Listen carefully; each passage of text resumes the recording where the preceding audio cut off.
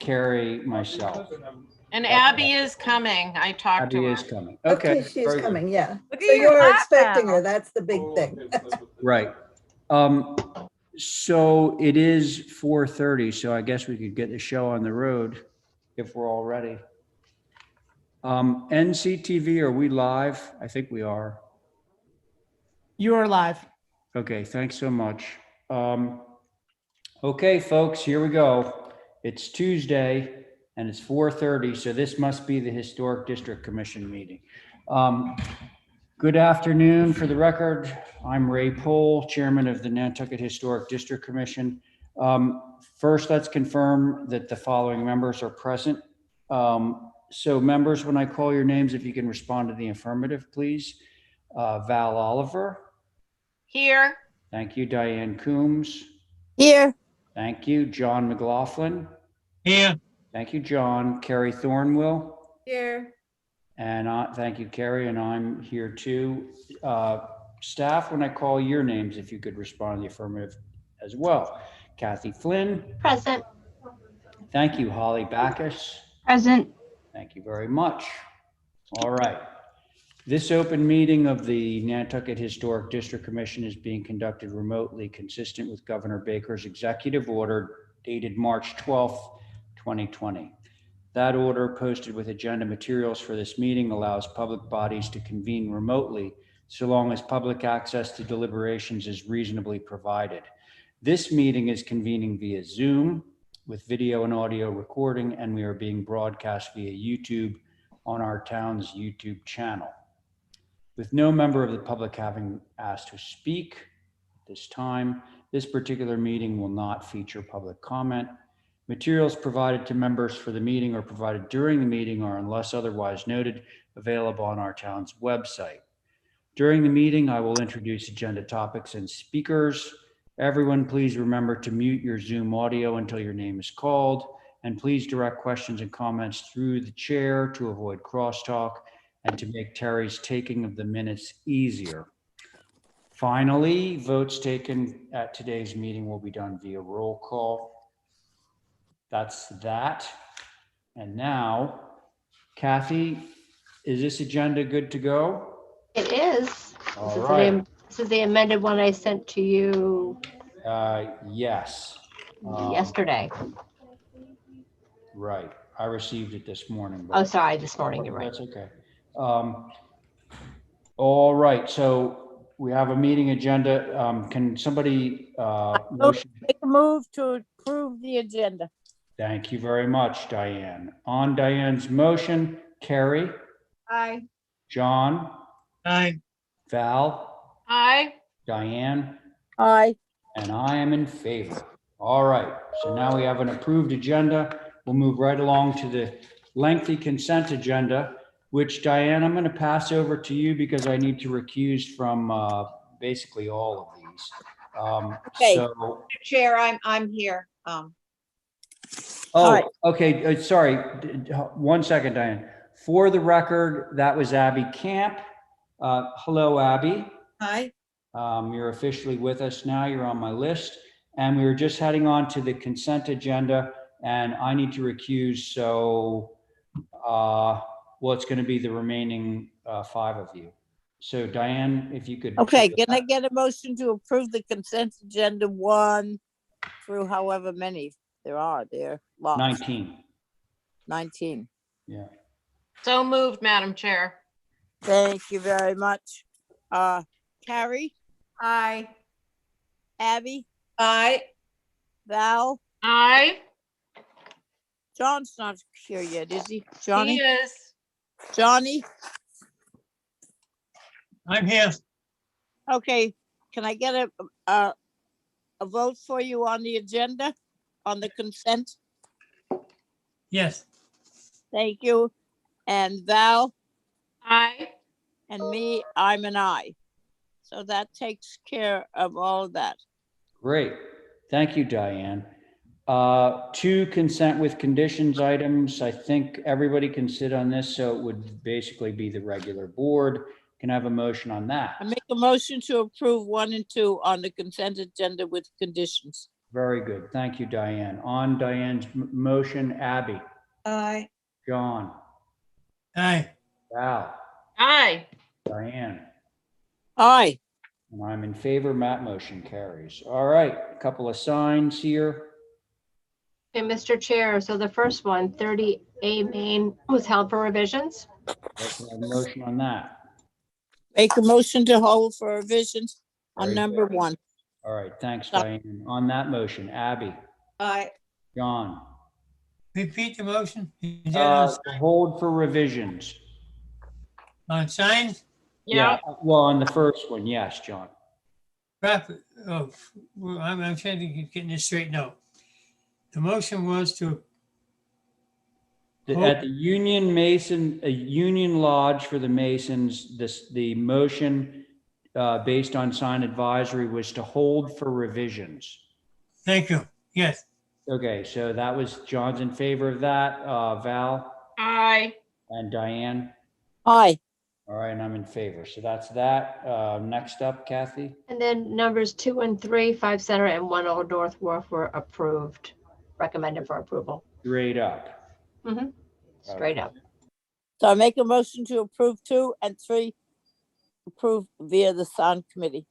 Okay. So on Diane's motion, Abby, Aye.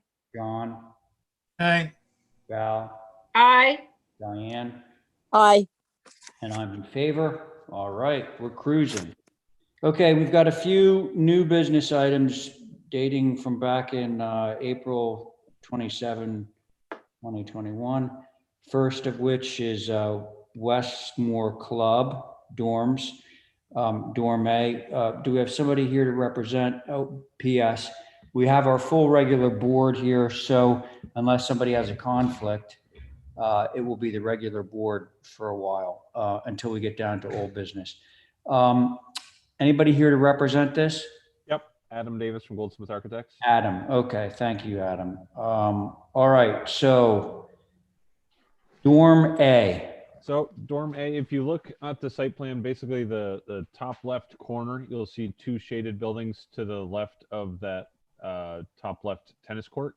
Yep. And so Dorm A and B are identical buildings. They're just situated differently. Okay. And so Dorm A is the one on the left, Dorm B is the one on the right. And essentially these are situated on a relatively flat area. It falls back into the wetland to the west, which this site plan is turned 90 degrees just for orientation purposes. But yeah, it's two dormitories. They'll be modular, built by Huntington Homes. And they're kind of tucked back in this hill, which per our meetings for the planning board, it's not very visible from Westchester Street. And they'll be there for necessary employee housing on for the Westmore Club. So if Okay. you want to go down to the elevations, I can walk through that, where essentially a two-story colonial structure where we have porch structures on both sides. On this one, on the north, we have a stair structure with a small shed roof coming off for a porch. And then on the south is where we have the larger porch spanning across that elevation. But aside from that, we're going with larger windows on the bottom, slightly smaller on the top, all double hung with the exception of some small casement windows in the stair tower. And yeah, relatively straightforward building, all cedar shake siding, corner boards, frieze boards, and then asphalt shingled roof. Okay, is that it, Adam? Yep. All right. I'm not sure that I agree with you that it would not be visible from Westchester Street. I took pictures. Oh, you do? Yep. Yeah. That's the shot. From Westchester and that building off In to my the- car. I didn't even get out. Yeah, So here it's visible. As you go down Westchester, it's a little less visible as we have. Well, okay, but the fact is, I mean, I think it's going to be like 100% visible here, Yeah. right? Like, because the little bit of green fencing that we see kind of stage left a little bit, that's for the tennis court. Yeah, a little bit to the right. Basically, you can see there's like a storage unit or something kind of straight back to the left. Yeah. And to the Oh. right of that, you can see the tennis courts, but I don't think you can actually see them from here. It's hard to tell on that picture. But I mean, they're going right on this hill, right? Mm. Yes, basically dead center of that picture is where they'll be. Yeah. Okay. So now, so that leads me to question number 2, if you don't mind, before I send it over to the board. And how long are the ridges on these buildings? They're, apologies, they're under 28. Let me zoom in on here. No, how long? Oh, how long? They are, 1 second here. They gotta be 40. Some of them. The If you entire zoom building in, is it will 50 be able to feet tell in a heartbeat. Yeah, 46. 46 feet. Okay. Thank you. And you said it was 28 feet high, right? Yes. Okay. Okay. Now I'll turn it over to the board. Who would care to begin? I'll begin if you want. Diane, you go ahead. Okay, both buildings are exactly the same. Correct. They have no different color or anything else. The shutters, I don't understand. The shutters, they don't go particularly with the architecture, and are, I don't know what, they shouldn't be both on both elevations, or all elevations. They should have some difference between one another. You can't put buildings 46 feet long and 28 feet high up there on that hill where they've never been before, and all the other buildings around are all sort of weird. There's the oldest building, and then there's the buildings that were there and have been built. They can't be two identical that you cannot miss.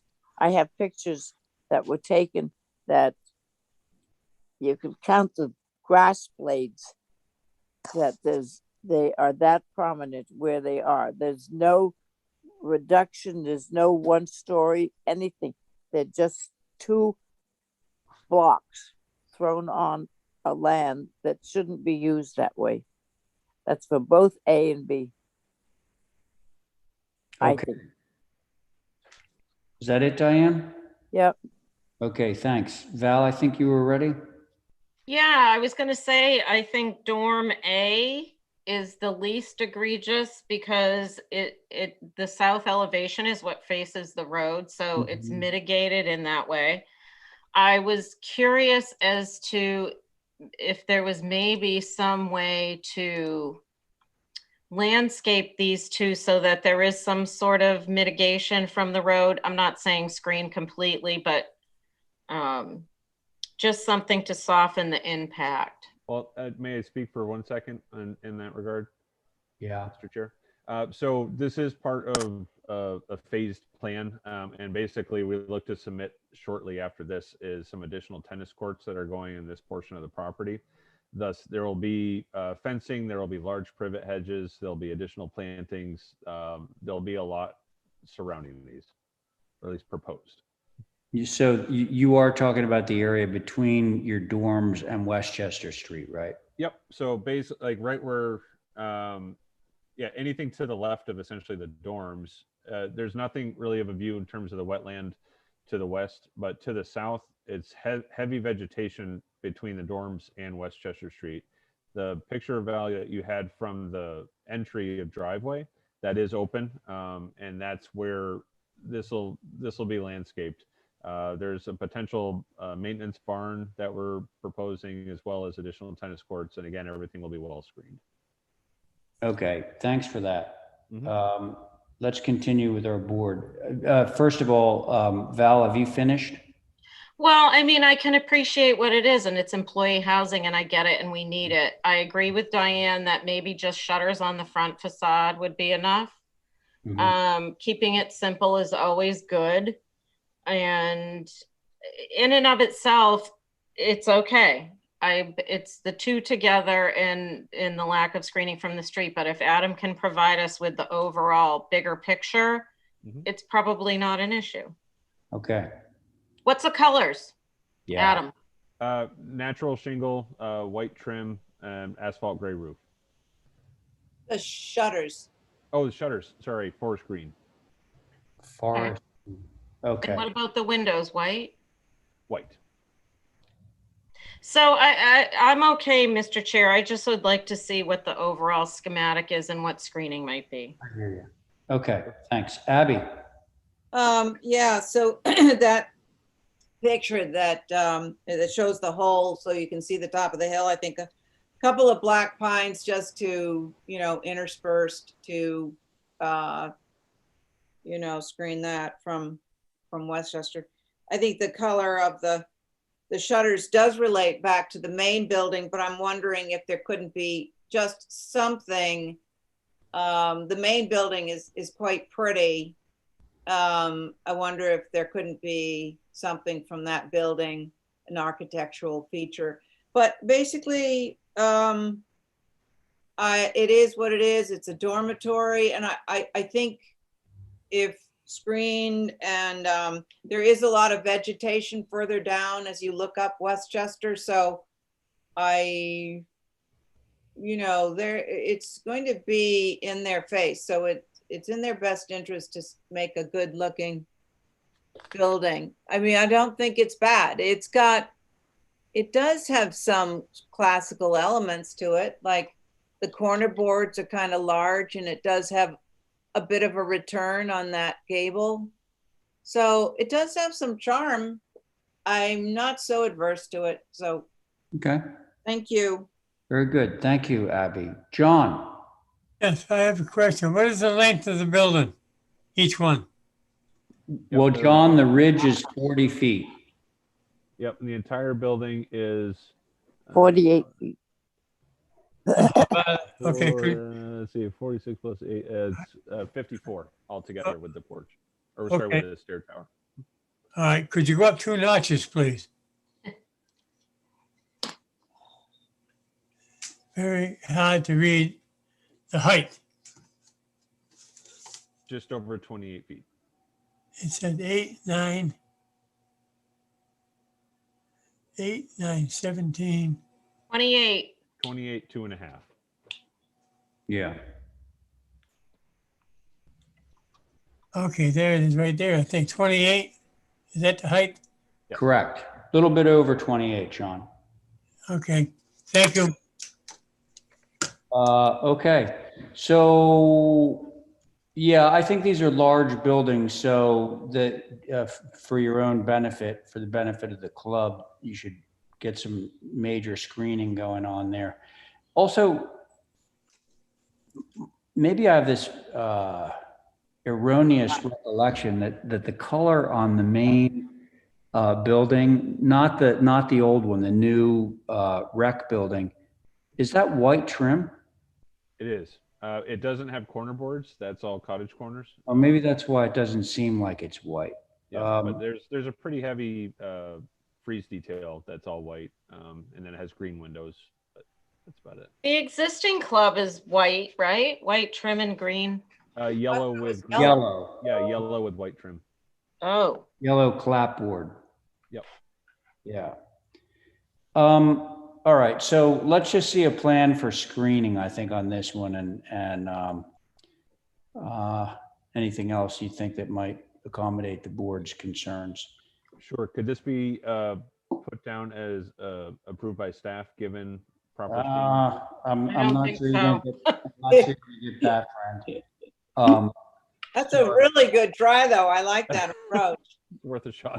We're getting that more and more frequently because the sense of urgency keeps ramping up. But I do think that we should see something more comprehensive, and that's for the board to determine, not for staff. Sure. We do have plenty of kind of working drawings of the site in 3D, and as well as some screening details of what we're proposing to do. do you have any that you could screen share? If you give me 1 second, I might be able to find something. Mr. Chair, Yes. I just also wanted to mention you may have neighbors in attendance at this meeting. Oh, thank you. Gosh, I had no idea. All right, so I'm going out of sequence here, everyone, but apparently I was remiss in not asking if there was anyone from the neighborhood who wanted to speak. So the way this works is I'm going to open it up to neighbors if they want to voice any concerns. The way that you do it is you unmute yourself, announce your name and address for the record, and then we can hear what you have to say. Mr. Chair, this is Christian Miles Hi. on 6 and 8 Crooked Lane. Okay. I'm speaking out of a little bit of concern about about these two dorms. I appreciated the careful consideration by the committee members for the visibility. I know that the HDC is also concerned about the potential changes to the nature of the neighborhood. And one of the things that I wanted to say is point out to the board, if they weren't aware, that we've got 20 young adults likely to be living in each of these two dorms. And that, so that's a concentration of 40 people in one pretty small footprint. And for whatever reason, they've pushed their location off to the periphery of the property as opposed to more central.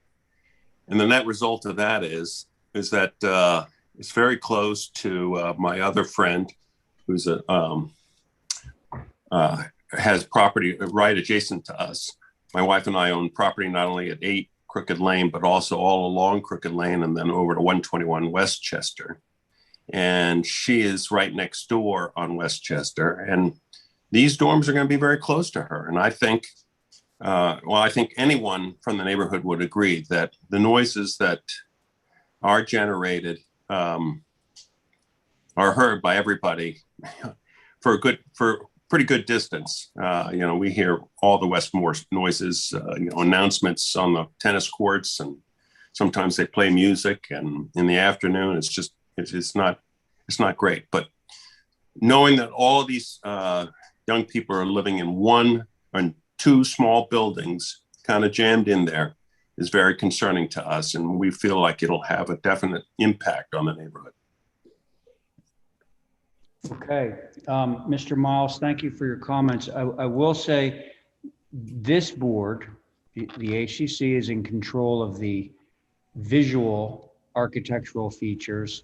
We can't really take up issues, unfortunately, or fortunately for us as members, we don't take up issues of noise. But we can speak to the architecture and its visual impact to the neighborhood. But thank you for your comments. Do you think that there's anyone else from the neighborhood who wants to speak? Yes. I have. Yeah, go ahead. Virginia Chase, 117 Westchester. These dorms are going to be closest to me. They're going to be about dorm B is going to be about 150 feet from my house. And I was just wondering, of course, I'm concerned about the density also. And I think it makes a big change in the neighborhood from what we're used to with single family homes. And it is a residential neighborhood, and this is not, but I don't know if that's what you're addressing on. I know that's the planning board, but I'm wondering, will these dorms be air conditioned? And are they going to have central air conditioning? I think that's going to make a big difference in the sight of them and the noise, although I know you're not addressing the noise. It's an interesting question. Well, actually, the air conditioning, believe it or not, is somewhat germane to what we review, because if there's air conditioning, there will be air conditioning condenser units, and we need to know where those go and how to screen those. So I think that your point is that if it's air conditioned, they're not going to have the windows open, and you're not going to hear the music blaring through open windows, so the air conditioning would work in your favor. Is that something that you guys can address? Again, basically each unit is or every room will have a mini split system in it. A mini split. Now, Yep. those don't show on the, they don't show on the elevations. Everything's internal. Everything's internal. There'll be 2 condensers per building, to which we'll address that when we do a landscape submission. Okay.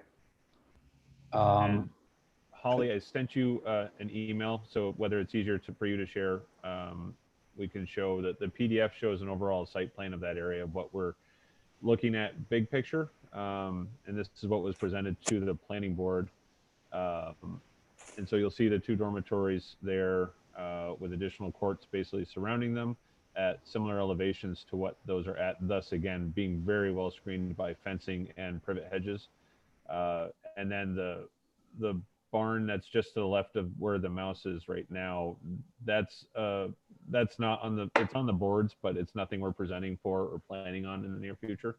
But again, everything will be addressed with landscaping, as we like to isolate those courts. I have another question, Virginia Chase. Go ahead, Mrs. Chase. The dorm, I know we're talking about dorm A, but I'm concerned too about dorm B. We're Both, kind of talking about both. right. Both buildings are identical. And the front door for dorm B faces my house. And also the living area in dorm B is on the west side. The front door is on the west side, and so is the living area. And I think that's not so great for me. If it could be flipped, that would I would be very happy about that. But I don't understand why the front door is facing the swamp. Yes. I think it's not. I think it's facing the parking. Yeah. The entry is still facing the road, but the larger porch is facing west towards the wetlands. Just for the sake that we felt it'd be a better used porch in that regard. Wait a second, you lost me. Yeah, me too. Yeah. If you go, so looking at that plan, right where the parking is, that's actually the side with the stair tower and the little side porch. Well, that doesn't make sense. Nope. Well, that's where, because we wanted to not necessarily create the front versus back, but both kind of having their own inviting aspect. And that's where the porches, I think, will get better use. One looking south on dorm A and looking west on dorm B. So the front with the porch is supposed to be the curb appeal, in my opinion. So I think you might want to rethink that. Yeah. Okay. Not for somebody to sit out there and whoop it up. And I would think, Mrs. Chase, that you could call the Westmore Club if there's issues and take it up with them. I mean, I would think they'd want to be good neighbors. Yes, I think so too. And I definitely talked to them. Yeah. But they wanted need to control their kids. right.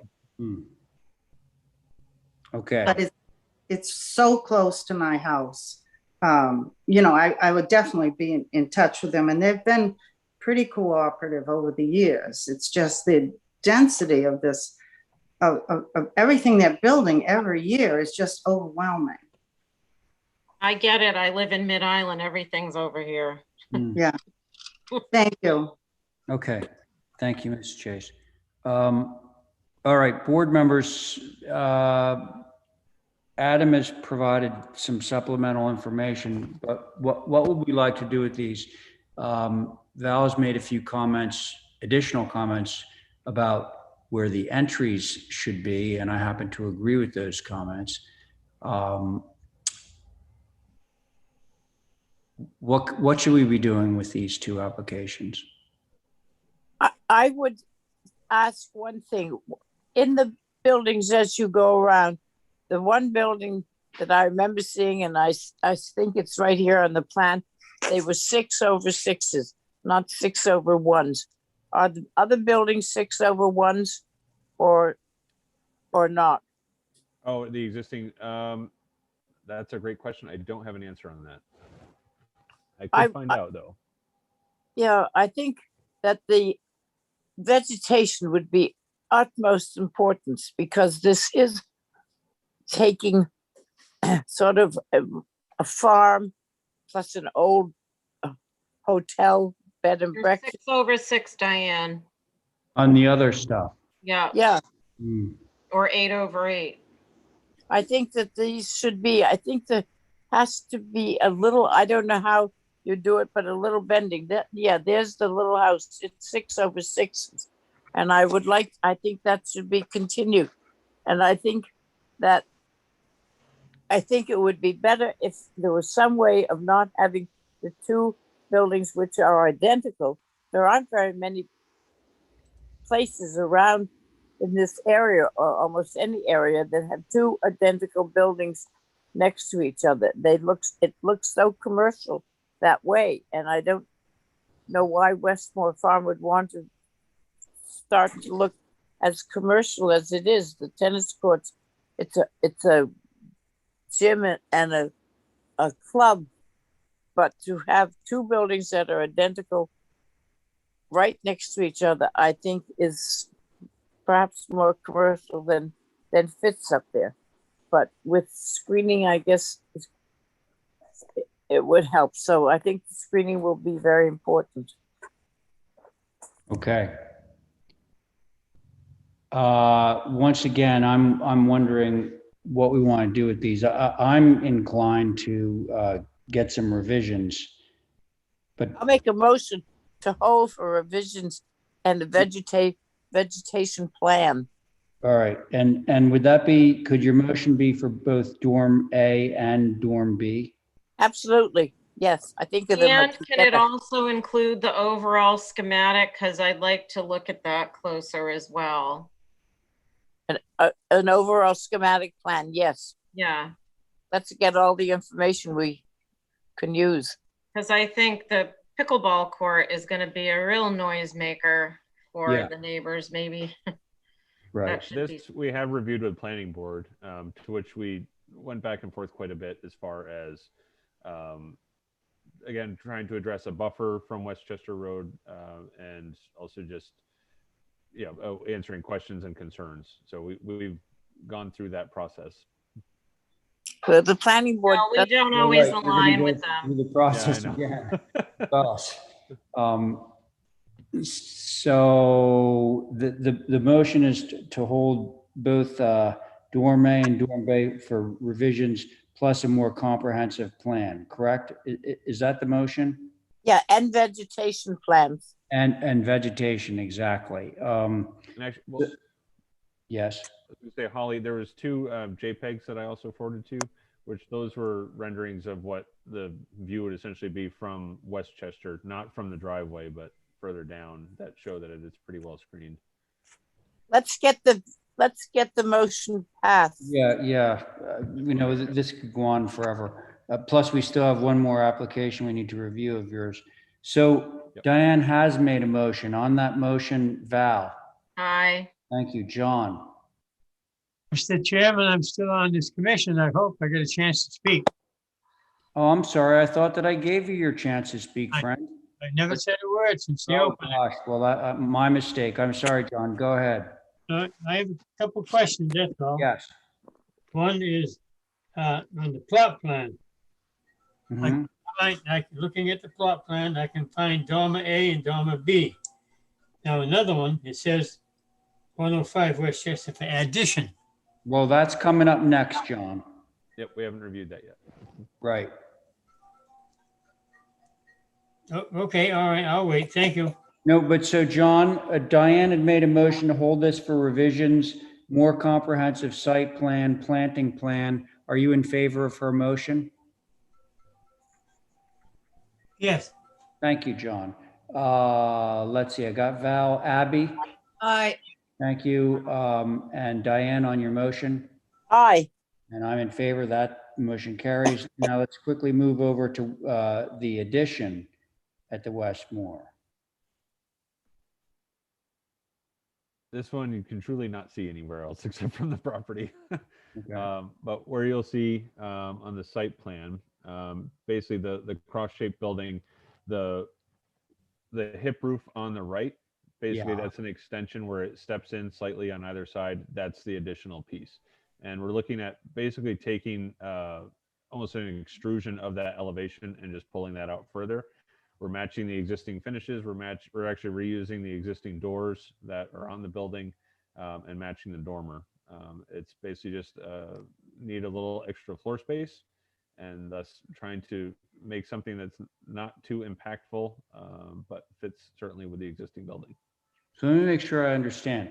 You're going to take that east elevation there, Mm-hmm. that hipped roof with the three French sets of French doors and the dormer, and you're just going to pull it out a few feet?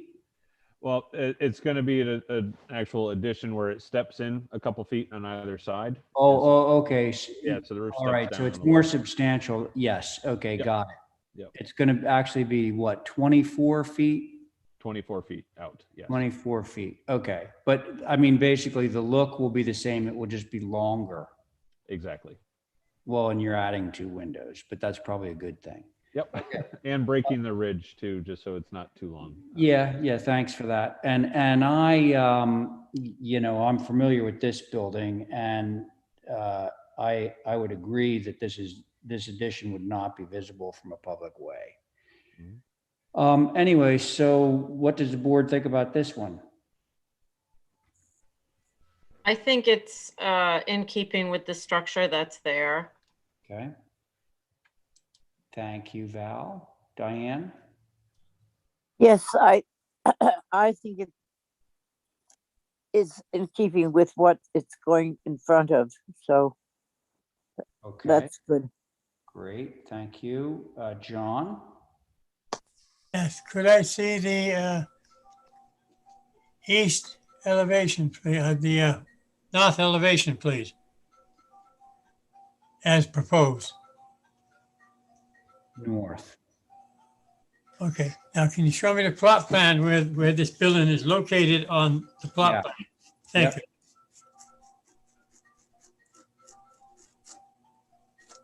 So John? Right. We're moving all around here.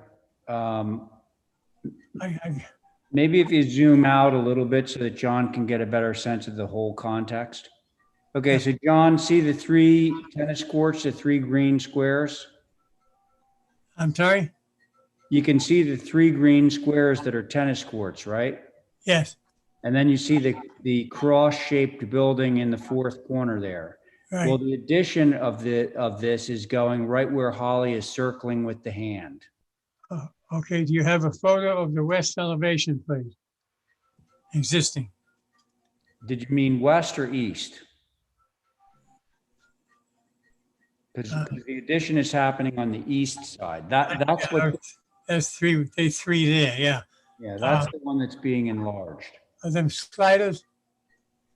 They're French doors. They're French doors. Okay, thank you. All right.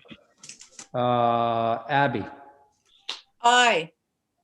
Okay, well, No, do you I wanna mean, make- I have nothing to add, sorry. you know, do you want to turn your eye into a motion? Oh, absolutely. Motion to approve. There you go. Thanks. On Abby's motion, John. Aye. Thank you. Diane. Aye. Val. Aye. Abby. Aye. And I'm in favor. Okay, there you go. You got one. Thank you very much. May I just make a suggestion Oh, yeah, go. of the overall picture? Could the dorms move closer to the little way? And, you know, the little way, which already has some buildings on it, so that it's in a more public space away from the, just asking, don't have to The answer. way that runs through the property, you mean? Yeah, where It's- the I mean, parking actually is. Closer to that. He doesn't have to answer. Yeah, Adam, no need to answer that, but I think that would be helpful, like to move it further away from the street is what I think she's suggesting. Okay, that's something to ponder. Okay, thank you. Adam, thanks. We'll see you next time. And now we're on to 100 Low Beach Road.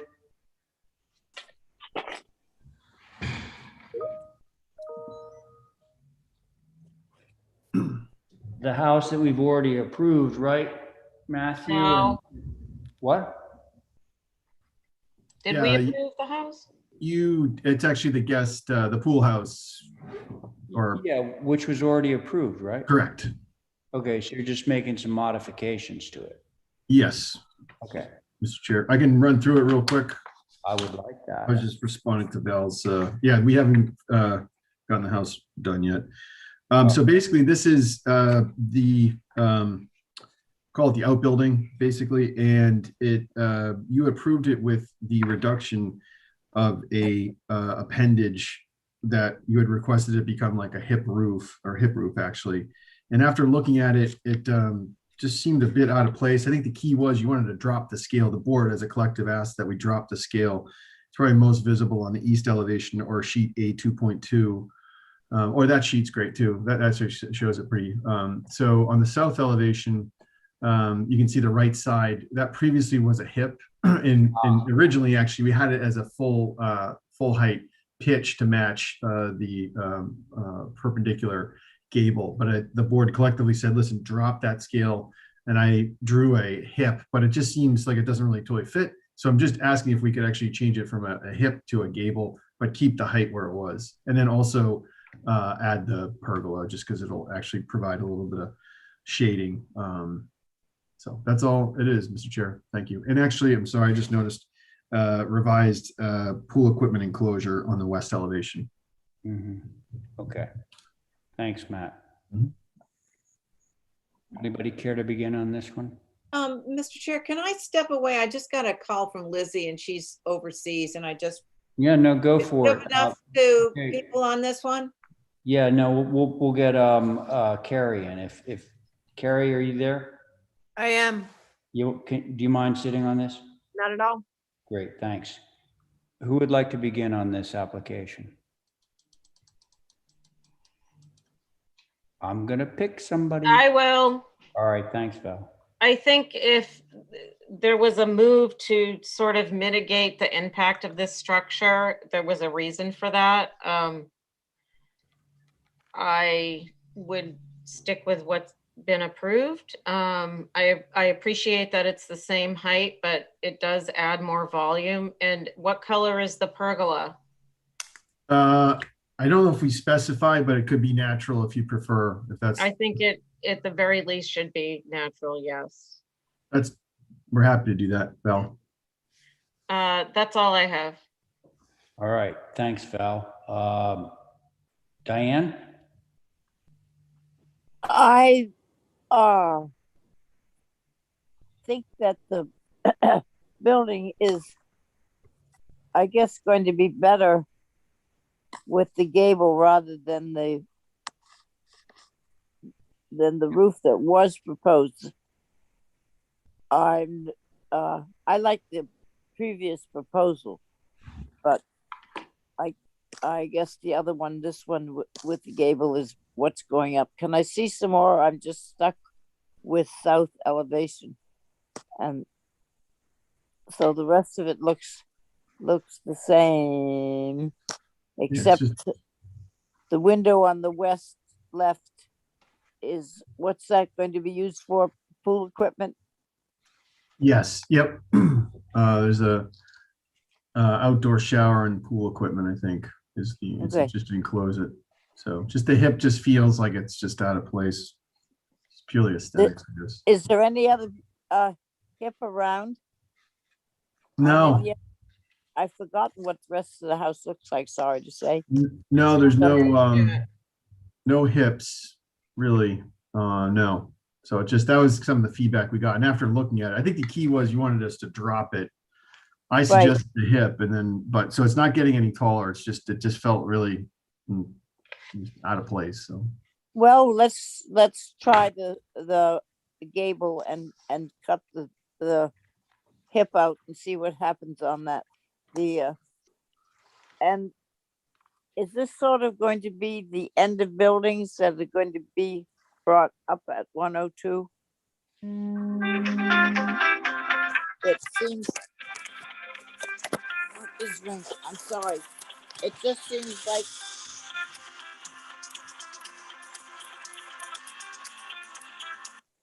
I don't know what that was. I'm sorry. I'm sorry for the thing. I think it just seems with us at the end of that long pool that we've covered everything that could be covered. yeah, And I agree. the simplicity of this building is pretty good compared to the other ones. The pagoda is going to be natural to weather. I don't think you'll be aware of the size of it. So I would go with what you are presenting today, the proposed. Okay, Try that. Thank you. thank you, Diane. John? Yes, thank you. I'm trying to find on the north elevation, they're adding part of the roof.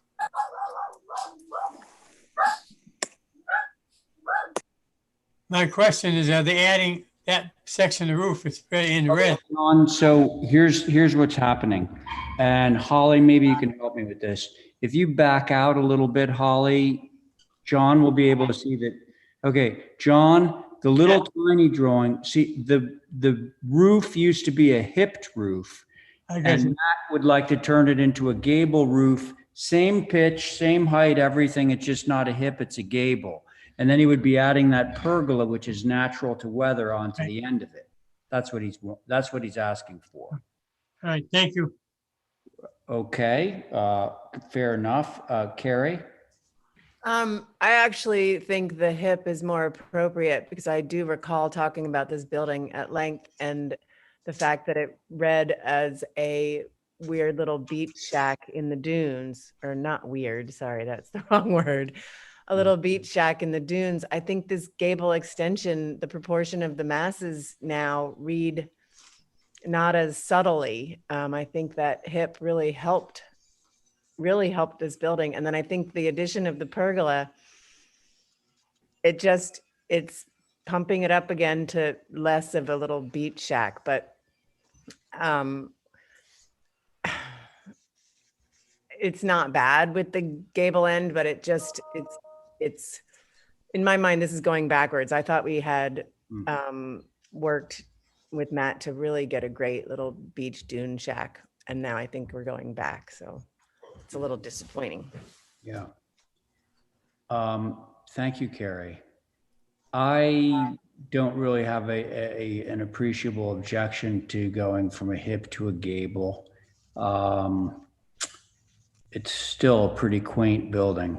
I will give it that. The pergola is rather large.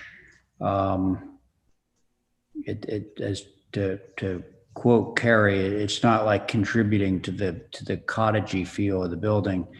Now, Matt, I don't know, you got a little bit of a split board here. I mean, if I could, Mr. Chair, just briefly to Carrie's point, because I do remember, I think it was it was actually her suggestion about trying to drop that section of the structure, which we did. Correct. Previously, it was maybe like 3 or 4 feet higher. So I think that, we're still keeping the scale of it low. So I feel like we've still addressed the concern.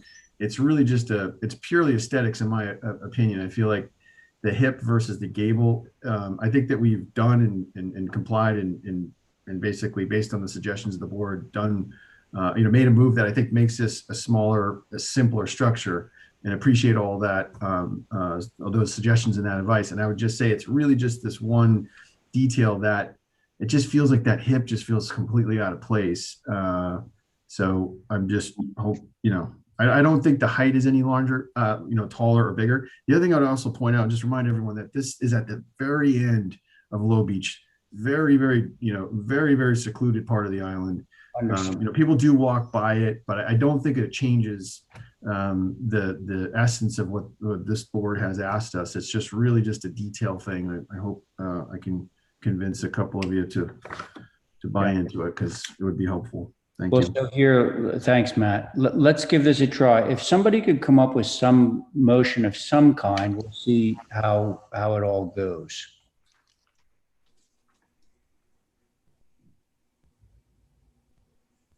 I think everyone's muted. What if you knock off a few feet to that long, low roof? Because that's, to me, the hip helped mitigate the sort of the proportion of the main mass to the secondary mass. And it just with the long roof, it just comes across as really long to me for some reason. If it could shorten up a bit, if the pergola were not quite as massive. I could lose the pergola, I could or I see, could shrink the pergola by half if that helps. Yeah. What did you think That about was Carrie's idea? Sorry, It's right on the street too. I mean, I know it's way out there, but it's like right on the street. okay. So Matthew, the Mhm. fact that you addressed the pergola, but not the decrease in the length of the gable addition. Yeah, it's because we already reduced the footprint quite a bit, and that room as it is a little, it's borderline small. I feel like if I even took like 2 feet out of it, it would just. Okay. All right. Just wanted to make sure if we were a no start on that one. All right. So I'm gonna. Can I ask another question? Yeah, you Just sure can, Diane. what happens in where the gable, where he's put the gable in? What happens if he made the roof so that it matched the pitch of the gable on the left? So it wasn't so different from the angle of the roof on that south elevation. It Previous- goes back to being high again. Yeah. That would put it up high again. Well, we don't want to do that. What if I omitted the pergola, Mr. Yeah. Chair, to the board? Well, okay. Yeah. What were you about to say, Diane? No, I think that the pergola is not something that is so important that it couldn't be missed. Okay. And it would help to decrease the overall effective size of this building. Yes. Are you willing to make a motion based on that, Diane? Yep. I'll make a motion with the gable roof with it go to gone, and that should be it. Those are the two changes that we're accepting, right? Okay, so the way I think I understood it was you would accept the gable roof as designed, Right. same length, but we're simply going to eliminate the pergola from this application. Yes, we're going to take it off. Okay.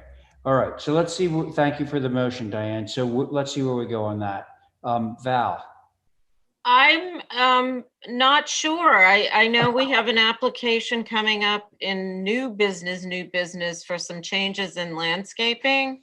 Yeah. And I haven't had a real chance to study that to see, what the impact will be. So Okay. So I would rather stick with what we had. you mean the previous approval? Yeah. So am I putting you down as an abstention, a no? I'm a no. You're no. Okay, Until thank I you. see the other thing. John? Yes, what was the motion? The motion is to approve this, but without the pergola piece on it. Aye. Okay, that's John. Carrie? I'm a no, sorry. Yeah. And Diane, you made the motion, so you're in favor. And I'm in favor. Gosh, I'm sorry, I'm not quite with it. So Val was opposed. Diane made the motion, so she is in favor. John's in favor. Oh, the motion actually does carry because we have two opposed, 3 in favor. But before I say that officially, I have to ask Diane. Diane, are you in favor of your motion? Yes. Okay, so that now it's official. So the motion does carry, 3 in favor, 2 opposed, and that was gable roof, yes, pergola, no. Okay, thank you. And now we're going to move along to 26 Easy Street.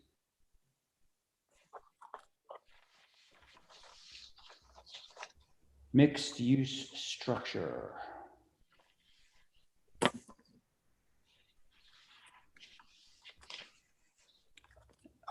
Carrie, I think Abby might still be away. Are you okay for this one? Yep. All right, thanks.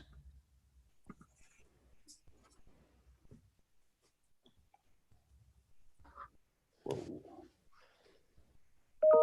It's a new building, right, Matt? Matthew? Matt? You're muted, pal. Apologies. Sorry, my son came to pick up the dog, and sometimes he barks. So, Your son barks? no, the dog picked up the I dog. was kidding. I had my dog at the office. He came to pick him up, and sometimes the dog barks. So I want to spare everybody. Okay, so now we have this mixed-use structure. I can dive right into it if you prefer, Mr. Chair. Yeah, it looks like it's a corner of Oak. Is that right? Yes, corner of Oak and Easy. Okay. What's So there now? there's a structure there now, but it was approved to be demolished. So it'll be, yeah, it's a move / demo was approved. So Okay. a number of months ago. Yeah. Okay. Yep. Go ahead. So if I wanted to drive, what's the best way to do that? And I know that. You mean operate the thing? Yes. Yeah. Screen Holly, share. relinquish control. You can go And ahead and screen share. step aside and get a drink of water. I'll be right back. Keep going. If I just go to the HTC website, right? Yes, please.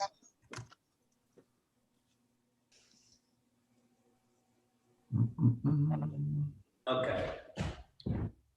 Matt, are you in control? I'm getting on right now. So it's a view pack May 25th. Is that correct? Think so. Yes. It might be under new business 427. Right. I don't think it was a view itself. No, I don't think it was either. Sorry. Oh, there we go. Oh. Nope, I don't see it. 26 Easy Street. I don't see it. Do you have any objections to going back to Holly? No, I guess not. No. I mean, you Yeah. can direct her to where you want her to Great. go. Maybe we could start with the renderings. Oh, that packet. That's great. Where it starts with the site plan. There was two pieces to this. One was Yeah. all renderings, part 2. Which is part 2. Yeah, right there is good. So this is perfect. So, okay, so basically this is on the corner of Oak Street and Easy Street, and there's an existing building there that's been approved to be demolished. So it's essentially reviewing it as an empty site. We've got some context photos of buildings in the area, 10 Easy Street, 14 Easy Street. Full 2 stories with dormers in many cases. This is the immediate context. You obviously got the Dreamland, which is 17 Easy, which is a pretty large building, well over 30 feet, in excess of 30 feet. And so this is essentially an infill building. And we looked at context first in terms of what was around the site to inform the design. So we can scroll down to the next round. Again, 2 Broad Street, 31 Easy. We can go to the next one. Views, from Easy. We've got a pedestrian walkway there. We can keep going. Oak Street, and actually, thank you. Actually, upper left-hand corner is the existing building there.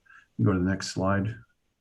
Okay, so the building, and we can revert back to the architecturals.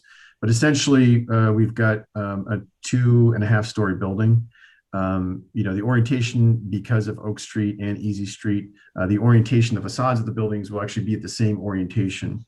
But basically, we've got retail first floor, and then we've got residential units on the upper floors, two residential units. They're not large apartments, but they're apartments. Same program to next door, which is a project we did a couple of years ago.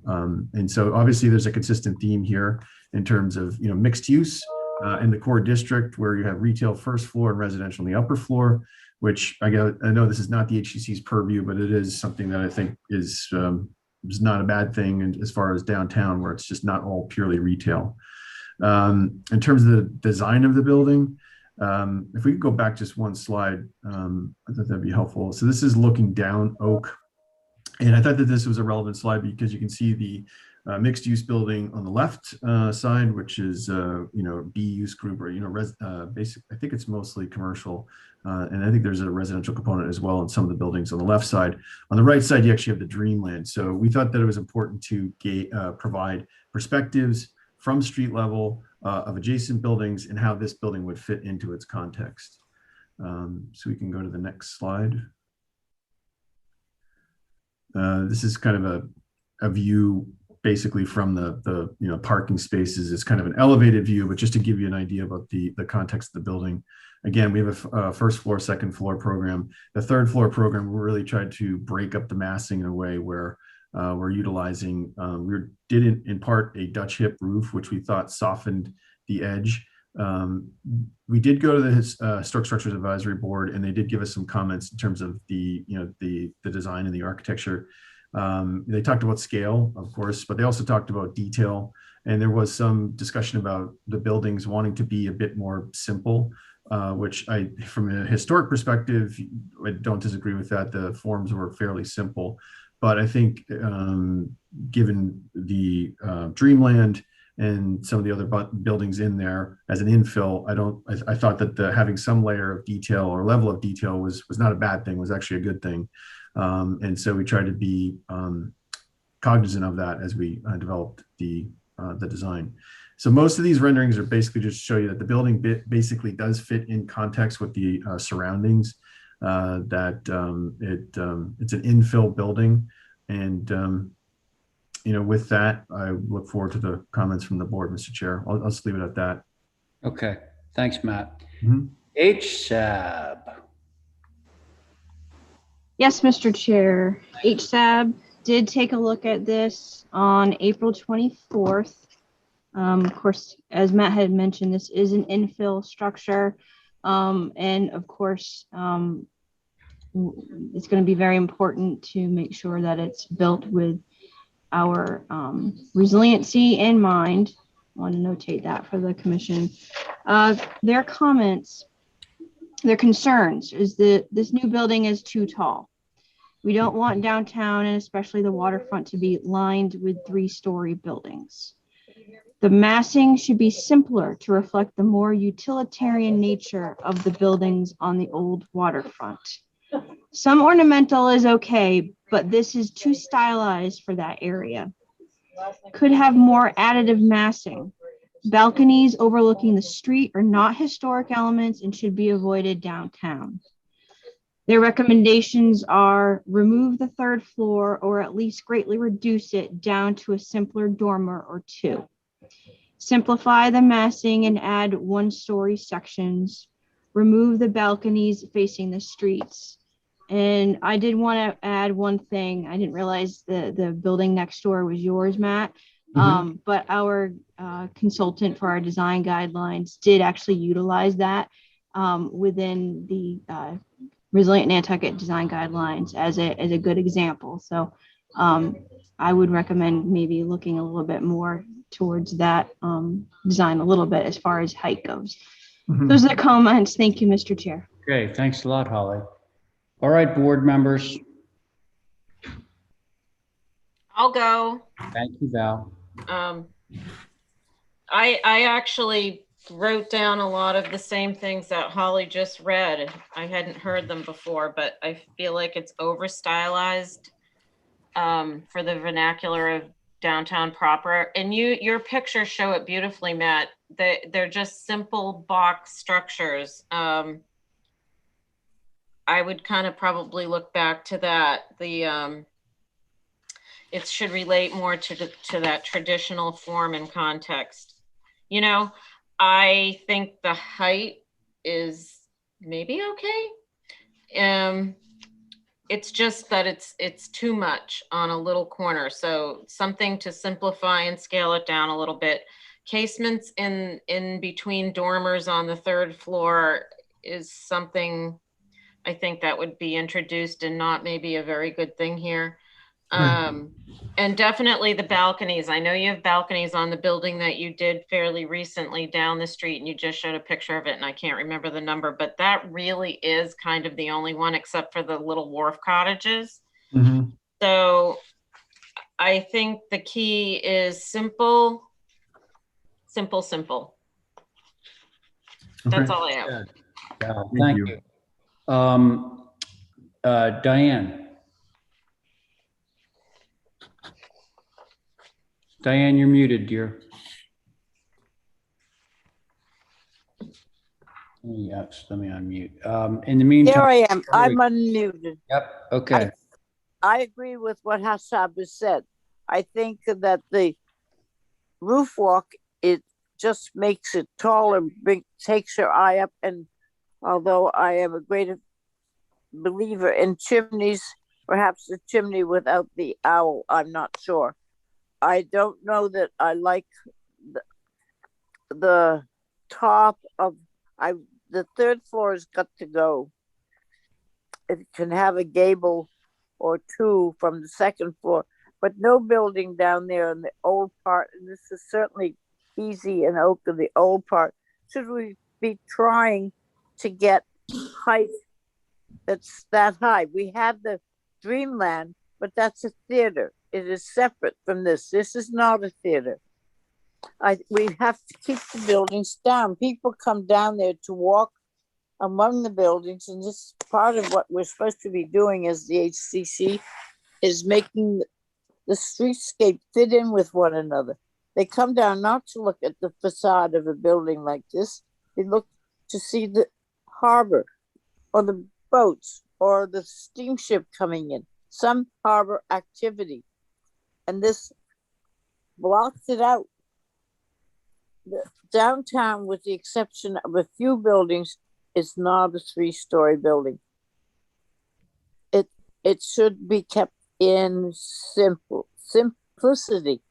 The decks removed, the windows, if you're going to do it, should be probably 6/6s, true divided light, and give us some of the historic atmosphere that has been created over the century by the people who have lived here, and not try and put up in every corner a 3-story place, because it doesn't fit there. It's a perfectly wonderful building, but somewhere else. It needs to come down to a 2-story building with dormers, I believe. Thank you. Okay. Thank you very much, Diane. John. Yes, sir. Thank you.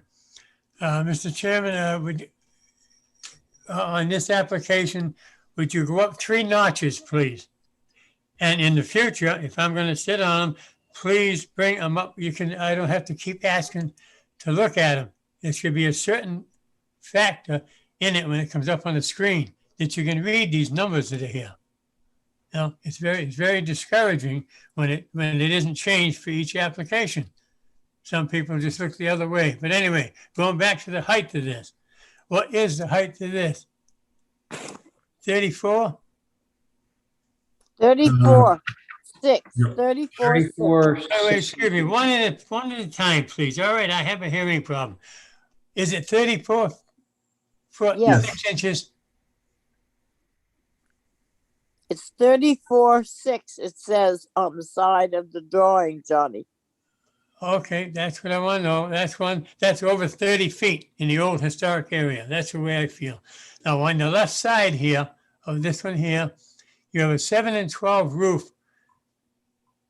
Now, is this a whole new constructional change on the whole building, or part of this building? There's nothing showing. It's all new, John.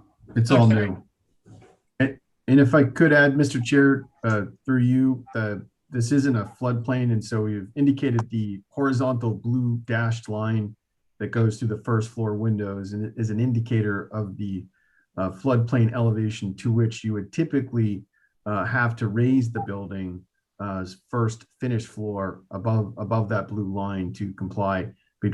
Because the first floor is commercial, we are able to actually lower the building. So at a great expense and complexity, but in an effort to keep the building as low as possible, given the site. So. Okay, I'll go further on the third floor on the same thing. The, what are those windows on the right side in the two dormers? Those left and right. They're casement windows, John. They're not casements, I don't think. I think they are. They're They are. casement. They're Yep. casement windows, yes. You know, this, all right, on the left, go down there to the first floor. The arch that's there. Hmm. It should be 45 degrees without the curve. All right, small stuff, but you add each little thing that's going on. Each deck has dormers on it, not dormers. Each floor has decks with broken shingling and the way it's protected. The whole thing has got to go back to the redesign and resubmit. This does not fit Nantucket historic area downtown, and that's what we're supposed to be protecting. And here we are, just looking the other way on all this. No, we're not looking the other way. You let me finish, please. Go ahead, John. Yeah. Oh, this is outrageous. You know, I'm here trying to protect and make recommendations to keep Nantucket looking its old type. And in comes all these new ones. There's new materials and stuff, which is not typical in the old historic area. That's what I'm trying to say. It should be stronger. All 8 members should be stronger in their decisions. Just tell people, look, if it says 30 feet, you can't go to 40. That's all there is to it. You know, it's self-explanatory. But I'm just saying, I've watched this for over 50 years, and I still see these new changes coming in. Now, I think it's a responsibility of the whole commission to start changing things. And they're supposed to be working on new rules and regulations. I haven't seen any copy of them yet. But I've said enough. You know what I'm leaning towards, Mr. Chairman. Okay. Thank you. John, I appreciate it. Thank you, John. And now, Carrie. I agree with everybody so far. I think also the commercial, I think this building looks more like a residential condo building than a commercial base. I think the porch has something to do with that.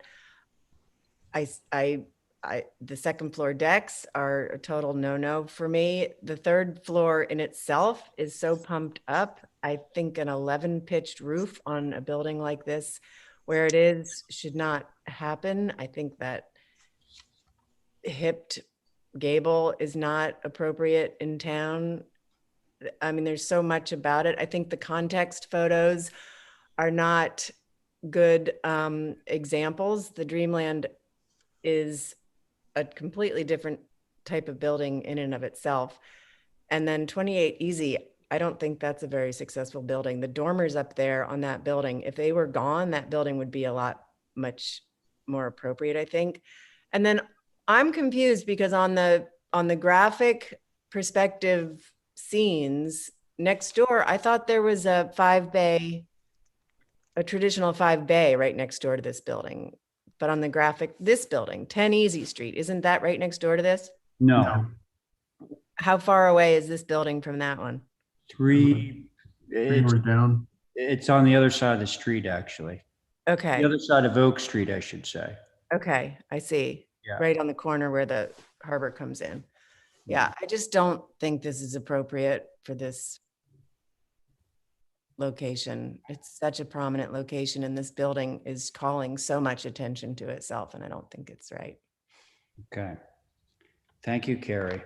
Yeah, when HSAB comments were read, I kind of embraced virtually all of them.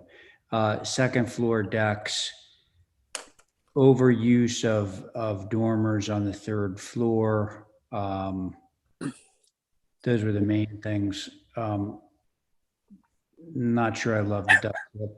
I understand why you did it, Matt. But I think that we should probably motion for some revisions on this guy. I'll make a motion to hold for revisions, major major revisions. Okay.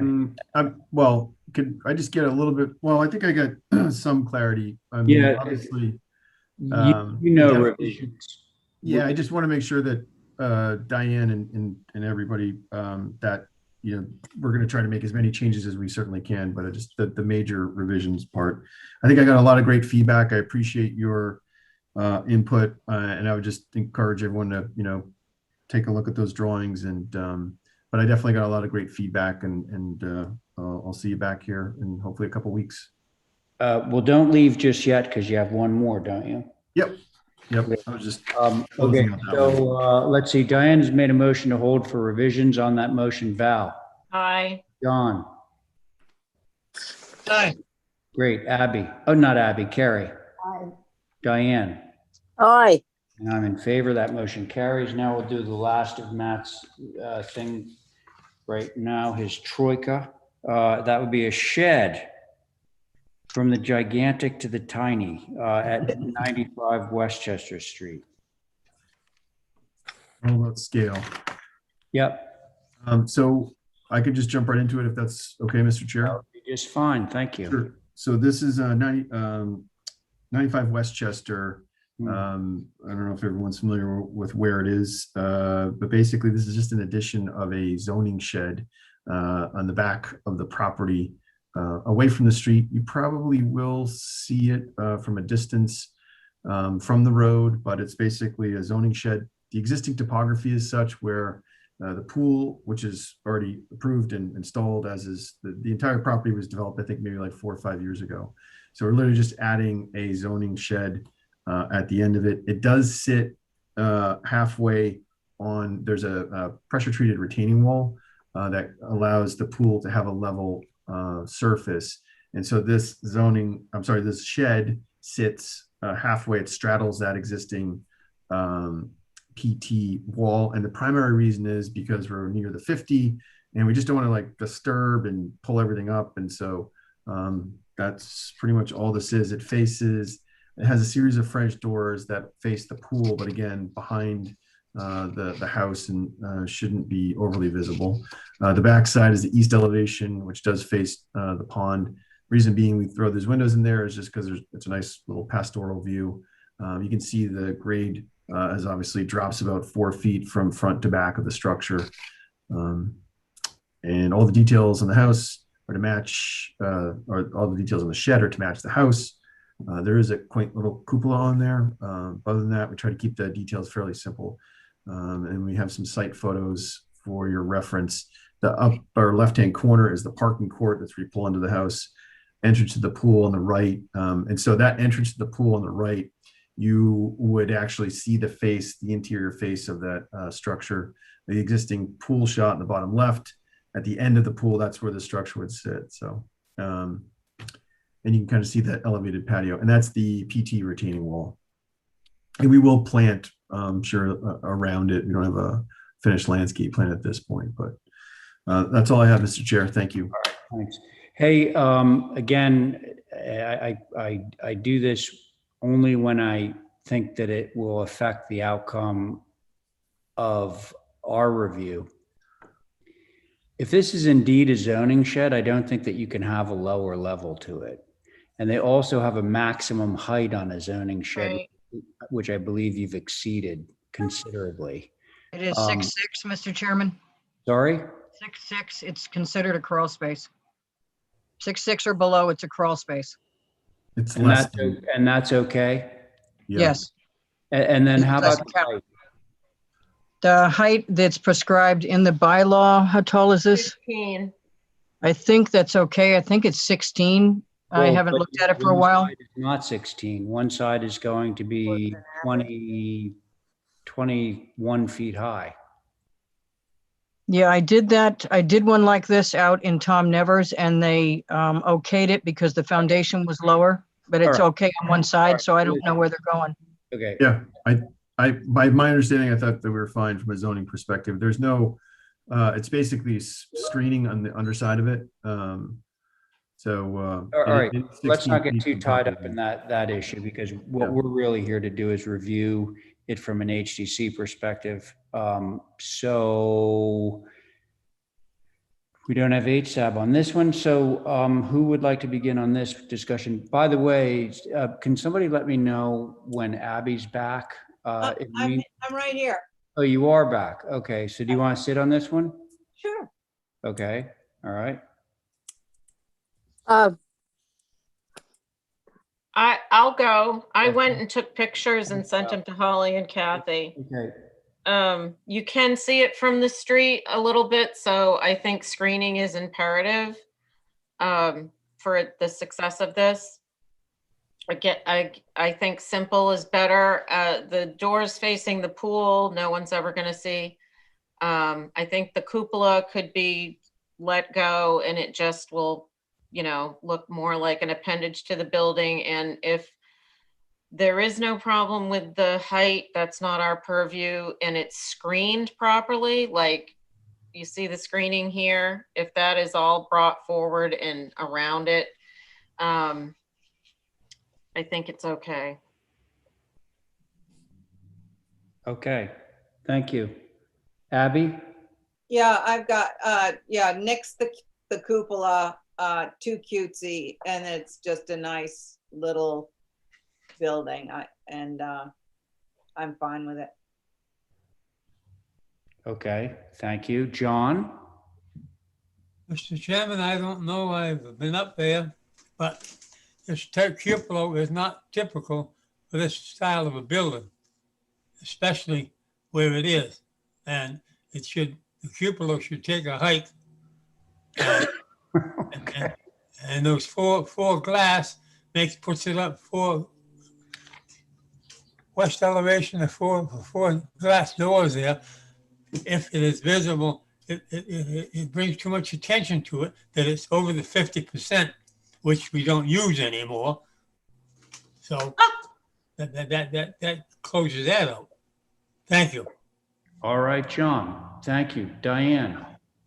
Well, at first part, I don't think you can call it a shed because it sure doesn't look like a shed to me. I would take the cupola's already been mentioned. I don't know why we have such a deep basement. I got it at 4 feet, and the doors. What are we doing at that? If it could come down and sit on all four sides on the surface, it would be good. I don't know what that does because the size. It's a fairly narrow building, and it's 14 feet from the ground up, 14.7 or 14.2, I guess it is. Maybe it should be a foot wider to make it more. The height times the width would be better. But if it's a shed, let's call it a shed. If it's a pool house, call it a pool house. But it doesn't hit me as being a shed, a zoning shed particularly. Mr. Chair, could I respond to that through you just quickly? Yeah. So that's basically, it's just a zoning definition, Diane. So we are allowed a shed, and so there's no plumbing. It's not a finished space. So by definition, per the zoning code, it's technically a shed. Now it's a very nice shed, and it will store material in the off season. As far as the slope is concerned, there is an existing PT retaining wall, and it's close to the 50-foot buffer, and that's why the building kind of sits where it does. And we just that's okay. That wasn't what I had a problem with.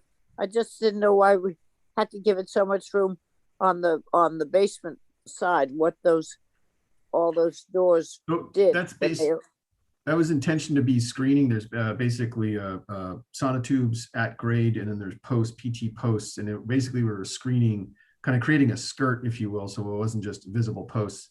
And there was some discussion about there could be a place to, it's dry, unfinished storage for underneath. Well, that's what I was trying to get to, what it was. And it should look like just horizontal screening to line up with the PT. And I think that perhaps on that east elevation, same elevation, we could take out 2 windows and have 3 going across rather than 5. It just seems a lot. If indeed we're looking at it with the name of a shed, I'd like to see it with simpler windows there. That's all. Thank you. Okay, thank you, Diane. And I think I too think that the cupola should take a hike. Yeah. Mhm. Can do So that. what do we want to do with this, folks? Pass it. You want to make a motion of some kind? See how, I'll make a motion to okay it without the cupola. without the cupola. Okay. So Abby has made a motion to approve this without the cupola. On that motion, John. Aye. All right, Diane. Okay. Okay, Val. I'm good with it as long as it's screened. Oh, yeah, I can add that. Yeah. All right. So, That side. all right. So, Adding screening so you can't see it from the road. okay. That's added to the motion. So John, are you okay with the modified motion? Yes. Okay, thanks. Diane? Aye. Great. Val? Aye. All right, Abby? Aye. And I'm in favor. Motion carries. All right, Thank you. thanks. And now we're off to Andrew Cochin at Hi, all. 22 Easton. Yes, hi. My name is Irina. I'm from Workshop You're not APD. Andrew. I'm not. I was hoping to get our items, which includes new business 7 to 10, old business 10 to 11, and all the 518 new business items to be held for representation for early on the agenda on Thursday. Wait, hang on. Okay, so these are all 22, 24 Easton Street that we're talking about, right? The first application is correct. Okay, so what did you want to do with these? We'd like to hold for representation on Thursday. Okay, you mean by Andrew? By Andrew, correct. Got it. So you want to hold items 7 through 10, you want to move those to Thursday's agenda? Mhm. Well, I can't imagine anybody's going to have any objections to that. But Great. let's see. Mr. Chair, Yes. could she please repeat her name? Oh, yeah, sorry. Hi, my name's Irina Matos. Irina Moffett? Matos? Wait a minute, I-R-E-N-A. Spell the last name, please. M-A-T-O-S. M-A-T-R-I, Matri. No. No. T-O-S. What was that? T-O-S. M-A-T-O-S. Thank you. No problem. Okay. All right, so folks, we're looking to move items 7 through 10 of new business 427 to Thursday's agenda. So move. Thank you, Diane. On that motion, Abby, Aye. John. Mr. Chairman, would you repeat that motion, please? The motion is to take items 7 through 10 on new business and move them to Thursday's agenda. Just say yes. Hold them to To Thursday. Thank you. Yes. Yeah, okay, great. Thanks, John. Diane. No, Diane. I Okay. made the motion. Yeah, okay. And Val? I'm fine. I won't be here though. Okay. And I'm in favor. So that one's good. You're good to go on that one. Thank you. Thanks. Okay, so now we're on to old business, folks. Established boards here. First thing up, 16 Helens Drive. Do we have somebody to rep? Hi, Mr. Chair. This is Tim Carruthers from Axmart. How are you? Great. I'm fine, thanks. Let's just make sure you got your board. So it's going to be myself, Diane, John, Val, and because Stephen is not here, Carrie will step in. Okay? Got it. Okay, so where do we leave off? So last time we spoke on this project, the decision was made by the board to hold for viewing. Okay. Oh, yeah, right. So, and when we refiled, we also filed some additional pictures that we obtained from the owner. So we provided those updated pictures. They do show how densely, I think this is the original presentation. There should be in the updated filing that I sent in.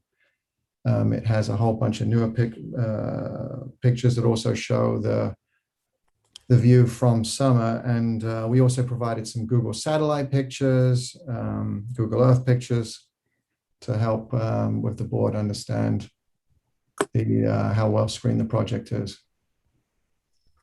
Okay, thank you. Bear with me as I find them. Thanks. While Holly finds that, I also wanted to clarify that the driveway is going to be coming in from the north of the property, and the solar is on the back of the house. Right. That area to the south is actually all going to be additional garden and screening. That was something that had come up on the last discussion. Right. And you did say that the drive was going to come in on the north. Correct. Yeah. I mean, you said that before, but. Yeah, but I just noticed in the minutes that wasn't clear on one of the comments in the minutes. I do remember you saying that. Yeah. Okay. Mr. Chair, I sent those to Holly, so you should just have them on your screen. We got something on our screen. How did you get that? Yeah, she did. Sorry about that. Too many PDFs. Mm.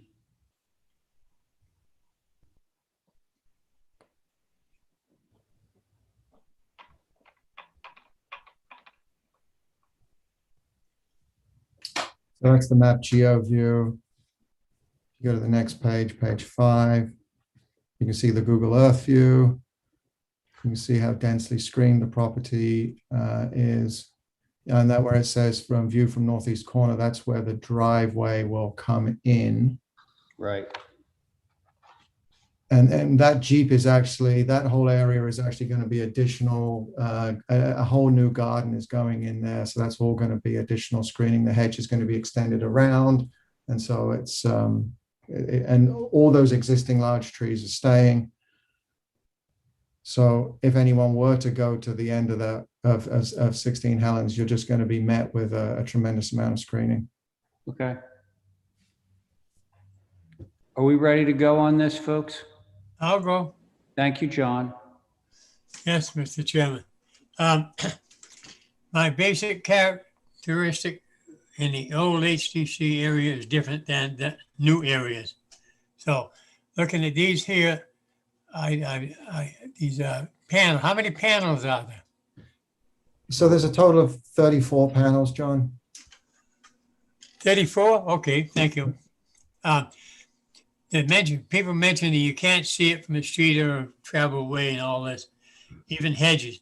A guy can get a permit where it can't be seen, and all of a sudden, a year later, he takes all the hedges down.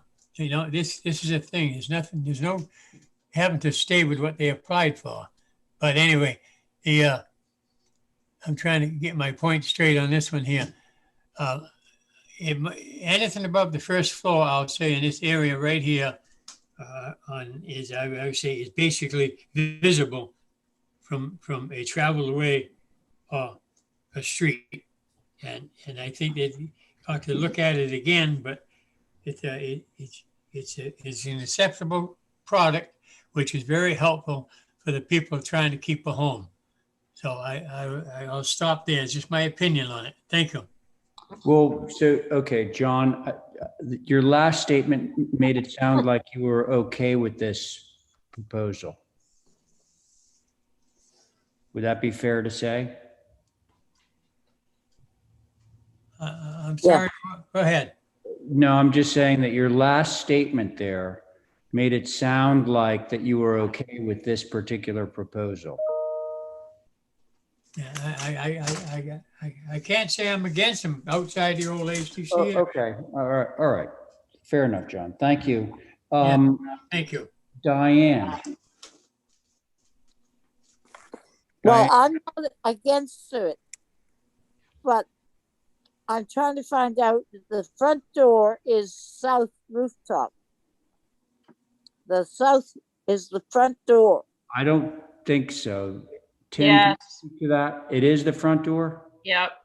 Oh, And it's the one thing that we have asked for in our new solar panel approval is that it's not on the front of the main building.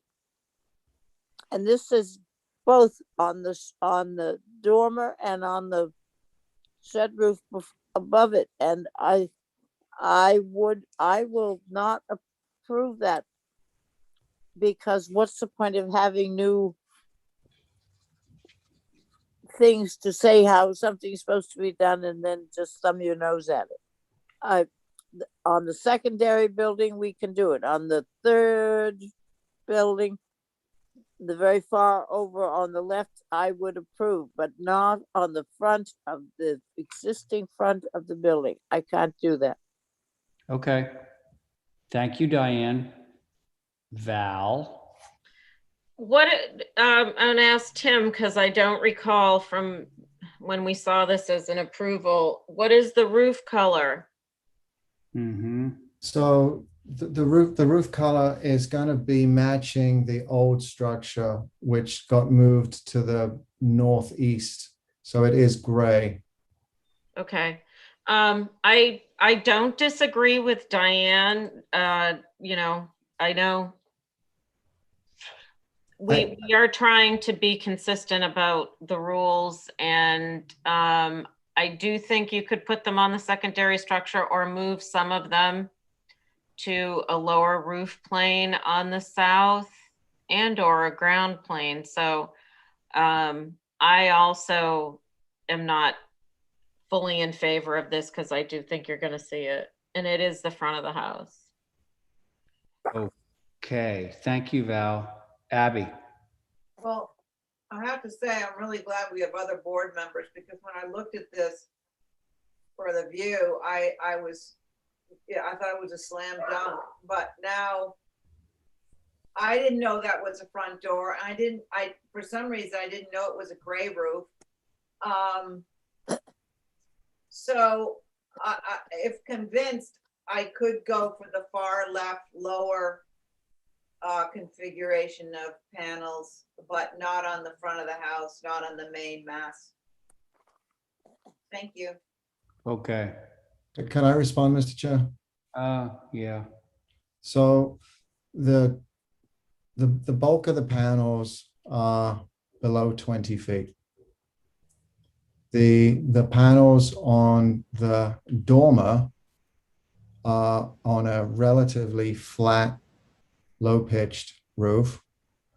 And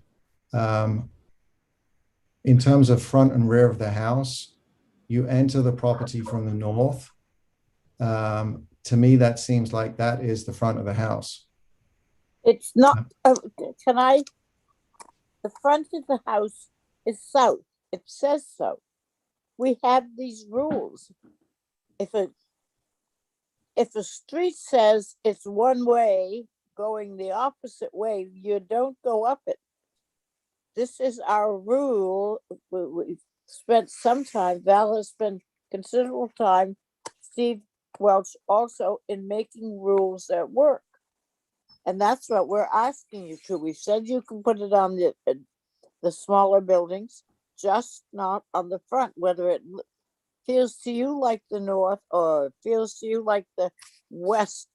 The south is the front of the building. And that's why I am, and I think the other ones are voting not to have it on the existing front of the existing front door of the building. I'm sorry, but I think we're looking, the south is the rear of the property. The swimming pool is going at the rear of the property also.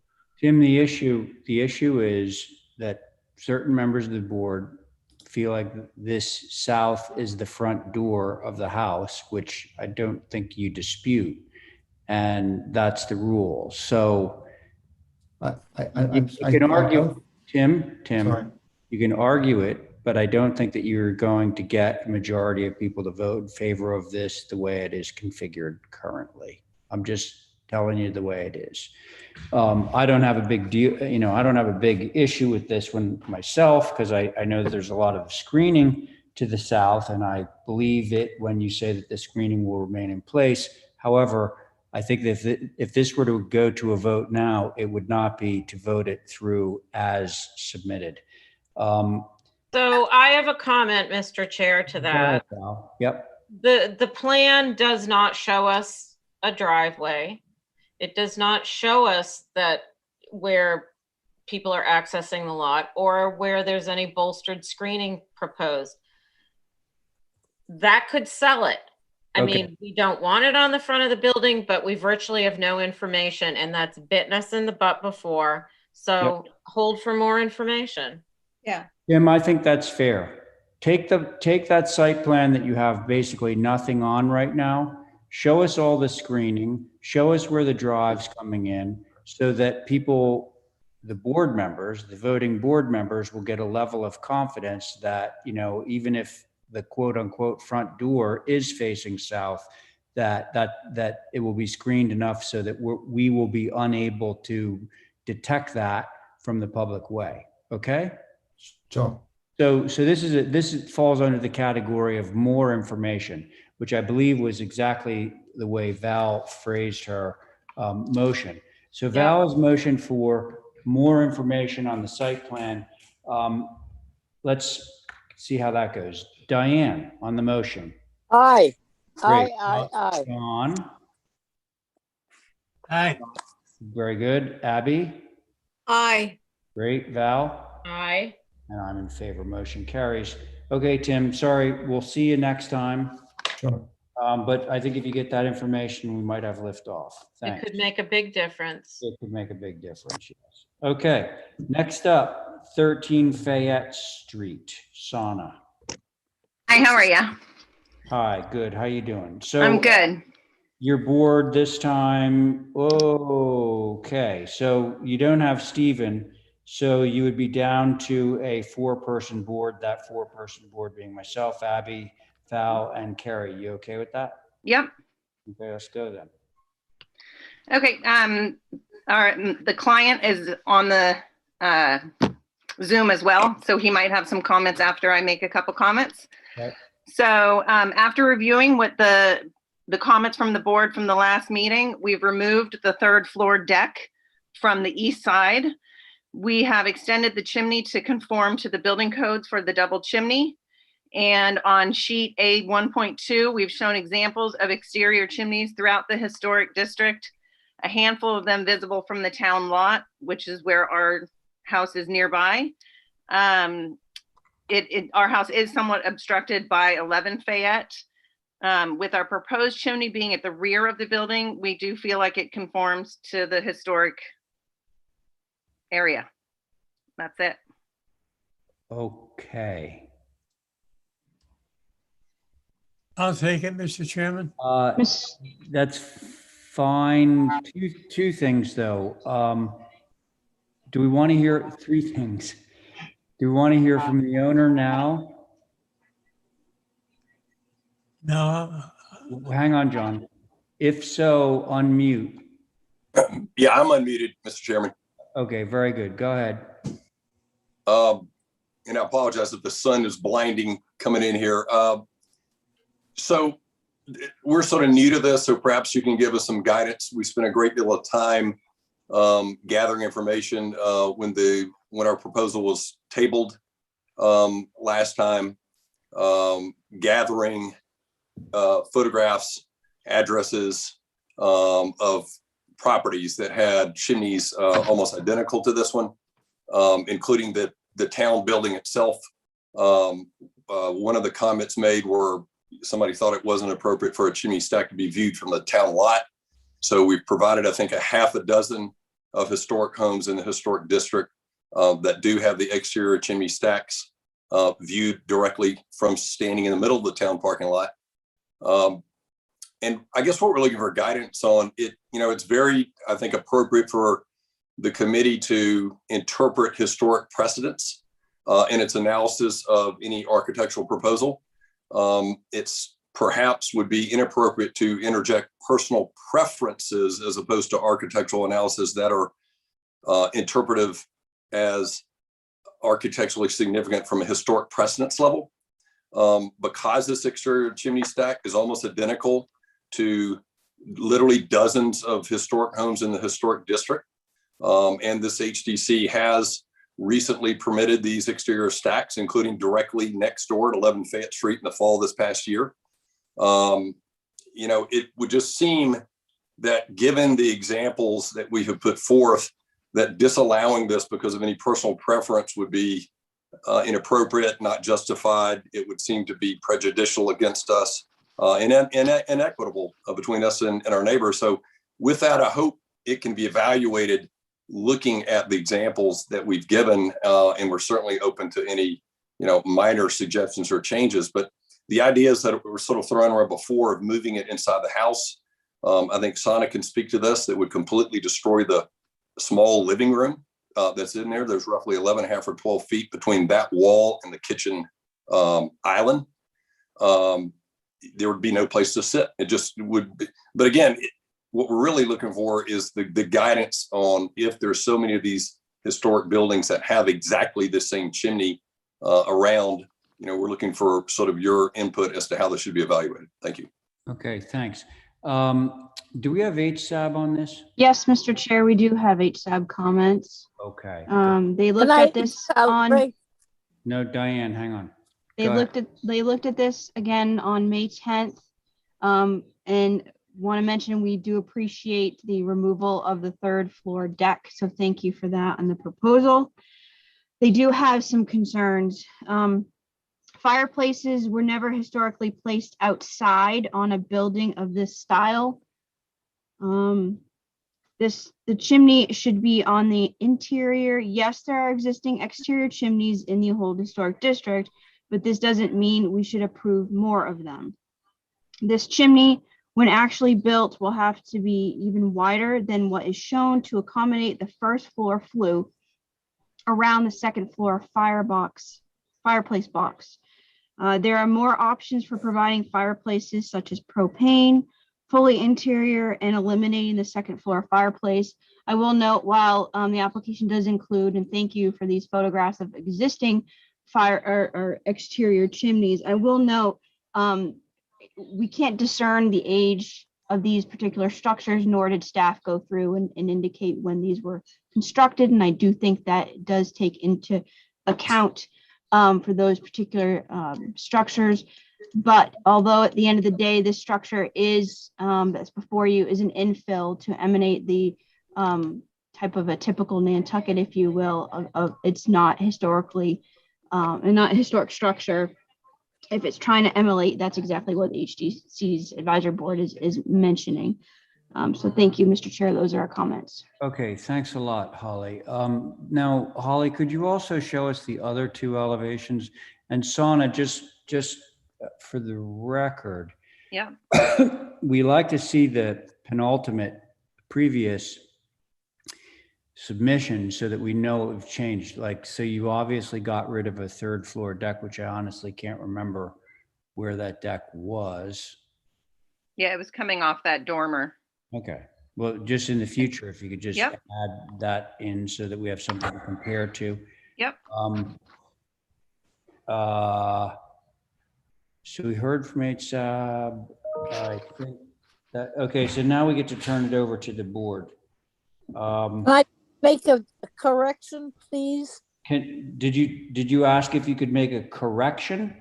Yes, on your notes, you have me down as a recused, but it has me down as 44 Orange Street. I don't live at 44 Orange Street. Oh, okay. But you still are recused because of your proximity to this, correct? Yeah, I am a next door neighbor and I am. Okay. And but it's, you got the wrong thing. Okay. Well, all right. So thank you, Diane. And who would like to begin? We got Abby, Val, Carrie, myself. Yeah, I'm ready. Gosh. That was you, Carrie? No. Oh, no, that was Abby that I heard. Abby and Val, yeah. Abby, you go. Abby, okay. So I'm going to say historically, not personally, I would say a chimney of this size and shape are inappropriate. I prefer the existing elevation. I think this chimney overwhelms the north elevation. And I have to say, I hear it's an infill, but they did a really good job of making it look historic. So it's pretty hard to, but still, historic or infill, I think it overwhelms. So that's what I got. Thank you. Okay, thanks, Abby. Val, you were asking too. Sure. So I did drive around and look at all these places, and also appreciate the examples that were provided for us. I think that I am okay with this because there is a precedent in the area. This isn't an old house. And if the proportions are, you know, more like 29 Washington Street with a cap, a more typical cap at the top, you know, the, what do you call that? Cap? Corbelling. Yeah. Corbelling. I'm okay with it. Okay, so you're looking for a more traditional cap. Yeah. All right, thank you, Val. How about you, Carrie? And is this brick? Yes. I think so, yeah. Yeah. Well, I actually agree with both Abby and Val. I'm okay with it, but I don't know why the homeowner is okay with it. It obliterates that wall. This is a really cute house, and that chimney just makes that whole elevation not cute anymore. So That's your opinion. Okay. I'm okay with the Washington Street cap. The shoulder on this is much higher than it needs to be, I believe. Is that something that you checked out, Sauna? It can be lowered a little bit. Yeah. Yeah, because I think that, you know, my thing is, initially you brought it in and it was smaller, and we need it wider to accommodate the second floor firebox. But now I feel like that wide mass is too high. So if that shoulder could come down and we could get a cap on it, you'd at least get a vote for me, although I'm not really certain whether that would pass with the 4-person board that we have currently. Mr.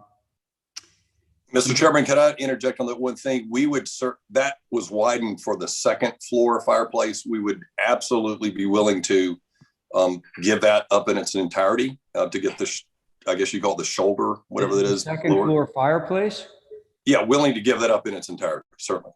That would make Then you have my Me endorsement too. capital letters. Yeah.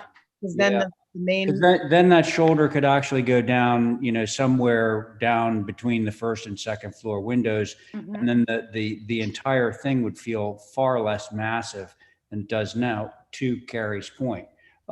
So It'll make it. somebody care to make a motion on that? Could I just add something? Because if they took it down and made it look like, you know, like additive massing, you sometimes have a fireplace in the back. Sometimes you have those sort of sconset things on the top, those owls. If we were to make it look more delicate, so bringing that down, balancing it off. But do you think we have to see a drawing of this? That's my question. Well, that's a good question, because now I want to get back to one other thing that just occurred to me. So sauna, Yep. I'm pretty sure that the reason that the narrow part of the chimney is as wide as it is because it's accommodating 2 flues. Yes. Now, you get sort of a double benefit or a multiple benefit by getting rid of one of those flues. The shoulder goes down, but it also means that the remaining part of the chimney only needs to be accommodating 1 flue, not 2. Therefore, it can be narrower again. So I firmly believe that, you know, the mass of this chimney can be reduced considerably if the firebox on the second floor is done away with. So, you know, we're looking at sort of like making this scaled more appropriately to the, you know, nice minimal scale of this addition. I think that you can make it less deep, less wide, etc. Can I make a suggestion? Yeah. Can we go to the pictures Oh, and reference and one? focus in on 29 Washington Street and look at those proportions? Mhm. That's pretty fat up top, though. Well, it could be a little bit narrower at the top, but what do you think about that? It's Still too high? well, the shoulder is higher than it needs to be. In fact, I think this chimney is housing a second floor firebox because the shoulder is very high. It's a little wider. I bet there's 2 flues in there. If we look at the top, maybe we could make out two flue liners. Is this the only? Let's look at some of the other photos. But they're all wide. Okay, that's really wide. But if you, I mean, it's, for me, it's like the pitch, the slope of that chimney is good, you know.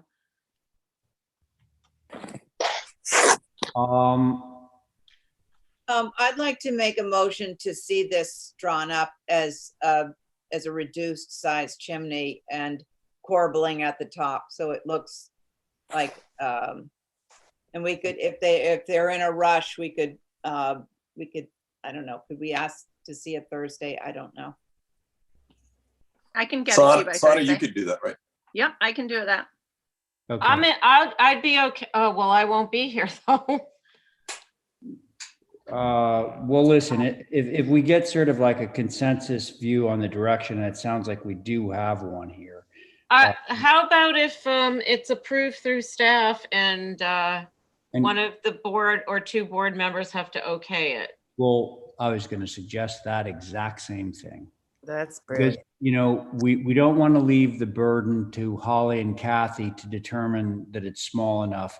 So I think Holly and Kathy, I know you're listening.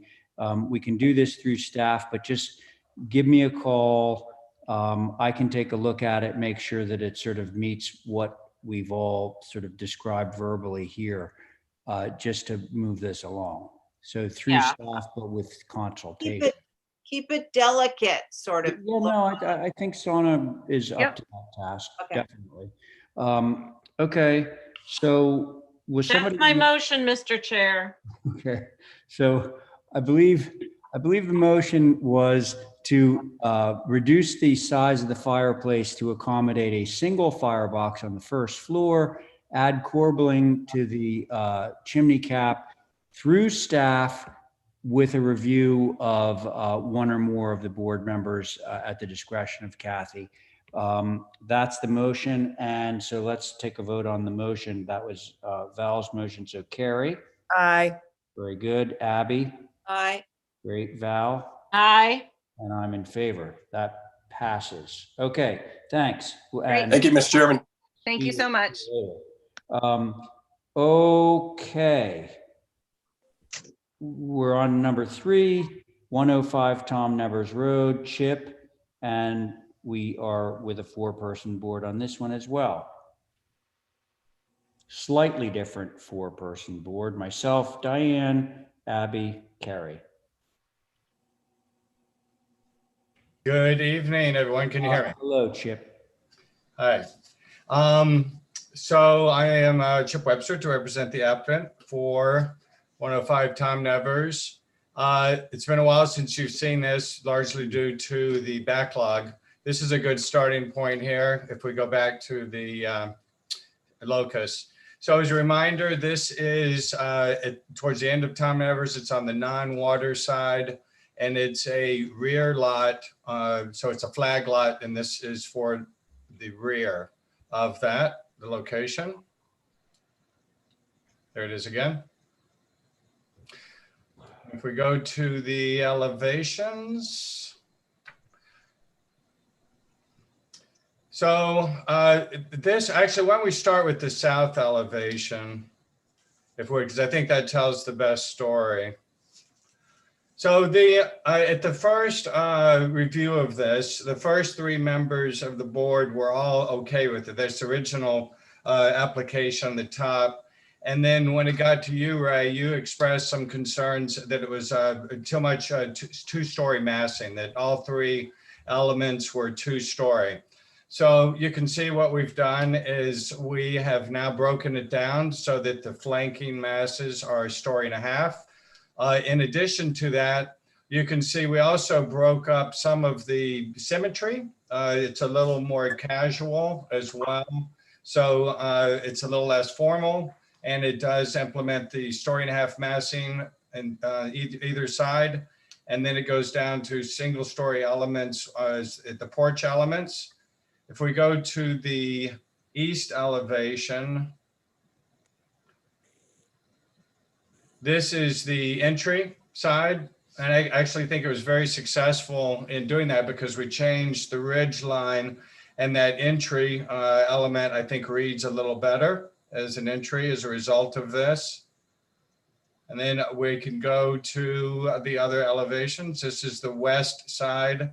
Again, by breaking this down towards west. Now the west, it's important to know that the west and the north and the east are not really visible. The south elevation would be the one that would have some amount. This is facing north. So this is, if we look back at the plot plan, you'll see that you won't see this side at all.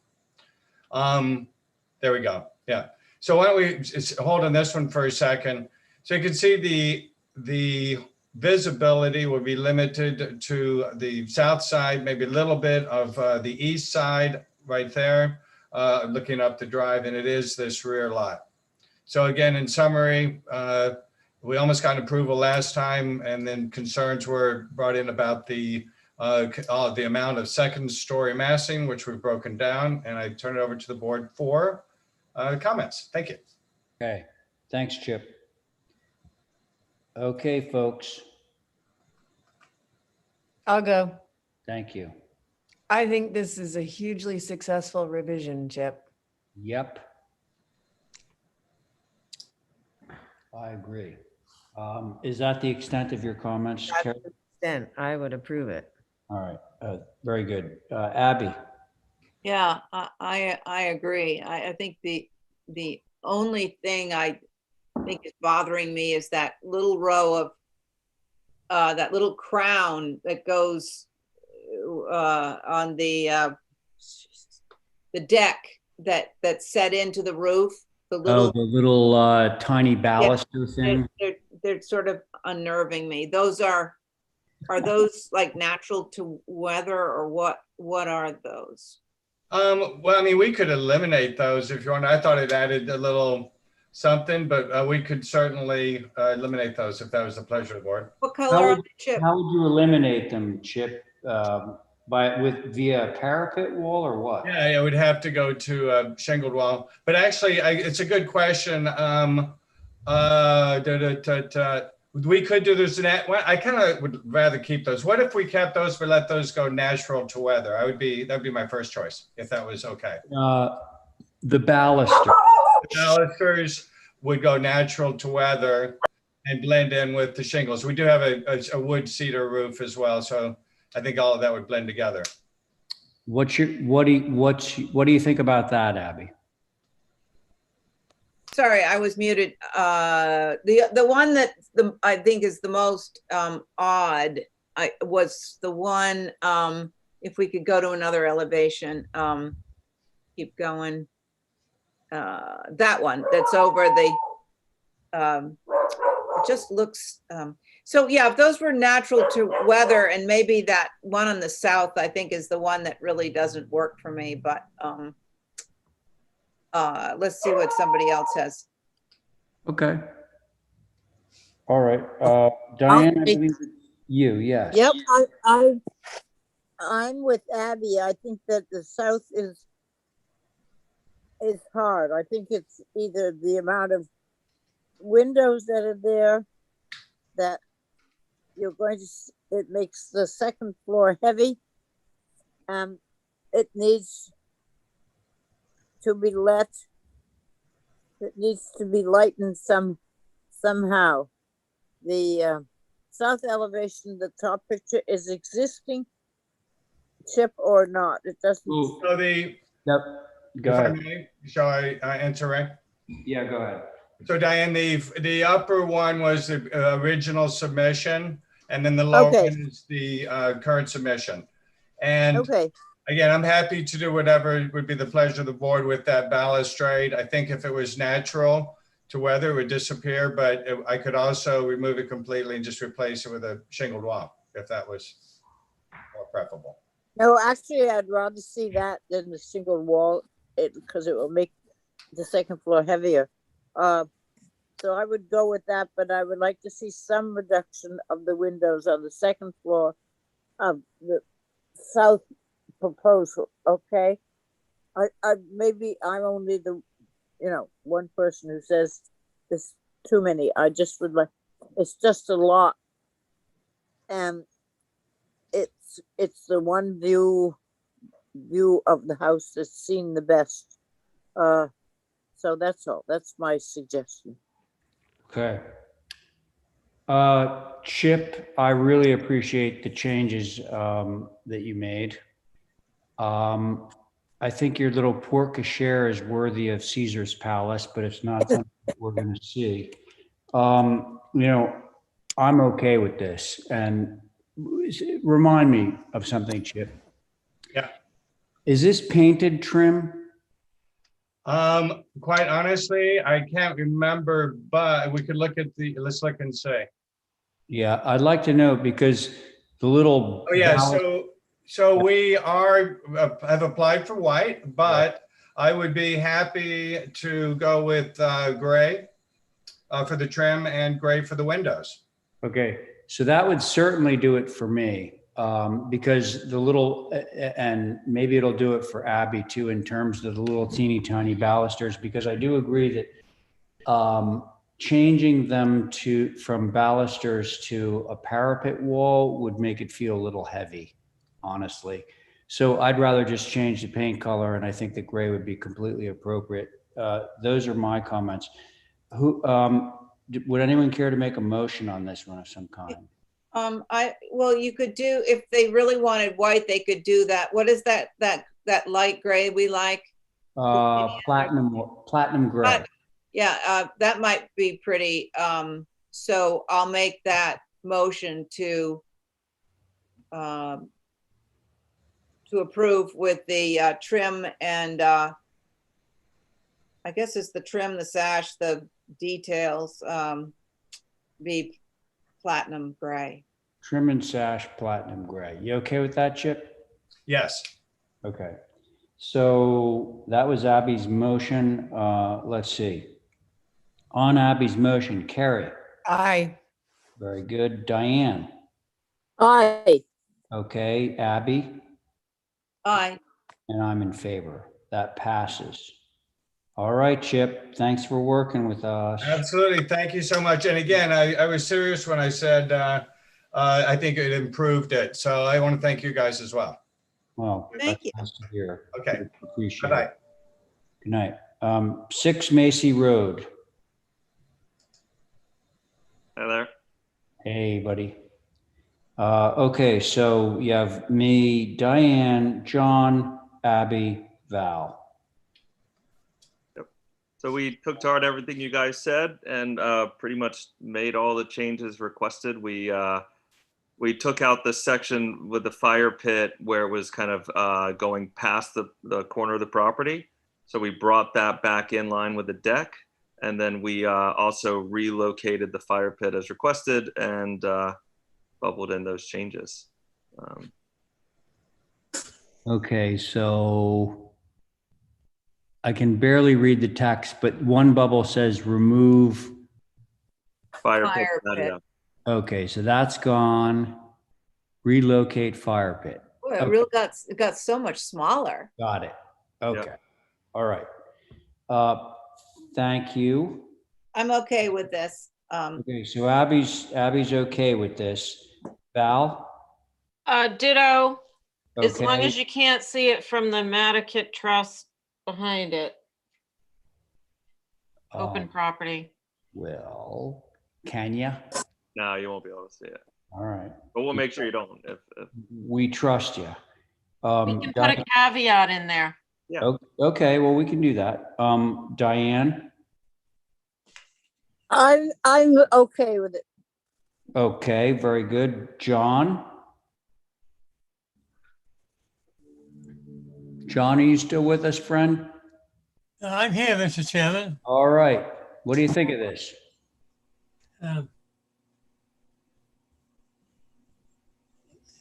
Mr. Congleton has reduced the size of the hardscape. I'm looking at it right now in the corner here. Yep. It is just, okay. Pool and hardscaping. How much hardscaping is no identification? Well, so John, if you see the drawing on your screen right now? Yeah. See that drawing? Okay. So the hardscape used to extend out where he's showing the red bubbles. All right. So he's reduced the amount of the hardscape by 25%, I would say. And he took the fire pit and he moved it from that one area off to the side. I guess that's east or northeast, and moved it back by the pool. That's what he's done. Okay. Does it have a roll? It does. Yes. Okay. Thank you. Thank you, Mr. Chairman. Okay. Let's see. I got Diane, John. I'm fine with this. So can I have a motion? Motion to approve. Okay. That was Val's motion. Okay, so on Val's motion to approve, Abby, Aye. John, Aye. Diane, Aye. Val, Aye. and I'm in favor. That motion carries. Okay, one down, Lindsay. Right. I'm not on the next one, Mr. Chair. Okay, that's fine. Let's see, myself, Diane, Abby, Carrie. So 4-person board on this one. I'm sorry? We have a 4-person board on this 6 and 8 hydrangea. Yeah. Okay. Wait a minute. Let me think. Well, John, I don't think you're on it, friend. I have us down as myself, Diane, Abby, and Carrie. Okay. This is okay. All right. Yes. So let's see where this goes. Lindsay. So on this one, again, we did everything that was requested. It was requested that we have like a naturalized kind of double border along the property line, the rear property line, not necessarily a row of plants. So we naturalized it with different native materials. We narrowed the pool a little bit to allow for this to happen. We also made the softened up fire pit patio area to have stepping stones with grass in between as opposed to all hard surface. And then, yeah, so we pretty much did we did everything that was requested. Okay. Do we have Sconset advisory on this one? Yes, Mr. Chair. Okay. Sconset did take a look at this again on May 10th. Mm-hmm. And their concerns were that this application should track with the main house proposal that is also before you with a different application, as the latter is understood to be dependent upon planning board approval, was their comment. Also, there was a note here about the last HDC meeting where you all looked at this on 4/20. You had asked for revisions that include less hardscaping and moving pool closer to the house with screening more sensitive to adjacent conservation land. A 1-foot reduction in the width of the pool and more screening doesn't address the concerns of these parcels being immediately adjacent to hard won open space property. Their suggestions were to refer to existing pool and hardscape design treatment at 22 Blackfish, which is in Sconset, where a similar relationship exists between residential and conservation uses. Those are their comments. Thank you, Mr. Chair. Okay. Somebody refresh my memory. The cabana's already been approved. Yeah, the house has been approved, right? Yeah. So we don't, that's off the table, the tracking part. I think the house was not quite approved, Val, or did it get approved on staff approval? No, minor revisions coming back to you, but the cabana's approved. Right, okay. Oh, okay. Something about the front door, What? something Yes. about the front door. Yeah, Yes. it was Okay. adding a main mast to a smaller existing building, Oh, yeah, yes. but it was close.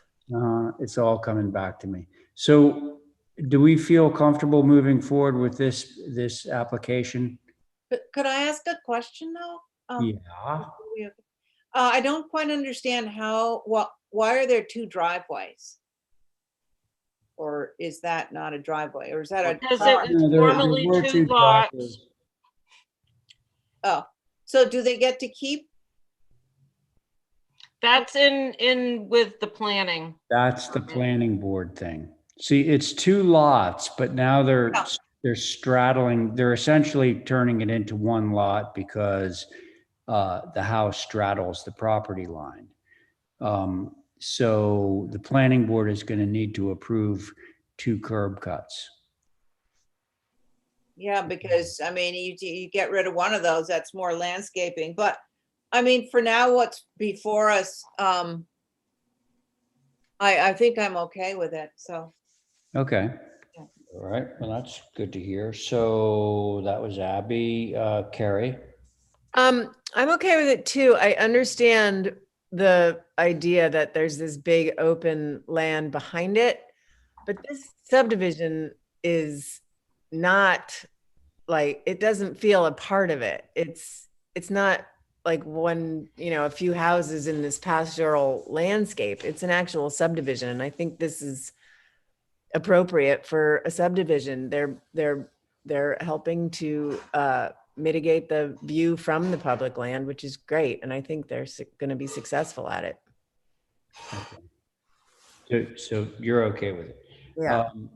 Diane?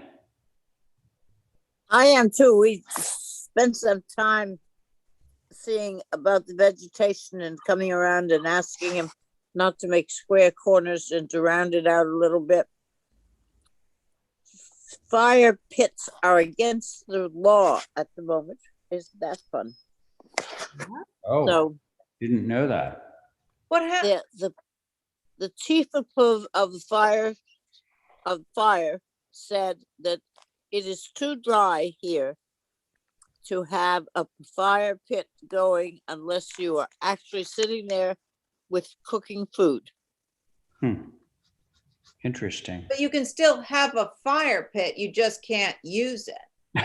Fire at the moment. Oh yeah, you can have one, but we seem to be very high in fire problems. So Yeah, that's what. Absolutely. They're buzzing around town all over the place last couple of days. Yeah, they were today. I don't know what they were looking at, but they sure were doing it loudly. Anyway, I think with some naturalization of the corners, which I've asked for before, it will fit into hydrangea. Okay, so Yeah, I go along with that. Diane, could you elaborate on naturalization of the corners rather than have that sort of abrupt stop of the hedge, the privet hedge? Yeah. Would want more vegetation back there? Yes. I mean, of course. Going in the corners. Yeah. The Lindsay, corners, did you get have the corners rounded rather than squared off. Lindsay, Okay. Sure. you good? I've asked him before. I'm sure he knows what I mean. All right. So it sounds like there's a consensus view on that one. So if we round the corners, Diane, can you turn that into a motion for me? A motion to approve is submitted with the corners of the back wall by the pool rounded instead of made square. Mm-hmm. And I think that's all we had It has an automatic cover. I don't see anything else. Okay. Good motion. Thank you. So on Diane's motion, Carrie. Aye. Thank you. Abby. Aye. Diane. Aye. And I'm in favor. That's it for you, Lindsay. Thank you. All right, you bet. Okay, so next up, 71R Cliff, new dwelling. Commissioners Pohl, Coombs, Camp, no Welch, and Carrie. Alternates none. One, two, three, four. Okay, so Brooke, Yes, you have a 4-person board. I That think would we're also going, be, we think we're going to proceed. and Okay, I'm up first, Mr. Chairman. you're up first. Yep, for Brooke and the applicant. Holly has the, On this application? Yeah, yes, she's helping me out with the first part of it. Oh, okay. All right, I get it. All All right. right. And Linda, you just tell me where you want me to scroll. And actually, Holly, may I share my screen? well, Holly has my submission. Okay. So Holly, do you want to throw mine up there first? You're on mute.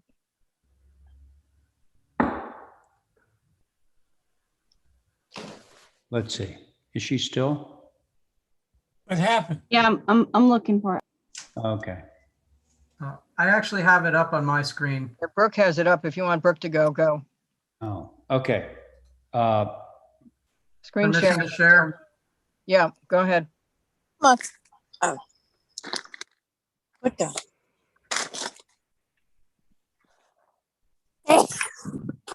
Bless you. Bless you.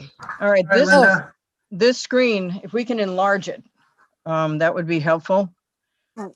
This, Please. I knew about this because I grew up at 64.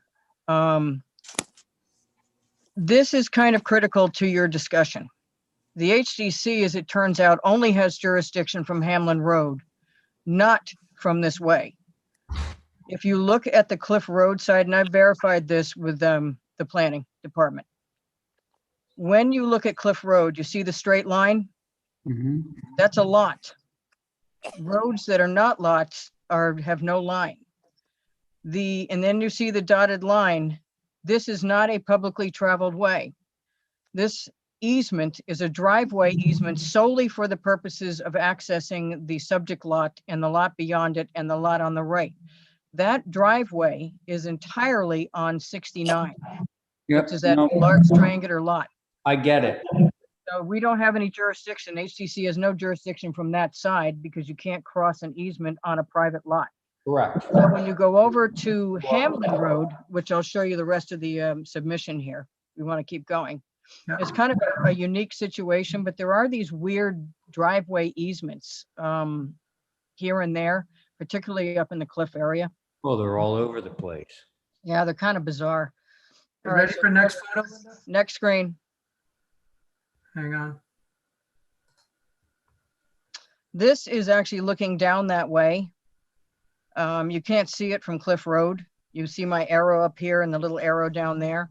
The hedge on the left, I believe, is 73, and the hedge on the right is 69, and the house on the right is on that big triangular lot 69. So it's not visible from Cliff Road, and it will not be visible from Cliff Road because the elevation drops as you come off of Cliff Road, which is at a higher elevation. So keep going. This is down at the lot at grade at 36 and looking up the hill towards Cliff Road, which is way up there, just to give you some context. Okay, next one. That's looking at the lot, and what you see back there is a tall structure, which is 3 Hamlin. So Hamlin is up at elevation 40. Where this house is going is down at elevation 36. So it actually drops from Hamlin down into this sort of a gully down on that little driveway easement. Both these pictures are taken from the driveway easement back towards Hamlin, back to the west. Go to the next one. Here we go. This the two pictures I took, this one below is the top line up here from Hamlin, looking back towards the upper part, the north part of the lot where this house is going to go. You will not be able to see the pool. I don't care what you can see from their backyards. This is from Hamlin Road, looking down the driveway at that northern section of our lot. And the house is actually dropped another 4 feet below this. Mhm. You'll be able to see maybe the top 10 feet from Hamlin, but not much more because it's a good 100 feet away. So if we go to the one below it, that's the other vantage point from the backyard of 73. Are those trees on your lot? Yes. Those big trees? Yeah. And so when you look at 73, we can't cut a lot of it because of Concom. So when you look here. Wait, which one do you want? Go to the next one. This lot looks right at the backside of our lot, but you can see the grade changes to the point of where they have an underground back here. It goes down from Hamlin down to the back. We are actually below that behind the trees. So visibility from here is going to be minimal, maybe the top couple of feet. That's about it. Those trees are on your lot though. It apparently are on the backside of the lot. We can't get into the lot because we haven't cut it. We But don't those want to trees cut it. will be gone. I don't think those trees are going anywhere, but Brooke can speak to that. Either way, you can see a house and you can see the house beyond us, right to the left, right there. So keep going. And that's the larger house beyond us. So we'll see your second floor. Partially. Remember, it drops another 4 feet down to us. This is the house that's directly across the driveway easement from us. You can see up here. Hamlin Road's on the left.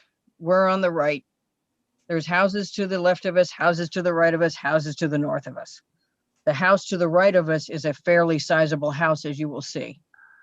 Since you're not allowed to go down the road, I'll show you what's down there. That is what's across the street from us. Keep going. I'll take it. This is the one that's just beyond. Oh, back up one more, Brooke. I think you missed a picture. Yeah, there it is. That's what's across the street from us. So Brooke's simplified house, it's a little bit lower than this one.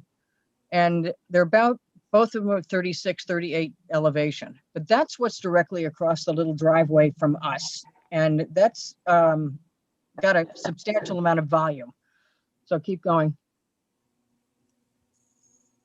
That's the one that's beyond us at 69.5. Now that's at elevation 36 as well. The one you see to the right of it where the roof walk, that's actually coming off of Sherburne Turnpike. That is at a much higher elevation than we are with a roof walk. So we're not going to be anywhere near the height of that structure or the one on the other side of us. So keep going one more. That's looking back at the house that's above us. Keep going. These are the houses that are on Hamlin Road. They're fairly substantial houses with some of the same gable elements that Brooke, I believe, has. Keep going. Hamlin Road. The one on the bottom is the head of the little driveway. That's on Cliff Road, very similar to our former house. Keep going. And give you some context here. Again, this is the area plan. When we're talking about pools, I believe there are 15 pools within the same neighborhood. Oh, well, that makes You can see them all, 1, 2, 3, 4, 5, right next to it. And then across the street, obviously on Cliff Road, Captain's Way, Delaney Road, my old property. You can see them all over the place. So pools are not atypical up in that neighborhood, especially when they're not visible. And because you're not allowed to go down that way, and it's because it's a lower elevation than Hamlin, you won't be able to see the pool from anywhere. So it's sort of naturally buffered. And then there's areas that we can't cut because of Concom. So go to the next one. Here's the topography. You can see Hamlin Road is up at the 40 level. Then it goes up to 44, 46 when you get up towards Sherburne Turnpike. Cliff Road is in the 40 area. We're at 36 and 38. I believe our elevation is going to be 36 as established by the Concom. It's 36 across the street, 36 on the north of us, and then it goes up towards Cliff Road again to 71 that's up on Cliff Road, and 38 is up on the higher than us at Cliff Road on the right side. So we're not going to deal with the flooding, and I know one of the neighbors is concerned about flooding. We're not going to be flooding them. If anything, everything's rolling downhill from Hamlin and from Cliff and from Sherburne. So we are going to take great pains not to flood anybody else, since the one across from us, the one up north of us, are all at 36. There shouldn't be any flooding of their property. Though that's not before the HDC, it is also not allowed under mass law to displace water onto a neighbor's property. So I'll just say that for their benefit. So everybody's going to work together back there so nobody floods anybody else. But as I say, the design elements I'm going to leave to Brooke. But as far as visibility is concerned, it's probably less visible than anything on Hamlin or Cliff Road. That's my. Okay, Linda. All right. Thank you. Thank you. Brooke. Okay, so with respect to the design, one of the concerns that Steve Welch had expressed was a lack of an additive stepping with the massing, which I have done here. And he also, he didn't want this continuous roof plane. I think you all agreed about that. So now it's broken on both sides, which is more typical of this kind of elevation. And I think, you know, I've really made some great pains to, you know, create a lot of grass around this building. And it's, you know, this is probably at least 20 feet between the sidewall and the property line here. That's a porch, and it's a small porch. And then from this point, it's about 20 feet. But if we were splitting the difference, you know, we're looking at maybe 15 feet here. So, you know, we've definitely got a lot of area. And there was some concern about like a studio or something, or a garage going here, and we just can't do that. So there's only going to be parking for cars. And this cabana studio was already approved. So really we're just looking at this house and eventually the pool application. But you can see where it's stepped in here per Mr. Welch's concerns.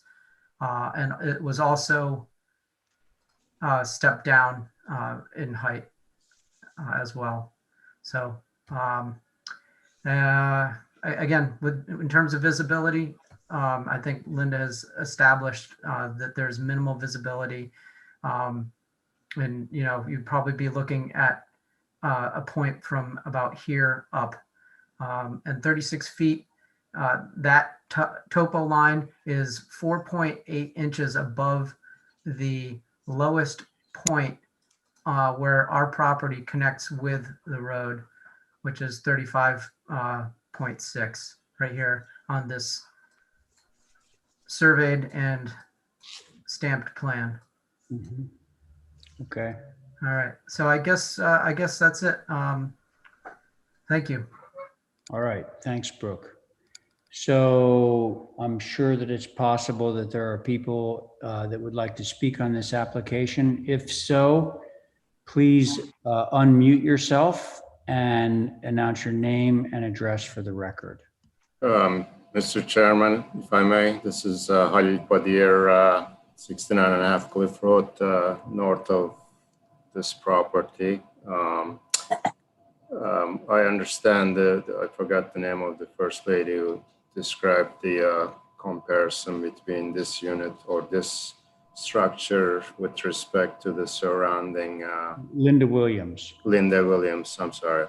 I understand Linda tried to explain how this compares to the other structures in the neighborhood. And if you look at it just in the abstract, yes, it may compare to the other ones. But when you look at the lot size versus the structure itself, and how that if you look at the ratio of the mass with respect to the lot size, which is it's probably one of the, if not the smallest lot in that neighborhood, that ratio is incredibly high. So there's a ton of mass in a small stamp-like lot. And on top of this, you're adding the pool, the cabana, and if you look at the whole thing, it's just everything is just crammed into a smallest possible lot possible. So that's why I think I'm sure my other neighbors will speak up as well. It's just too much crammed into a very tiny little lot. Thank you very much. Okay, thank you. Next. I will second what Halil said, that we're at One Hamlin, the Bralowers, and I respectfully disagree with Linda Williams. This lot is considerably smaller than other lots with in the neighborhood, and this is exactly what he said. It's far too dense, and a number of the people have already said that on the HDC. I will also disagree with her notion about the size of, about the visibility from Hamlin. I'm the one who lives right where you showed the driveway. Currently, you don't see anything because the trees are there, and they're very, very nice high trees, which will all be removed because of where the pool is going to go. So I respectfully disagree with Miss Williams. That's it. Thank you very much for listening. Bralower. Anyone else? Ethan Griffin, on behalf of 69 Cliff. I think I echo many of the other butters. I do appreciate the applicant, the information they provided for the neighborhood, the information about the grade and the fill. I think that's all very helpful in the assurance that they're not trying to sort of mound up, just sort of deal and flatten their site. I think it is worth noting that this structure as proposed is only 100 square foot smaller at grade than 69 Cliff. So if you're sort of thinking about how massive this structure is, if that's a massive structure, this is of similar size. As proposed, no hardscaping, just the pool, the studio, some decks in the structure. It's covering 38% of the lot. That's pretty high. The rest of the structures in the area at 71, 69, 69, and 65 are around 25%. 69 and 67 only cover 8% of the lot in terms of total development. So 67 and 69, the lots are much larger. That's a given. But on the other lots that are of similar size, 25% seems to be a more appropriate kind of ratio of development. And that includes the figures that were recently approved for the Badirs renovation at 69. I think it's otherwise it's a handsome house. I don't know if it's necessarily appropriate for here. I'm sure zoning allows it, but whether that's something that the HEC would consider is another matter. Just one item that's purely clerical. I think the drawing the windows were noted to be black sash on the drawings, and I just want to clarify. I thought it's going to be white and white. It's white and white. It's white and white. Okay, Yep. Thank you. Other than that, other than the density, that's really our only concern. Thank you. Thank you, Ethan. Excuse me, sorry. Oh my goodness. Let's see, any other neighbors? I have one comment, Mr. Chairman. Yeah, let's make it quick, Linda, thanks. Yeah, as far as the ground cover is concerned, pools don't count for ground cover. I don't believe the cabana does. The house is conforming as to zoning. It is not an undersized lot. It is actually an oversized lot at 6,100, give or take a few square feet in a 5,000 square foot zone. So it is an appropriate size lot with an appropriate size house. I did look at a lot of the other lots in the neighborhood, having grown up in the neighborhood. And there are several that are 0.15, 0.16, 0.17 of an acre. This is a little over 0.14 of an acre. So it is not terribly out of scale. And the point is not whether it's out of scale or whether zoning allows it. The point is it visible, substantially visible? And that's all we can consider here, and not from their backyards and not from their tree, because you can perfectly well see every large house on Hamlin Road, which are fairly sizable structures at a higher elevation. I just wanted to point that out. Thank you. Thank you, Linda. Okay. Chairman. Mr. Chairman. Stephen. Hi. So I represent the applicant here, and I'm working with Linda and Brooke on this. And I'd like to say I really appreciate the neighbors who have, apparently watched me complain about applications for many, many meetings and jotted down everything I usually say. That but in application, none of it's actually true here. You know, you could just say, oh, it's too big and there's too much massing, and, you know, run through this list of you know, negatives about a house. But this house is clearly a very simple and appropriate design. And I haven't heard anyone say anything about how it's historically inappropriate. I haven't heard anyone demonstrate anything, give any reason why this house shouldn't be approved, except that they don't like it and they want less for their neighbor than they have. The ratio, not that it even really matters, for this house is the same as all of the neighbors. And I think if we could pull up the GIS that was up previously, it shows that all of the lots in this area are substantially densely laid out with houses and pools and garages and everything. There's almost no lots that have any kind of real green space, so to speak. And this lot is no different than the others in the way it's designed. If you look here, especially across Cliff Road, or, you know, like, all of these lots are basically full. They have a house and a cabana and a pool. I don't see any lots that, you know, maybe there's one or two, but substantially all of these lots are densely laid out. And so I think that this house is appropriately scaled, is appropriately designed, and is appropriately hidden from view in the way that the pool would need to be. So, you know, for all the screaming and yelling, it's not a popularity contest. And I just haven't heard anything about how there's any historic inappropriateness about the design or the layout.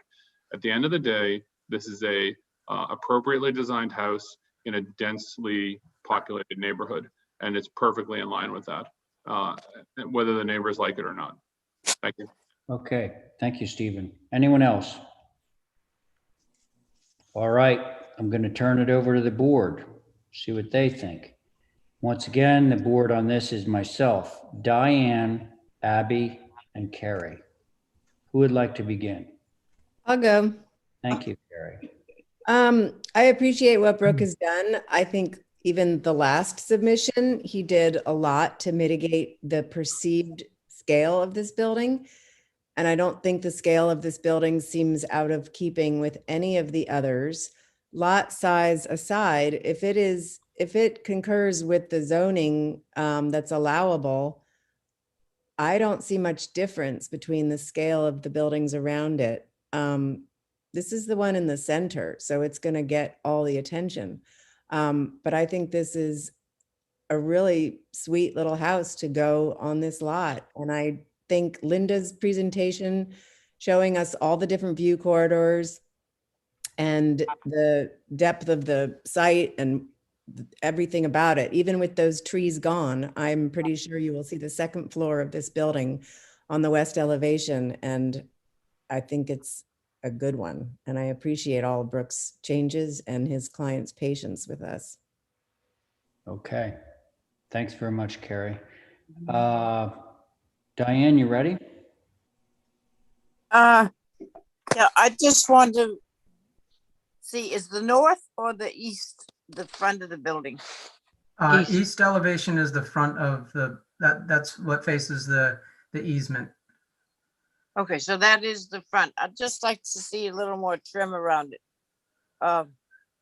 It's around the door? Yeah. I could make the casings a little wider. Yeah, just so it has more get up and go than the north elevation, which looks more like the front door than the east elevation.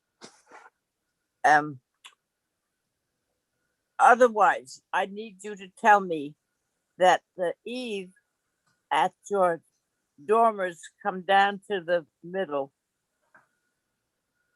Is your trim, can you drop that trim? I don't know what. It just looks like it's above. I don't know whether Johnny will say anything or not, but. He's actually not on it. Not on it. No. Well, you know, may I speak to that a little bit? Yeah. All right. So in the institutional past, I think that the whole meeting rail thing was about trying to keep the meeting rails from being above the fascia.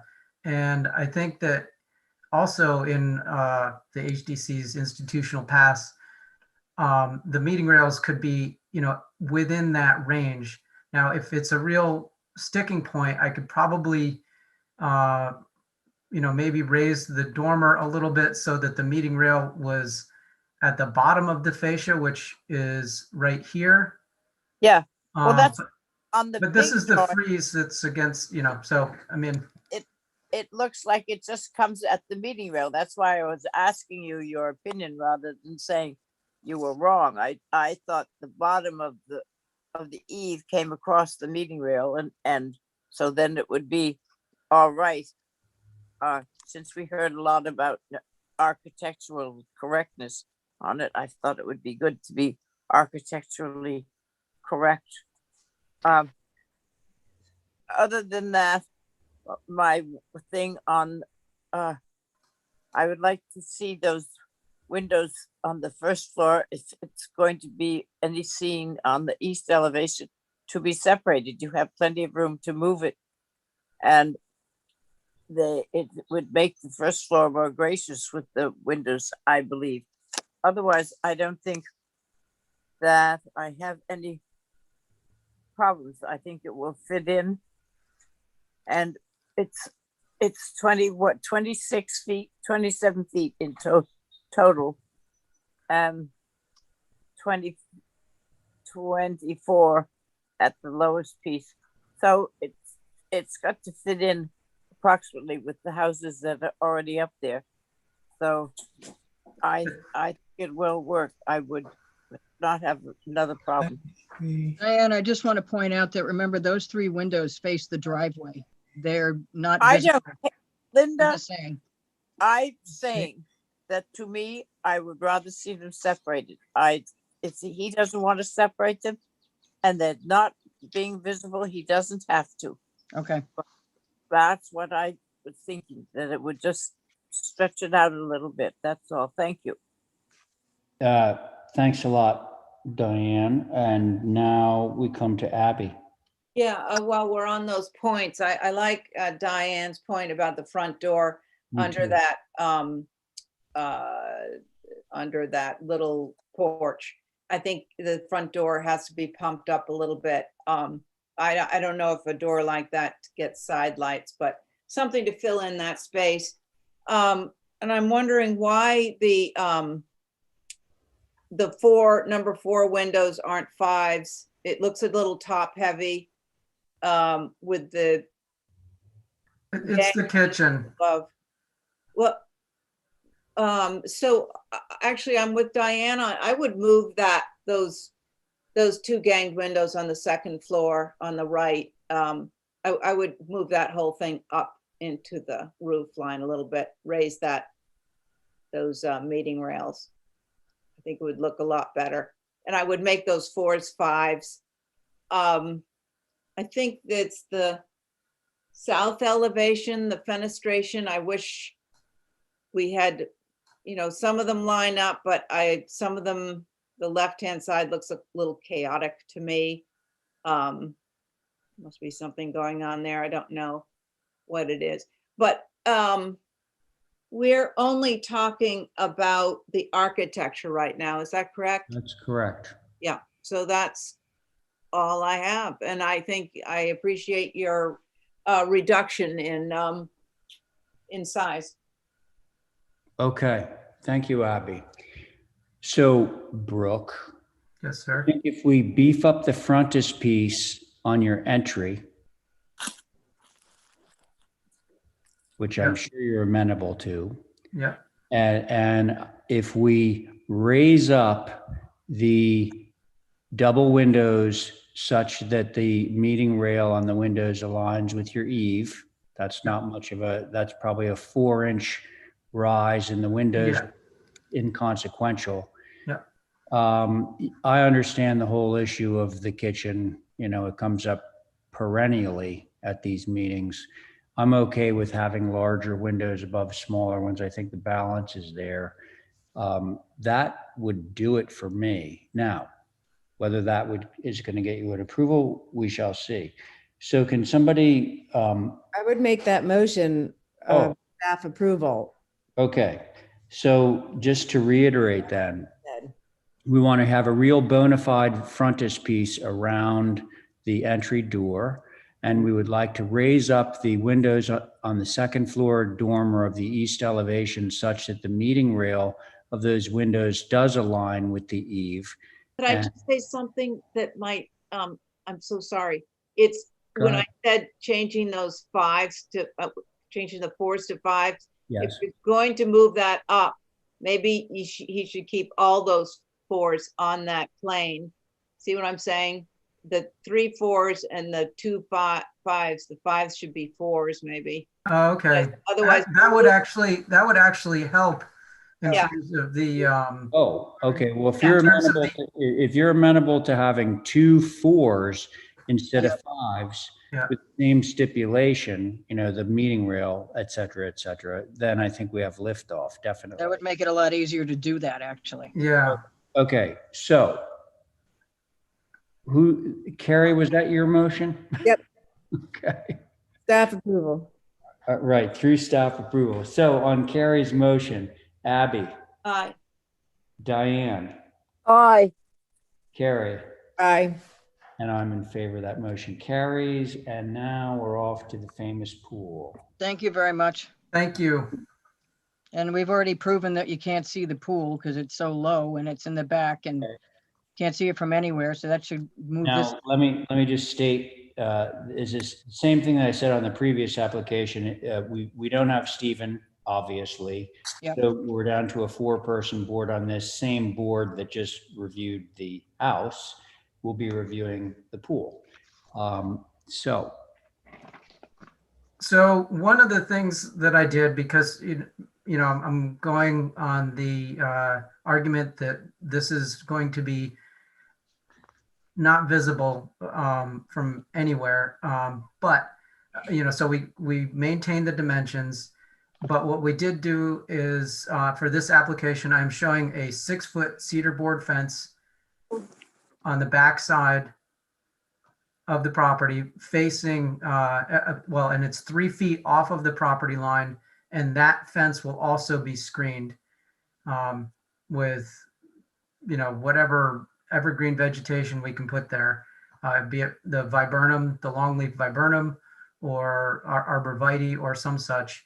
And I believe that there is built up vegetation along that lot line belonging to the neighbors as well. So there's a double screening effect here. So those are my changes. okay, thank you, Brooke. Do we have HSAB on the pool revisions? No, Mr. Chair, this is outside of their review. Oh, sorry. I have a question. Was that you, Carrie? Yeah, sorry. You said you didn't change the size of the pool, but you did from the very first. Yes. Sorry. Yes. From the beginning, like it was at the very beginning, it was all the way over to this corner of the setback. Right. It's now at the closest point, about 11 feet. Right closer to the house. Yeah, I think you tucked it in pretty darn well. And I think, again, Linda's review and photographs of visibility proves that this will not be visible. And I think it's fine. And as we put that hang caveat on. I appreciate that, Carrie, but hang on one second because I am going to ask neighbors if they'd like to speak on this application. Yep. So usual drill here, unmute yourself, name for the record and address. This is Michael Bralower. I'm at 1 Hamblin Road. I'm the abutter who faces the west lot line. Yes. What my concern is the mechanicals and the noise that they make, and I'd like to know where they propose to put the pool mechanicals. Brooke? They will be in the studio, probably in like some sort of a utility well. At grade or below grade? It'll be below grade. I mean, it's below grade. So basically, to answer your question, sir, in kind of a crawl space underneath the studio. And if they can put it. Never see it, never hear it. Yeah. Never see it, never. Is that true that in this particular configuration, we shouldn't hear it? That's right. I've done several of these pool basically cabanas in a with them in the basement. basement. Yes, you cannot hear them. Yeah. Okay. The other thing is, I just, and I think you mentioned this at the last meeting, in terms of the cedar fence that they're proposing and the trees, the trees will be facing our property Correct. line, and the fence will be facing the pool. That's Yes, right. you'll get the nice side of the fence. You won't get the Okay. posts. Well, practically speaking, they won't get any of the fence. Right. Okay. And I would just suggest, because deer love arborvitae and they eat the bottom third of it. Yeah, these Good choice. These are not arborvitae, correct? I will put in, what the commission would like to see Okay, there. so Mr. Bralower is absolutely 100% correct. I mean, it's kind of a tragedy out here, what happens to arborvitae with the deer. I mean, they look like little lollipops all over the place. Well, we can go with the longleaf viburnum that, that would be better. They don't like that. They do not like the longleaf viburnum, and everybody's beginning to use it now. I thought I heard somebody say that, so that would be the better choice. And how tall do they usually grow? What's the mature height? Yeah. That I'd have to Google. They're not evergreens, though. I don't know if you They're not. Yeah, they're not evergreens. Yes, they're year round, and they can grow incredibly high. You can prune them so they grow wider, but they do keep going. Can I have you clarify that you said that the fence will go inside the lot line by 3 feet? Is that correct? That is correct. Okay. Is there any chance they could move the pool even 1 foot closer to the house? I think that would be very helpful for people like us. Okay, well, that's I don't think so.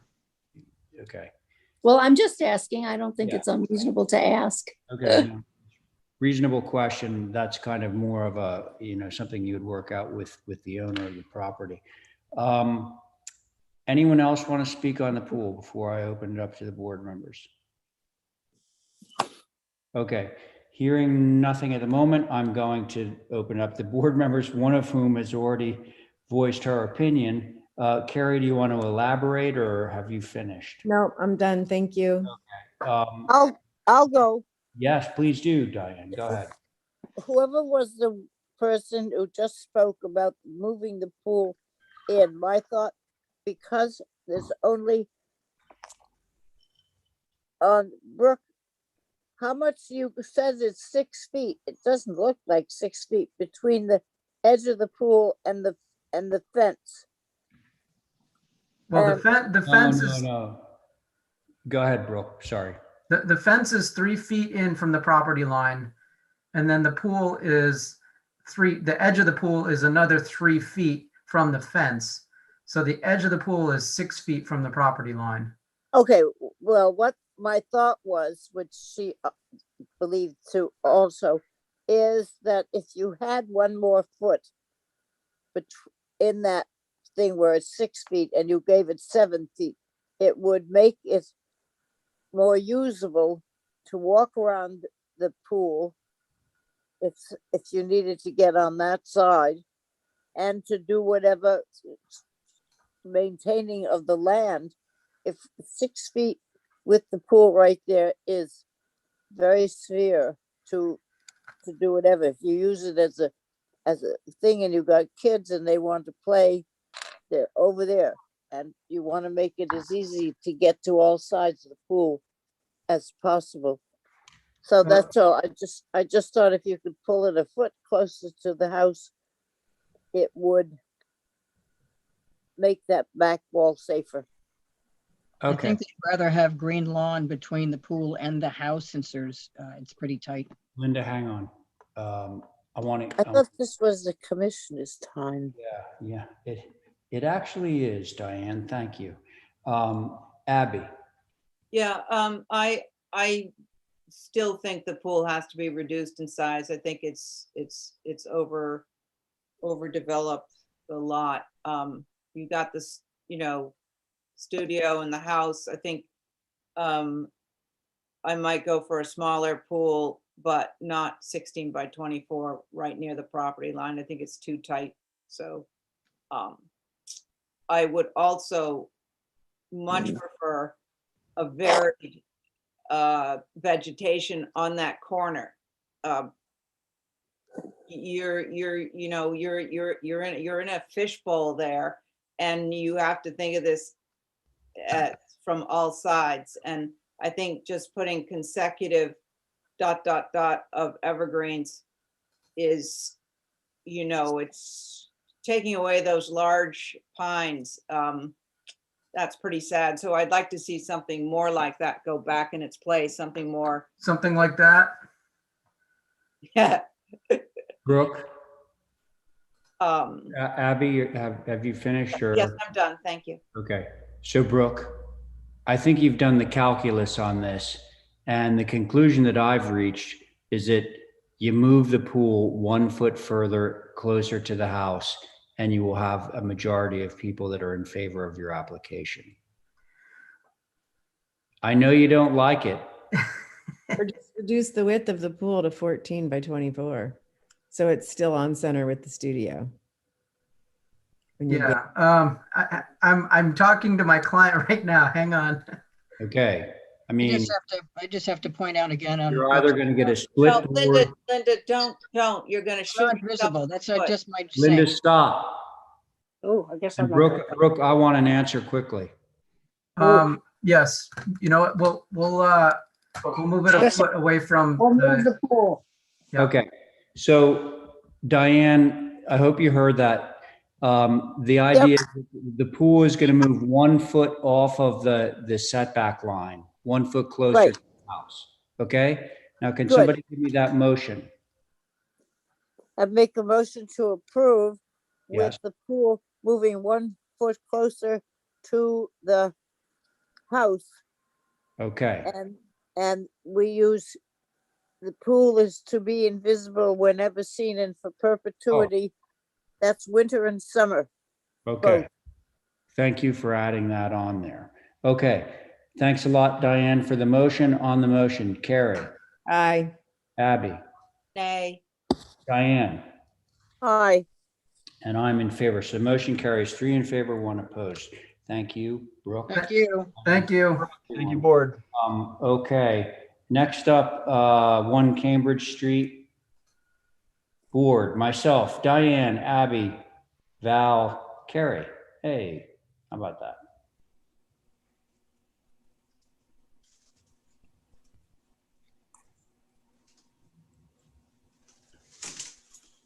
How are you, Mr. Chair? I'm hanging in there, Matthew, hanging in there. Just doing great. I actually, is it possible to drive again there? I actually was able to locate the files. So you got it? Yep. Okay. So share screen. Okay, cool. There we go. All right. Okay, so just to recap, so you'd reviewed this, the board's reviewed this once previously. Since then, and actually before we even reviewed it, we were able to get some feedback from one of the direct abutters about the bay, which we'll address. But one other part was the restoration of the 1875 portion, the Cambridge Street elevation of this portion of the property. So I'd just like to run through those really quickly because you did not see those previously. Again, south elevation, we're proposing to rebuild the what was an original chimney that's since been removed. These 2 dormers on the 2nd floor were not original to the building. They were added later. Their existing rake and window size and dimension seemed a little bit ill proportioned. And so we're proposing to add a better, what we submit to you would be a better rake detail and a 6/6 window. The original windows in the 1st floor were all 6/6s. And so we're proposing to replace the existing 2/2s with the 6/6s. The front door, from what we can gather from the historic photo, this is as accurate a reproduction of the front door as possible. And then finally, the eave detail and the gable end details we're proposing to bring back to its original format. So, and you can reference the historic photos that we've provided in the packet. I'll shift to the building itself. So one of the comments that we had heard at the last meeting was this notion of proportion. And we had basically a narrower building with a one-story bump out on the street side. And the one consistent theme I think that all the board members had mentioned was that the building was, kind of tall and skinny. And so one way to mitigate that was to make eliminate that one-story bump out to make the proportion on the gable end wider. And I think that's probably, demonstrated in this elevation probably most effectively. Secondly, this bay, which is an existing bay, by the way, we had wrapped in glass on the first and second floor. And that was one of the comments that the abutting property owners, the McKechnie's, had reached out to us prior to our initial review and asked us if there was any way to minimize the amount of fenestration. And we've done that. And they've, I think they're happy with that. And so that was another request. Proportionally, again, we've got these perspective renderings, which I think are helpful. I think this shot, again, these are SketchUp, so they're somewhat artistic, but our ridge height is actually, I think, more than 18 inches lower than the adjacent building here. And so we could, I think, request to go over 30 feet. We're not proposing to do that. We're actually under 30 feet. And I think this last change dropped some height off the building as well. So I would say in terms of an average for downtown area, we are, it's certainly not one of the taller buildings. So again, under 30 feet. Moving on.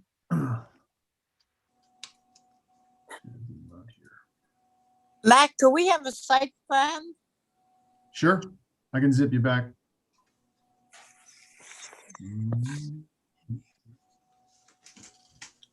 Does that help, Diane? Here we are. I don't see it yet. I see the building. I just wanted to see where it was.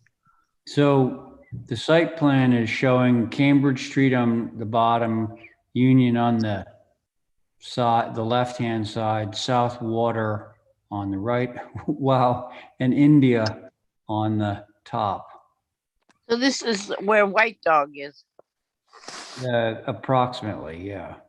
Mm-hmm. Okay. It's where the chocolate shop was. Right. Yeah, and coffins. Right. Yep. You can actually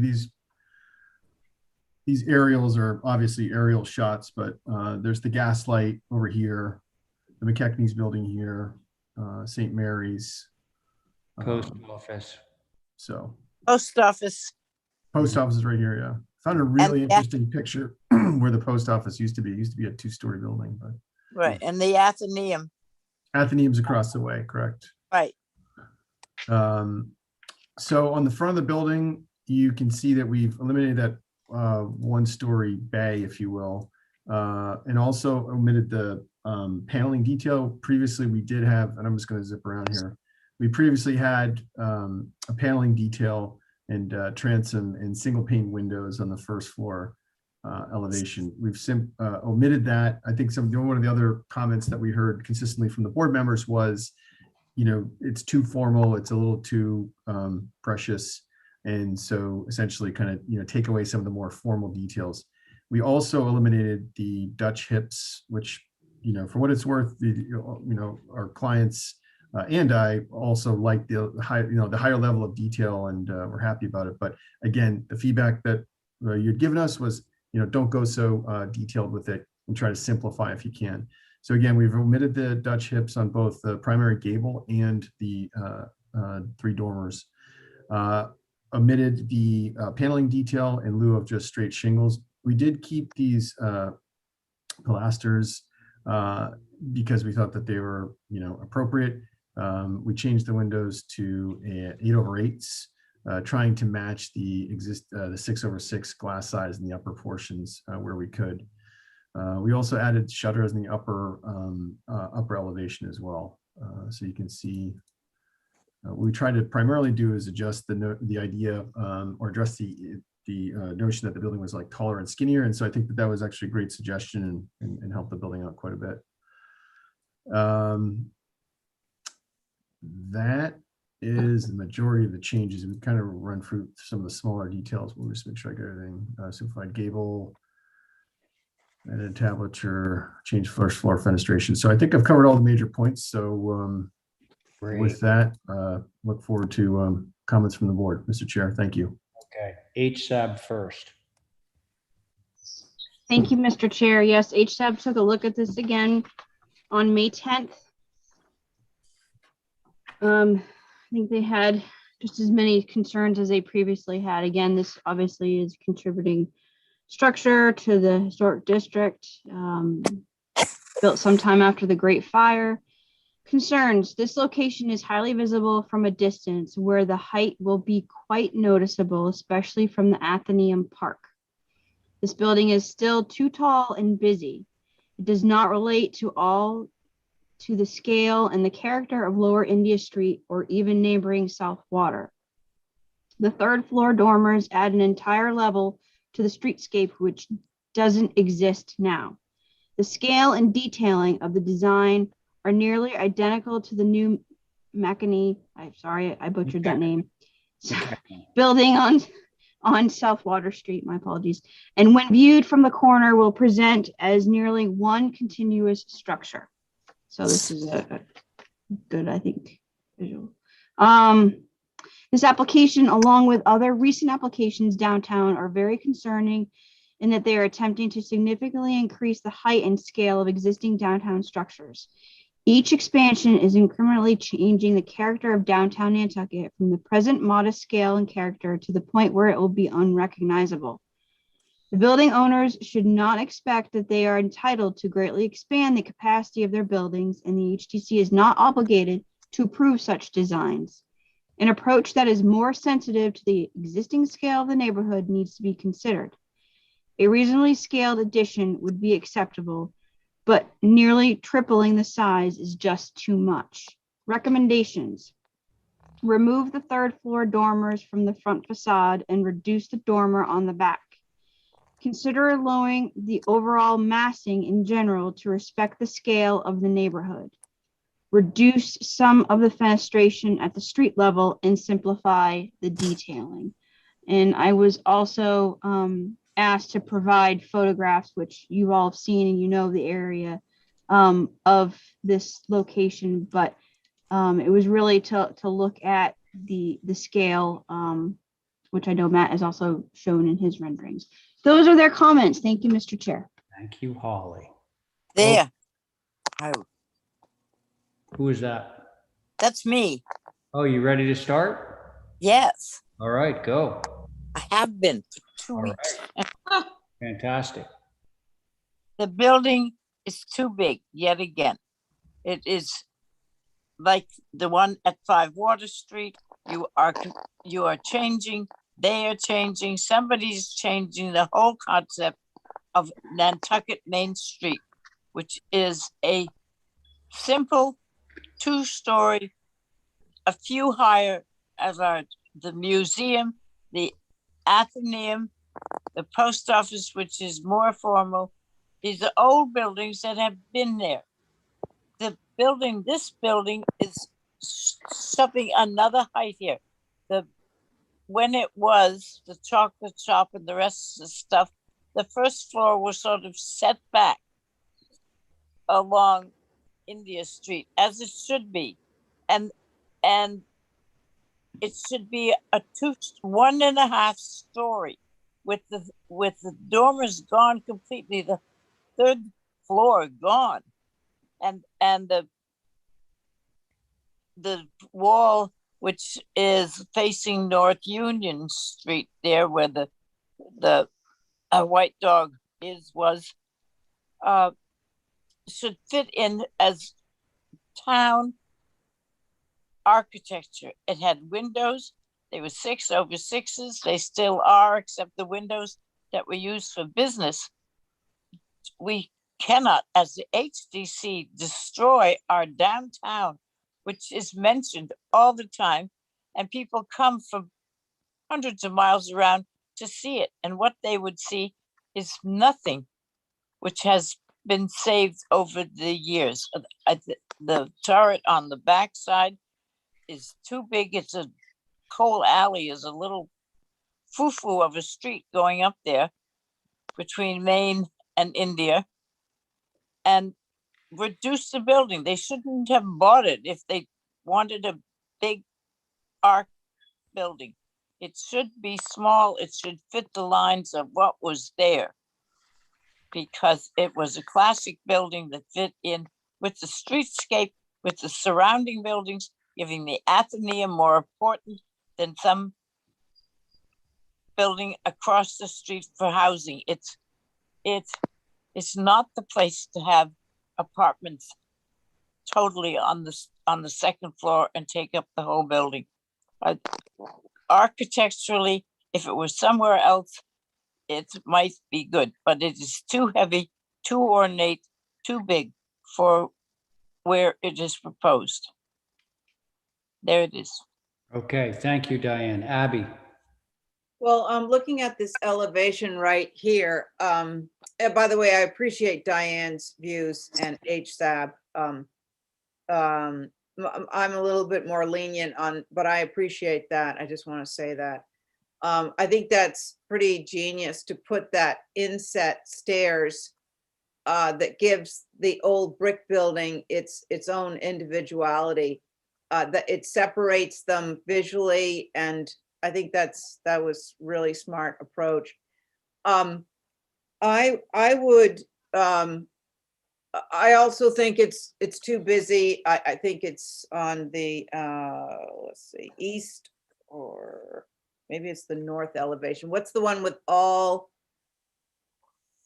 the one With the north commercial fenestration, that's the north yeah, to the left of the rendering that's on the screen now.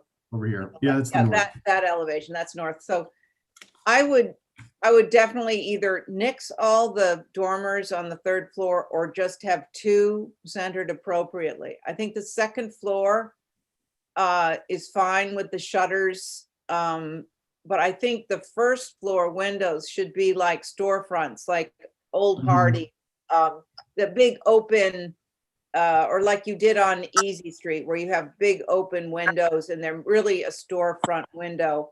Sure.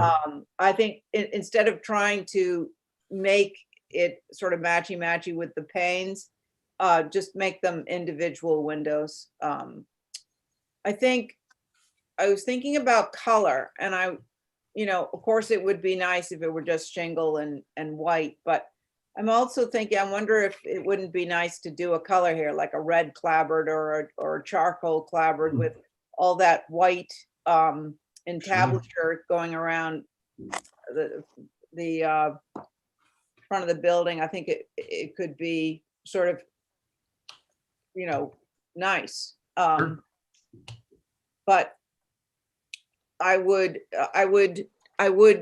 look at those third floor dormers on either side and see if you can reduce those. I think it's just making it overwhelming, and it's such a beautiful drawing. You've done such a great job, and I think just reduce, simplify. So thank you. Thank you, Abby. Val? I agree with what's been said. I think, from the pictures that were sent as a supplement, they tell the story. Less is more. I keep coming back to that. And the structures that are much larger and much taller with the third floor are still simple, and yet they work. One's a church, one's a library. I mean, you can't really compare to an individual building, but by and large, everything is very simple. That's Nantucket historic vernacular, simple. Quaker, simple. I know that 6 Water Street is kind of drawing, or people, we're trying to keep emulating that. I'm not sure that's the most successful building, and I don't think that I would want to redo that. everywhere. It's very complicated, and I agree with everything that's been said. You know, on the first floor, like I remember Hardee's having big, huge single glass, you know, picture windows, and then nothing else. Like, Gotcha. just simple is the way to go. And in terms of the attachment to the building, that's the other thing that's sort of throwing us. And I know it looks different on 2D than 3D. If there was some way to sort of meld those a little better, you know, maybe the first floor, Matt, is brick. I don't know. But just something to sort of make them marry a little bit more. It's proportion and simple. That's all I have. Gotcha. Carrie. I agree, but I also think the roof pitch is very high, and the result of that is very tall dormers on both sides. The gable dormers have full windows in them, and the rear dormers also have full windows in them, and that's a result of a very high-pitched roof that I don't think is typical at all. I think most of the dormers you see in town are smaller size and smaller size windows in them. And this results in a 3-story imposing building. And I think most for me is in the roof work and bringing it down and simplifying a lot. I agree with what the others have said about the picture windows and simplifying the trim. I also think the shutters bring your eye up, and we don't want to bring our eye up. We want to bring our eye up across the street to the Athenaeum and kowtow to that. That's all I have to say. Great. Okay. Listen, I think a lot of really good points have been made here. The ones that I want to underscore are the elaborate, complex trim package, which is very much, I think HSAB pointed this out, very much like what's going on at the McKechnie building, which I don't think is particularly appropriate for downtown. So this is sort of the mantra on this one: simplify, simplify, simplify. So I'm going to leave it at that, but I do agree with most of what's been said. So can we have a motion? Could I just to follow up, just because we've got like a month between the meetings? I definitely understand that. Because these sessions are taking this long, that's why. Go ahead, Matt. I don't think these are necessarily taking longer than other applications, but No, I didn't mean yours in particular. All of right. No, I'm just trying to get as much clarity. I mean, I think all the input's great. The as far as the dormers are concerned, the roof pitch, I just want to say to Carrie, we're trying to get some third floor space up there. It's really limited as it is, and so that's why we have the steeper pitch, if you will. I know why. I just don't think it's appropriate at all to have full 3-story buildings in town like this. Sorry. No, I understand that there is precedent for it, and I can provide some more historic photos, and I would just actually, the context photos that we submitted, there are a range of buildings that are significantly bigger than this, but there's also a lot that are full 2 stories. So anyways, I think I've got enough to go on, and thanks for your time. Work on the trim package, simplify. Okay, can I have a motion? Move the building over. Can I have Revision.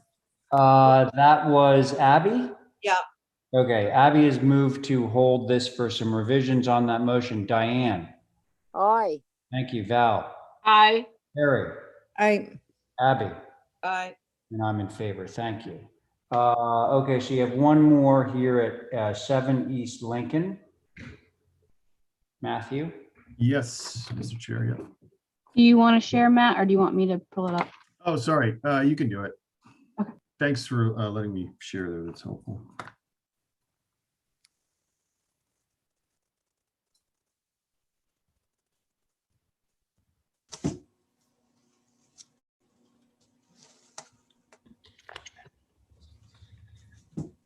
Okay. With your permission, Mr. Chair, I'll just jump right into it. Go ahead. Okay, so this is an application for a garage at 70 East Lincoln. The house has been approved. You've reviewed this one time previously. We've made a number of revisions based on your comments. Drawing 3 on sheet A 1.1 covers quite a bit of it. We've omitted the third floor gable window. We've reduced the size of the 2 windows on the side of the first floor flanking the garage doors. We changed the garage doors so that there was less glass in them. Again, these are all responses to the board's comments.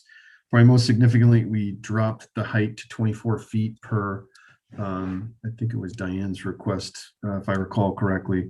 And I believe that we made a couple of other minor changes of omitting windows. Oh, also in the east elevation, drawing 6, we have adjusted, we lost the transom over the door, dropped that pent roof. We also, on the east elevation, previously we had just 2 6/6 windows.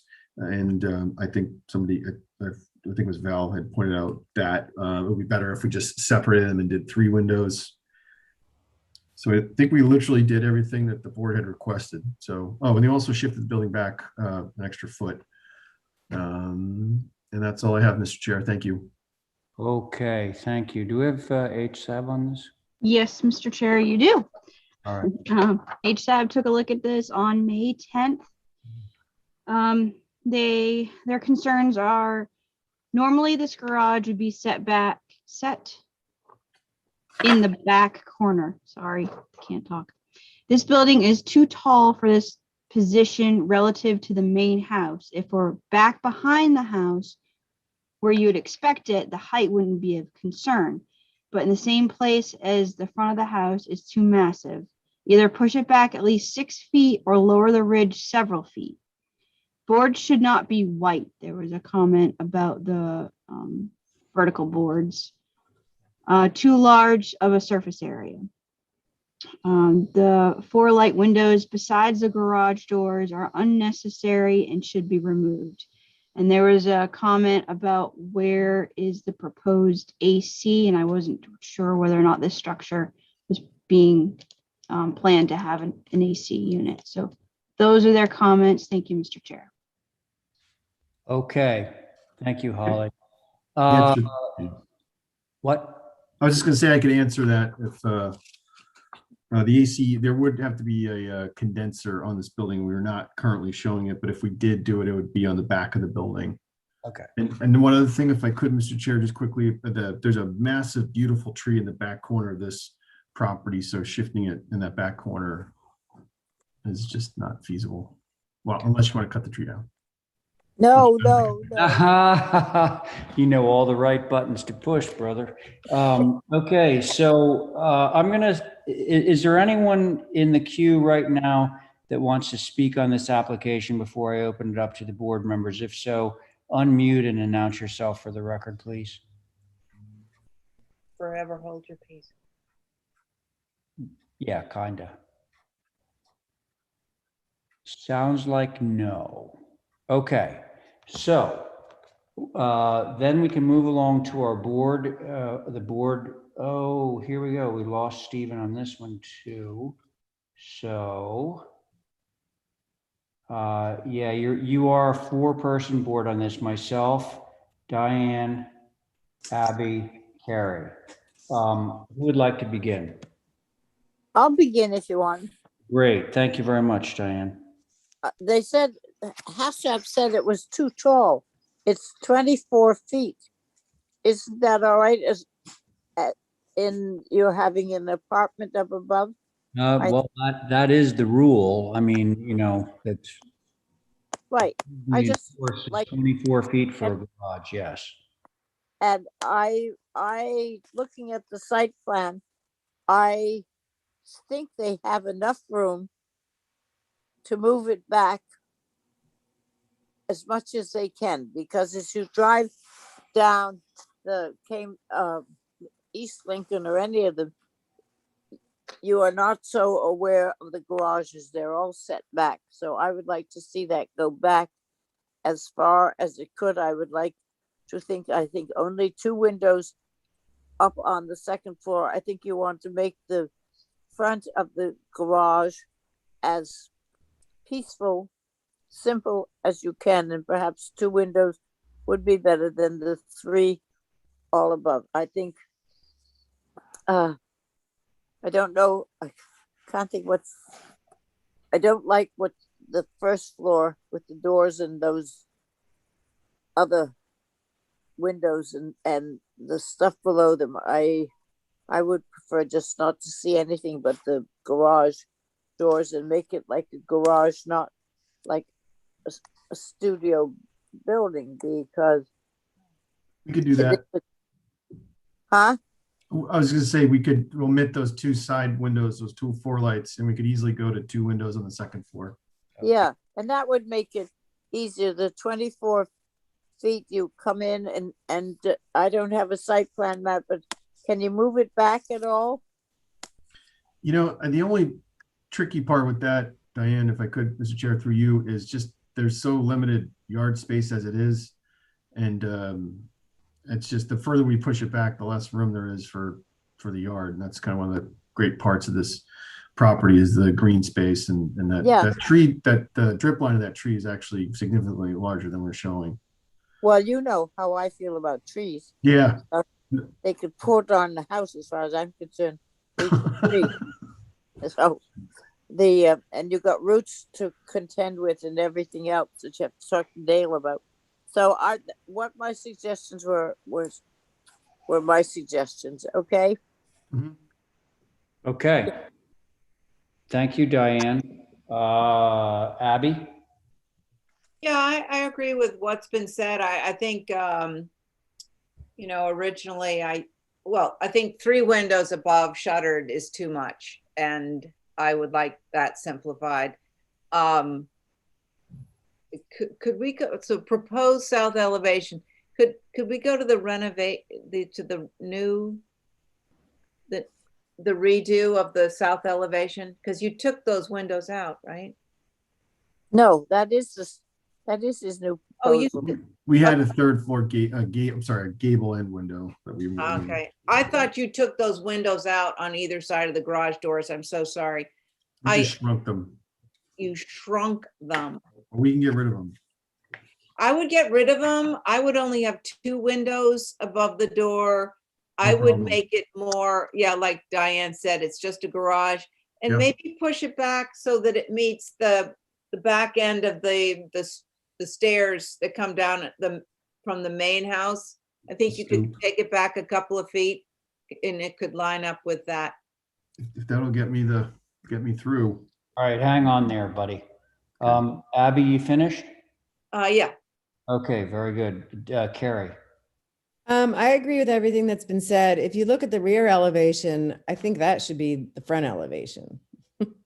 It's very simple. It's clean. It's.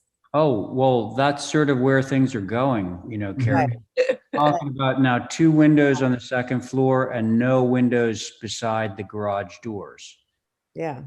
That seems to be the consensus view here. All the brackets on the little roof, I think, are a little fussy as well, which Yeah, Campisi, you did such a great job on the main house. It sort of takes away. Wait, let me make sure I understand. Are you guys suggesting getting rid of the pent roof over the garage doors?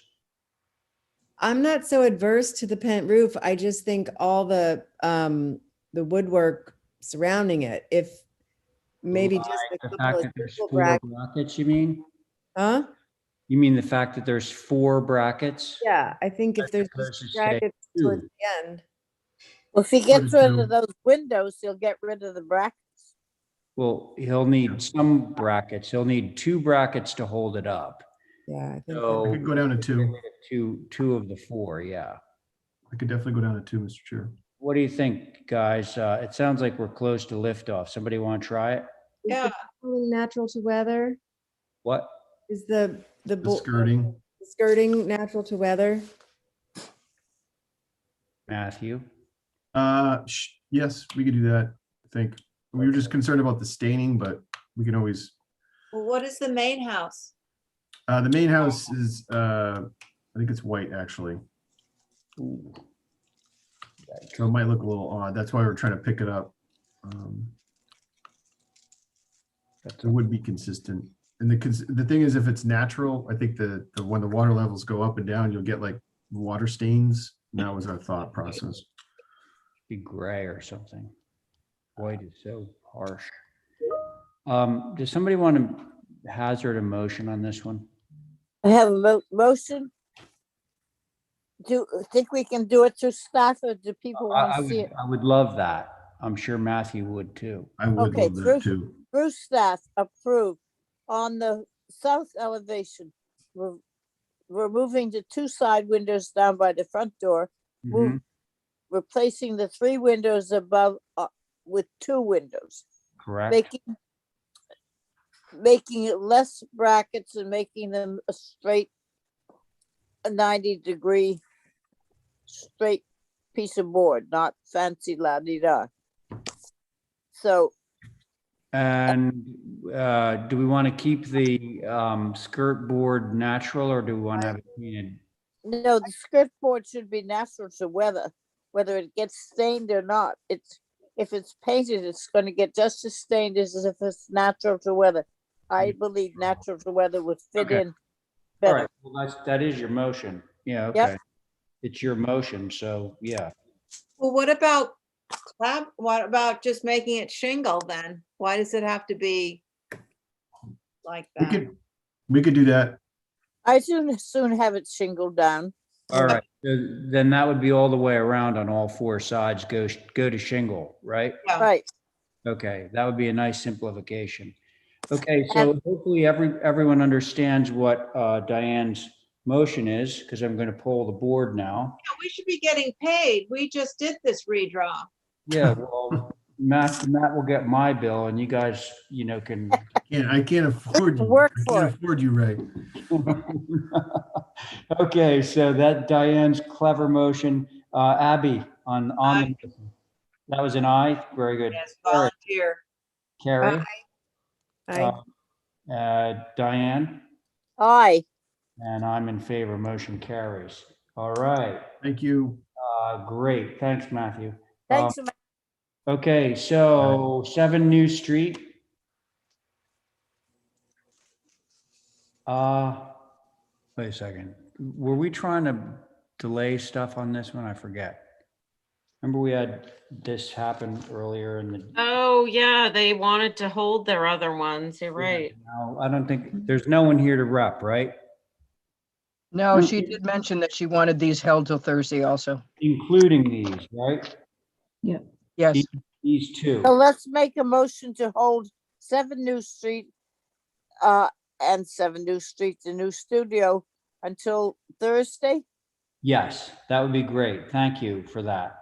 So on that motion, Val. Aye. Carrie. Aye. Abby. Aye. Diane. Aye.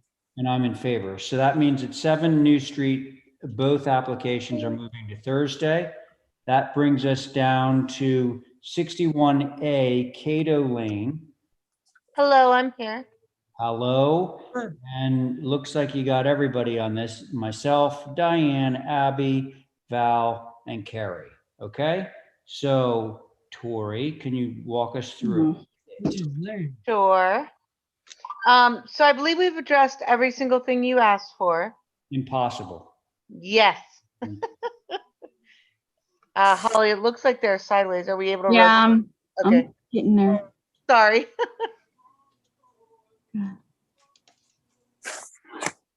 So I don't have previous submission on the same page, but it is included. I apologize that it's not on the same page. Okay. Okay. So we've taken away with the loft area above the first floor, above the garage. All right. Reminder, if you want to review the photos again of surrounding properties, the topography of this lot goes way downhill in the back. That's to the left of this property. That's another one to the left. That's immediately to the left. That's across the street. This is a good example. You can't see it, but behind at the bottom of this driveway are 3 and a half story dwellings that you can't see. So that speaks to how much the topography goes down in the back at the same elevation that this proposed building will be at, FYI. That's the top of Cato Lane right there. That's 53 Cato on the right and the driveway to 55 behind. Okay. And then I think there's a good example at 57 Cato. That's 55 again. 53. Thanks, Holly. Right there. So this second dwelling in the back is basically the exact, that's obviously doesn't have a garage underneath it, but you can see the difference in the top of the ridge height of the house up on the street versus, I would say, a good 10 to 15 feet below of the ridge height of the cottage in back. So we've got a considerable grade change to the back of these lots, just as a point of reference. Okay. It's very hard to even see the back lots. Exactly. 57 is Wayne Viera's Yeah, house. exactly. And then here you see, this is our main house that will also be blocking for the most part from the street. Obviously, if we go to the left to the next lot over, we'll be able to see it from that side. But this house will completely make the proposed garage and living arrangement above it not visible from the street at all, Okay. except for obviously from that other angle. So, but Tori, it appears that you did some revisions. Revisions, yep. Okay. So we removed that loft area that was above here. Oh, I guess you can't see my cursor. Can you? No. No. So you can see we've removed the dormers. We've removed the windows in that kind of, I don't know if I should refer to it as a story and a half above the garage or how you guys refer to this as far as stories. We removed the dormer, removed the loft, brought the ridge height down, lined up the windows, removed the windows that were in that loft area on the gable ends. And as far as the deck and the stair being on the exterior of the deck, there was a concern from the board that the stair needed to go towards the building directly. But with the two configuration of the doors, that didn't work exactly. So what we've done is enclose it with the deck to kind of bury it in there. I don't know. I don't understand that. I don't know. Because there's no windows there, there's no reason you couldn't push it against the building. And it's the drawn that way. I'm sorry? It's actually drawn in the east elevation as if it was pushed against the building. But if you look at the north elevation, you can see it's on the outside edge. They're inconsistent. They don't agree with each other. They just ran the board across. Right. We ran the deck over the stairs. Yeah. Okay. Yeah, I guess I get it. But it doesn't make sense that it would. Not really. Yeah. Well, we would have to lose, I guess, that window at the top. No, you could do many things. You would not need to lose that window at all. You would just have the railing go up and then the rail would go by the window and the window would be fine. Anyway. Okay, to be discussed, no problem. Okay. We've gotten rid of that loft. We've gotten rid of the dormers. We've lowered the height. We've lined up the windows. There were originally, if we want to look at the previous submission when you're ready, 5 windows on this first floor. Oh, sorry, Holly, I was still talking about. So there was originally, yeah. We've removed a 5th window that was here. There was a ganged set right here. I know you, I'm sorry, I forget you can't see my cursor. No. So we've lined up the windows better per your suggestion and request. We've added a window on the west elevation because that felt not in line and a little empty according to your comments. Okay. I think we get it. Okay, cool. So board. And if we want to look at the previous, let me know. Well, I'm not sure there's any point because we have the bubbles. Yeah. Right. Right. Okay. Can I just verify, when you're looking down the driveway, we're going to see the north elevation on the right? Is that correct? Correct. Okay, okay. Wait, So we're not gonna see- can we go to the site plan to confirm that 100%? Okay, got it. Okay, I'm okay with this. We were just looking at the site plan. It disappeared. Okay. No, we're looking at the deck. What? It looks like, right? When you come down the driveway? Okay. What Abby had asked, and what I believe is correct, if we could please go back to the site plan. Thank you. Abby said, when I look down the driveway, I will see the north elevation on, you said the right, but I think you meant the left, because you would see the north elevation on the left. You would also see the east side of the building from the driveway. And the south as you drive along. So the east, where the deck is, and the north, which you're going to see obliquely, are the things that you're going to see the most. So there it is, Abby. Do you want to continue or? No, I'm fine with this. It's far enough back from the street. Yeah, that's a strange elevation, but I don't know how to fix that. So somebody else go. All right. Val, how about you? I agree. I think it fits into the neighborhood. The only thing that I really think should change is the stairway sticking out off the end. It's a large deck to start off with. And it could very easily do like an L kind of thing or whatever. It's just, it should be, there isn't even any windows that are impeding it to be next to the building. It could come up the other way. So that's my only issue. Thank you. Thank you, Val. Carrie. I agree with Val, and I totally appreciate removing the dormer and lowering the ridge, because that just made it seem like a 3-story building, so. Well, exactly. Diane. The only thing I got is on the south elevation. I would like the middle window removed from that 3-mold window over that little window down below. From looking at the floor plan, it's not necessary.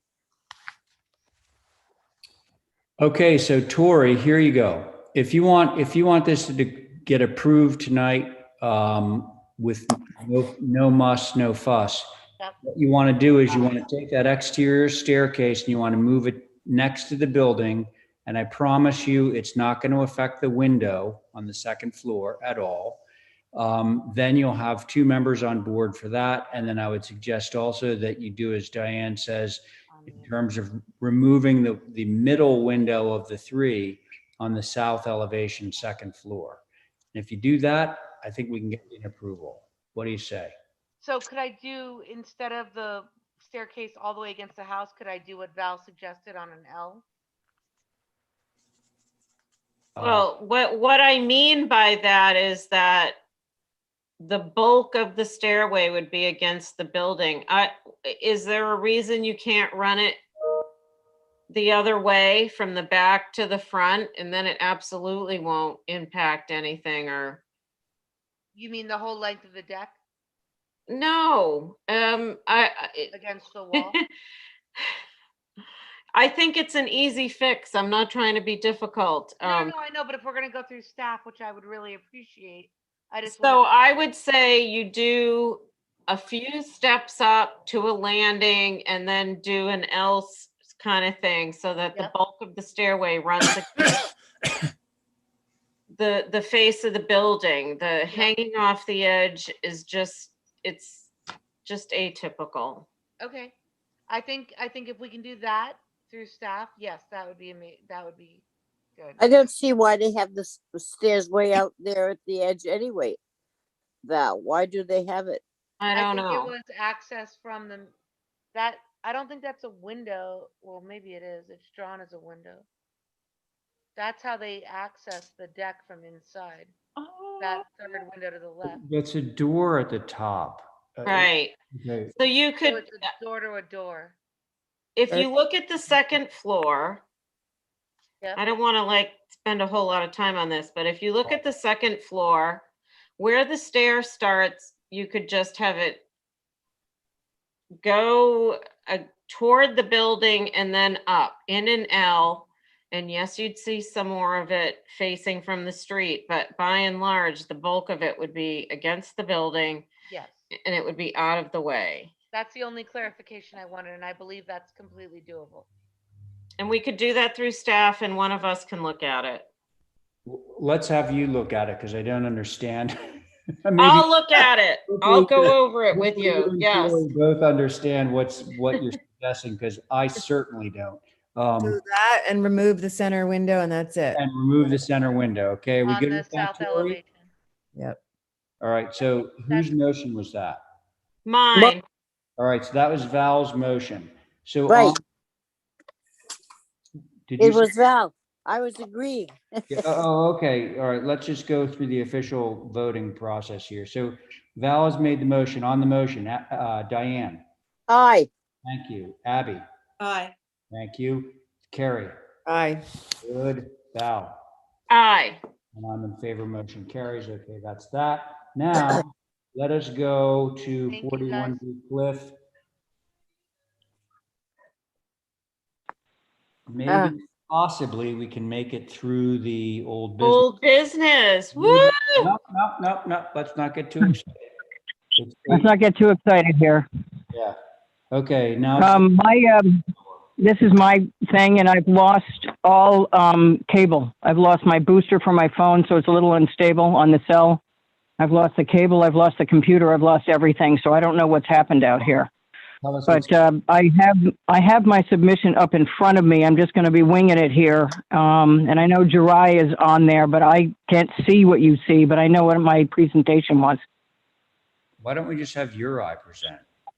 Because he didn't do any of this. He didn't do any of this, and I've got my packet. I have your presentation up in that you gave me. So, Okay. Linda, Right. The first, I can do it through here. The first picture is a Google picture. The retaining wall starts at the back of the house and goes up the hill. It goes from 24 inches to 0. This is the driveway from the sidewalk. You can see that the lot to our right, which is 41A, is higher. They have a retaining wall actually up where those trees are against us. Go down to the next one. You can see that they're higher. They have retaining walls all over that little circle thing up there. We are lower than they are at the driveway, and we're lower than they are at the back of the lot. So you go to the next one, you can see their retaining walls, which are on the back side of the berms towards Cliff Road, is to the right there. Okay. You go to the next one is the one in the middle. They've got a lot of retaining walls on the one in the middle because they just cut into the grade and put the house there. Here is the one that you can see with the, that says 43 Cliff Road. That's looking north or west, depending on where you're standing. And that's not changing. That's going towards them. If you go down to looking to the southeast, that's the neighbor with the retaining walls on their side. And that's where our retaining wall would start, right where the planting bed is there, and go up to where that stake is. Oh. If you go down a little bit further, you'll see the berm from their side. This is us, lower than them. So we really pretty much have to retain. If you go to the one that says addition existing wall that the owner will continue towards the backyard, that's looking again to the guy to the southwest or southeast. And you can see there's a retaining wall already there where that tree is on the right. Yes. So we're just going to continue that little sucker along to where it goes out to 0. And I'm standing at the top of the hill looking backwards towards the back of our house. And that's where the wall would start here for us. We're going to remove that driveway back towards the window well. So there's going to be plantings, an arbor, and a hedge. And that's going to hide it even further. And there was some question about whether you could actually see the wall coming up Cliff Road. And there's some more pictures of looking at it from Cliff Road. And you guys and HSAB had no concerns with the pool or the landscaping. when we saw them about 6 weeks ago, maybe even longer. And you guys were about ready to approve the hardscape, except that there was some question about exactly where this wall's going and how tall it was. And that's why I took pictures from inside the backyard so you could actually see that it's up against the bank of the guy to the southeast of us. And Uri should be there to be able to explain it. But I think the drawings that he's going to put up next, you'll see how that wall cuts in, and we just cut it into the grade so it ends up at 0 as it moves towards the back. It's not towards the road, it's actually towards the back of the structure. Okay. Uri. Yeah, so exactly what Linda said. It will go from about 2 feet. Are we looking at some front. drawings here? Yeah, we could slide down. I don't know where are the drawings. It should be there, right? Who's in control of the screen right now? I am, Mr. Chair. And are there any drawings? Yes, you don't see this? Nope. No. Sorry, my bad. Zoom, hold on. There you go. Okay. So the purple is the wall? So yeah, the purple is where the wall starts on the second page. There's actually, yeah, there you go. Yeah. So there's 2 purples. One purple is your 100-foot setback, but the other one is, okay, there we go. Yeah, this purple is where the retaining wall starts, right? Where the arbor is pretty much aligned with the new addition going towards the drop. And Okay, so that stone retaining wall is 2 feet high. And yeah. it's facing into the property, correct? Yeah. Yes, below the grade of the one to the southeast of us. Got it. Okay. And then it's tapering off to 0 at both ends? Yeah, both ends. On the north end is, it just goes into the grade. Right. On the south end, and on the it tapers south. down. And on the south as well, right? On the south too, yeah, it's tapered down to Okay. 0 to. So thank you, Uri. Holly, can you corroborate Linda's assertion that HSAB had no concerns with this? Correct. At their April 5th meeting, when they first took a look at it, they had no concerns. Okay. Oh, my God, April 5th. That was the first review. Yes. Guys, do we know what type of stone it is? Nope. Pennsylvania fieldstone. Okay. Yeah, we should have an example there. It's a fieldstone. There is an example on the board. There should be on the second page. Pennsylvania fieldstone, for those who don't know, is the flat one. Flat horizontal stuff. It matches the retaining walls.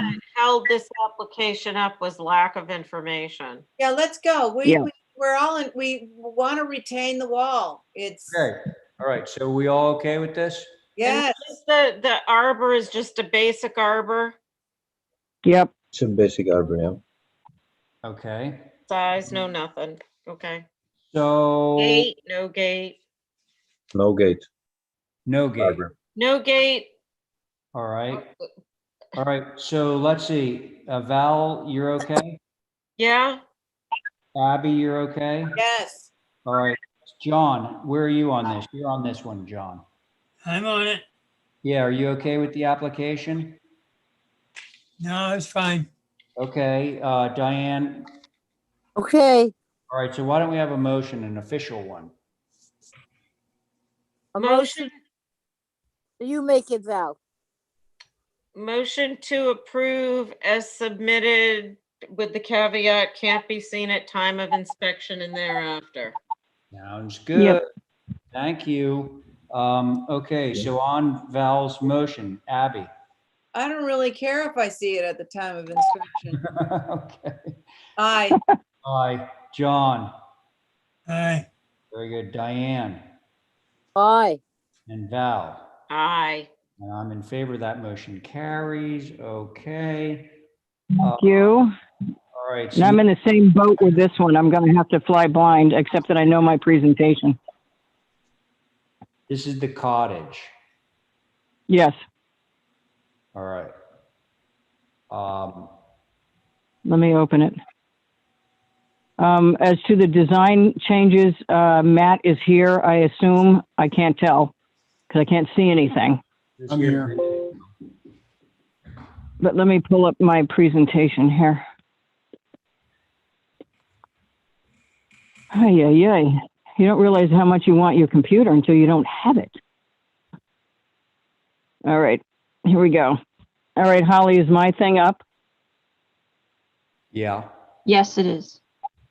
Okay. What I did is I gave you the previous approval for the one you've already done, the rear house, Yep. which is essentially going to block it from Barnabas, which is not really relevant.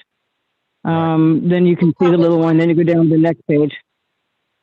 And then you go down to the next one where I've got that one on the same page as the one that we have before you at the moment. And then you go down a little bit further, and I did the calculations. The aerial clearly shows that all but one of the dwellings has been changed at front on Lowell Place. 6 Lowell Place is before you now. I know 8 is coming in as well. I saw a little bit of it today in the office.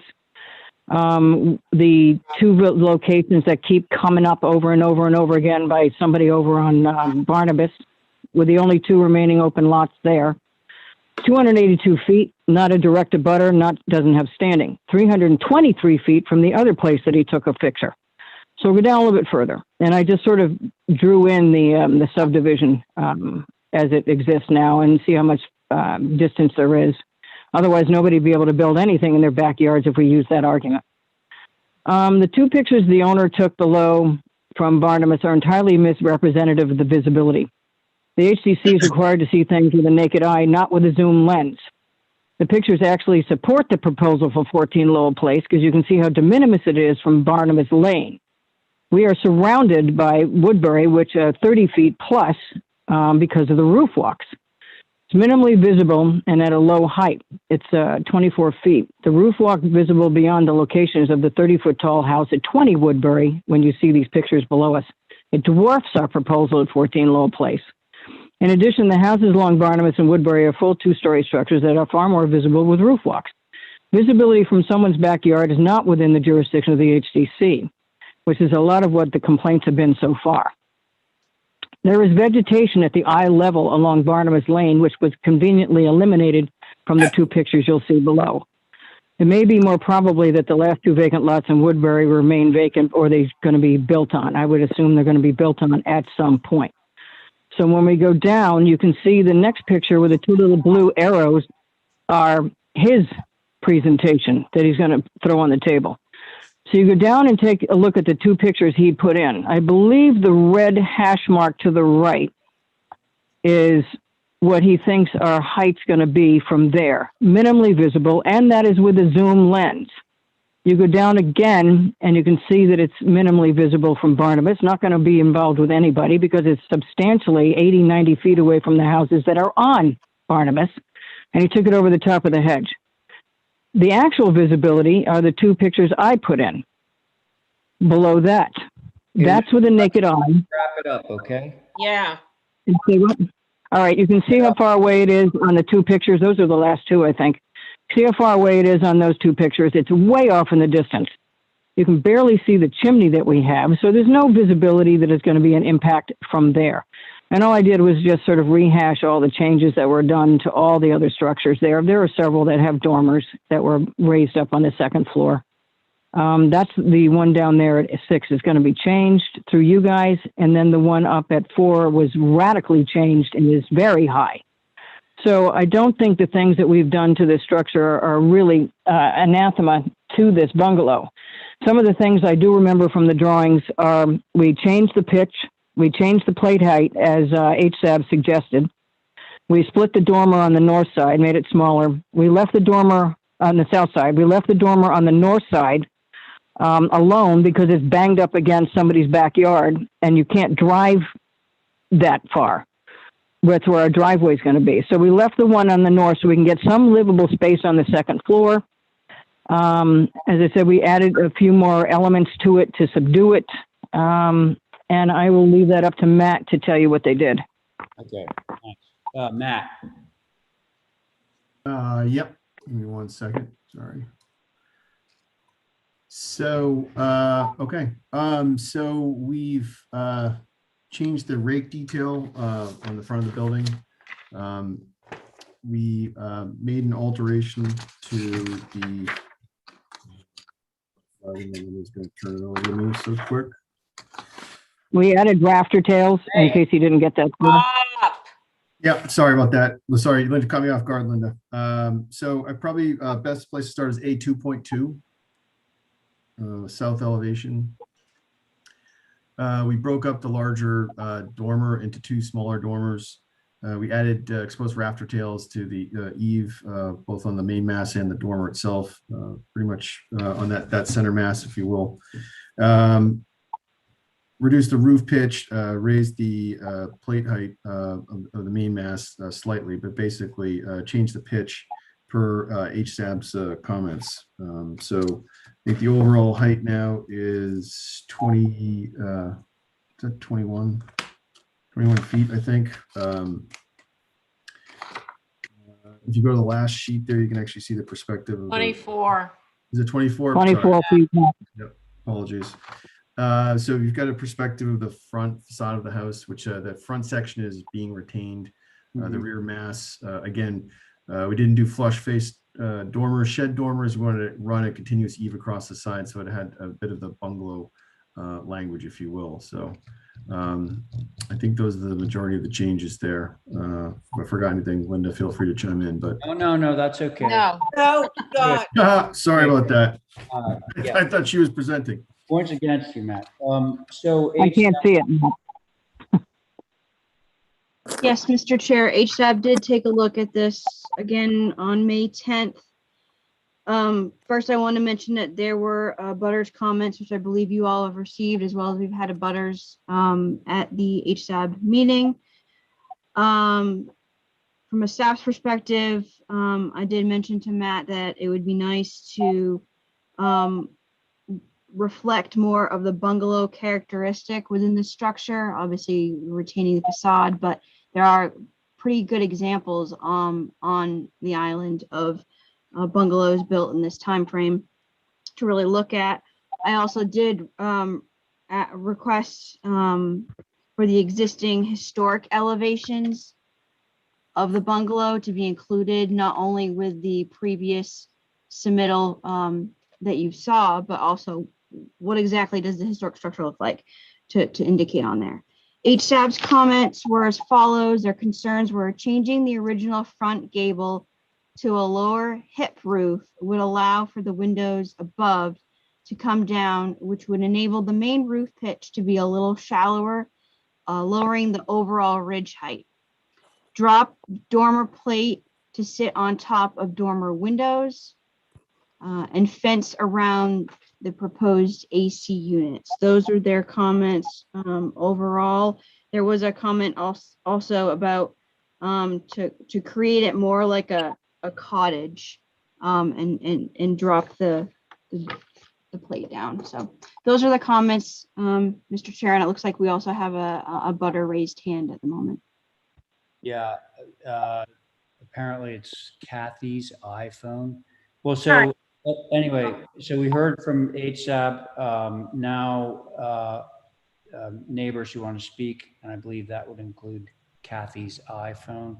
You want to unmute and announce yourself. Thank you, Mr. Chair. My name is Kathy Fennell, and I'm Victoria Rakoff's wife at 12 Lowell Place. I know you're more familiar with Vicky, but she was not able to attend this meeting, so I'm speaking on her behalf and myself. The goal of my comments is to reduce the overall massing of the proposal and to try to bring back some of the original cottage. In summary, the applicant has raised the height of the original cottage from 18 feet to 24 and added 2 new additions plus a deck.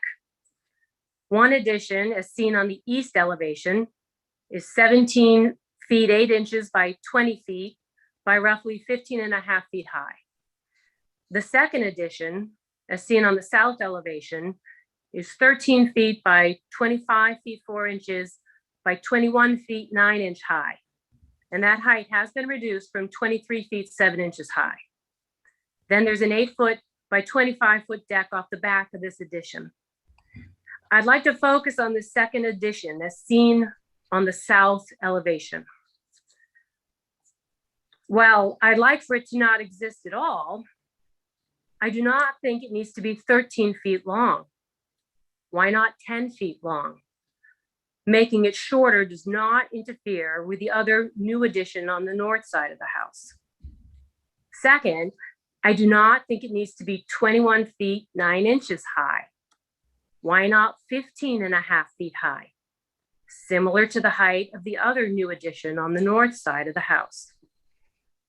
Finally, the dormers are still too large. While they did split the dormers on the south elevation, they are not smaller, and they're larger than dormers seen on other houses on Lowell Place. Again, my suggestions are to try to help reduce the overall massing of the proposal. And thank you for allowing me to express my thoughts. Thank you.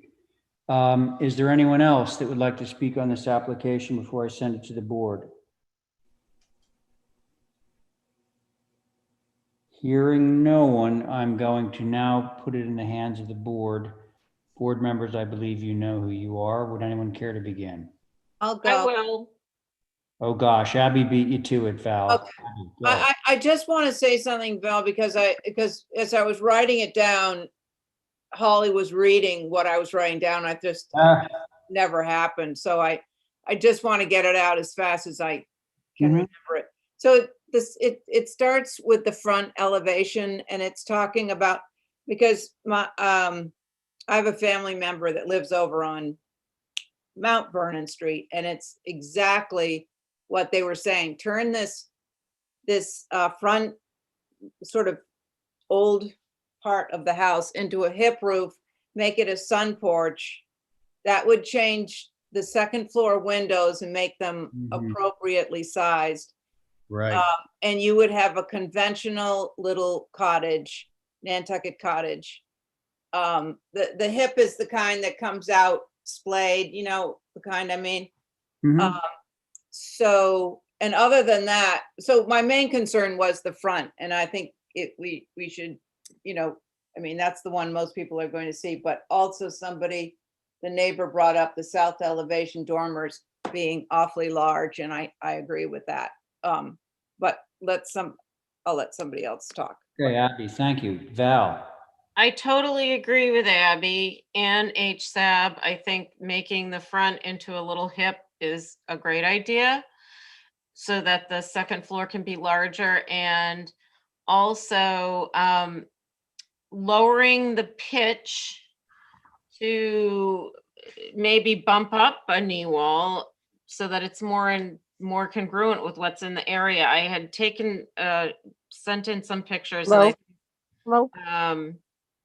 Holly just had them up there, and I thought it would, keep going to the front, the first page, which is the overall view, just to see what's on the street. The dormers by and large are smaller and more compact. They don't span roof edge to roof edge. They just do what they need to do in these small little houses to afford them the space that they need. So I do agree with HSAB in that way. And I think Matt can do that and still not harm the design at all. I'm not sure about the rafter tails. I know you're trying to give a nod to a bungalow, but there really are no rafter tails on the street. So I think that is a little bit incongruent between what's existing, which has a lot of nice traditional trim like the rest of the neighborhood. So maybe go back to that, and yeah, just more in keeping with the neighborhood, but it's almost there. I think it just needs some more tweaking. Okay, thank you. Carrie. I'm more focused on the front as well. And I also like HSAB's suggestions or thoughts about it. But I also think that that front piece can actually be a little wider. So it's not read, if you're going to the bungalow style, it's not, and a hip, it's not read as just an attachment, but it's actually incorporated into the body of the building behind it. And I think that would probably do it. Those little windows are yeah, funny looking up there. So that would help immensely. Thank you, Carrie. Diane. Diane. Diane. She's muted. Come on, Diane, please. Diane. Hey. She might have been having trouble. It No, sounded. she's right there. She's, There, am I on now? You're on now, yeah. Okay, I agree with what has been said. Okay, Yep, okay. So do I, actually. So that hipped roof thing and enlarging those 3 windows or possibly 2 windows over the front door, I would be very much in favor of. Should we Mr. hold this? Chair? Yes, I what? was just going to ask, is that something that we could do through because staff? I never got, and if you know that I had been on the HCC for 18 years, then it seems to me that you would call Kathy. I don't know if Diane. What on earth was all that about? Okay, so. Mr. Chairman, if we can do that, make these tweaks, we've been waiting a long time to come back. If we can make those tweaks, can we come back on Thursday? Not my fault. What the hell is going on? Oh, I think she thinks she's muted. Okay. Can we come back Thursday if we can make these tweaks? No. John, you're not on this. You know, I'm getting frustrated for so many reasons right now. Not the least of which is that everybody wants to be heard on Thursday now. Yeah. Now, it's up to the board. So somebody give me a motion on this. Motion to hold for revisions. And are you willing to include the Thursday portion of that, or are you going to hold that off? I don't know. We're getting stressed out. I'm not going to be here. Oh, that's right. Okay. Oh, boy. I guess we're off for another 6 weeks then. Oh, stop it. We're all in the same boat. Everybody's waiting. I know. We totally are. But let me just put it this way, hold for revisions, and if we can fit it in on Thursday, then we can, but. Well, we either put it on Thursday or we don't. I say that we do. All right, fine.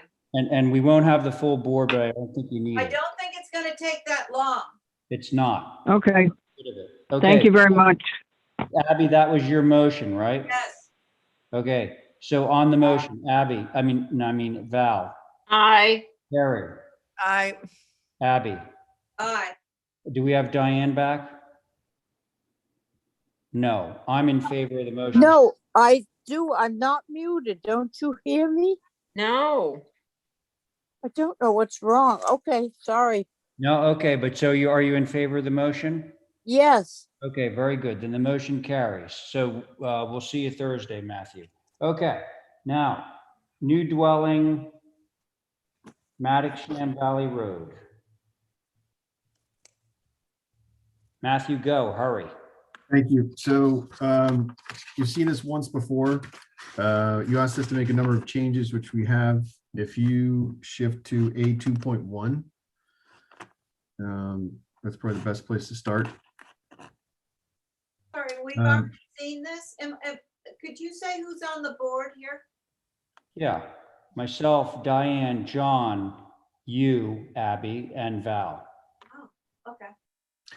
So you've seen it once before. Some of the comments were to break up the massing. We had a kind of, our intention here was to try and keep a very simple eave forward structure, given the context it is Maddoxham Valley Road.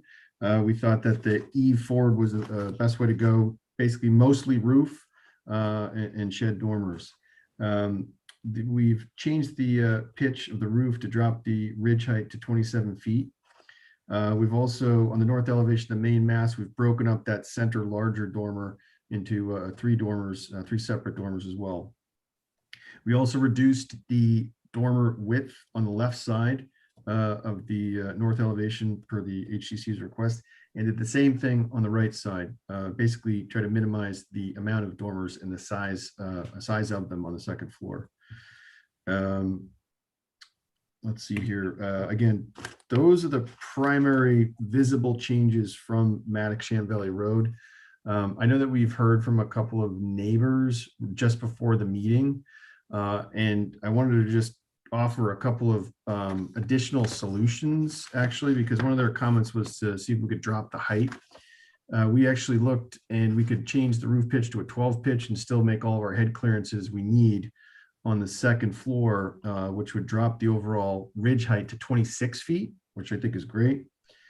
We'd also be willing to change the trim color to gray. Same with the sash. And these are all direct responses to the neighbors' comments, because we're just trying to, we know what a backlog this board has, and so we're trying to just cut to the chase. The other comment was shifting the house further towards the road, which is a request from the neighbor, which we'd be willing to do, move it forward by 10 feet. And then finally, they had a concern about, we're showing a circular driveway, but it's purely just a placeholder for the, for the parking. We're going to have a landscape plan, but if they said they did not like the circular driveway, can totally get rid of that. So again, things that are not shown that we are willing to do, we can drop it to 26 feet, change the trim color, and move the house. That's all I have, Mr. Chair. Okay. So neighbors, we can hear from you now. And I'll take it. who said that? John. John, unless you're a neighbor, I don't want to hear from you just yet. I want to hear from the neighbors first. Neighbors, unmute. I'm Dan Wofford. I co-own the house abutting on the east, 12 Maddox-Sham Valley Road. First, thanks for the opportunity to comment. Salute your stamina, Mr. Chair, and the other members of the commission. I've been sort of listening and learning a lot. This is the first time, despite owning this house, first through my parents, who both passed on, I've never participated in HDC proceedings, so this was an education. I'm joined by my sister, Suzanne, who may have a couple brief comments. I'll try and keep it brief. We also have neighbors, Sal Parasano and his wife, Doris, who might make a comment. We've been in touch. We want to be economical here. We're a little late to the party. Somehow we missed the May 3rd meeting. I'd been in touch with the HDC, some kind of mishap. So I'm sorry not to have gotten these comments sooner. I appreciate Mr. Is it McEachern's responsiveness, getting our comments late. In context, I don't know how that, I'm not sure how to respond to them, but I greatly appreciate your being responsive.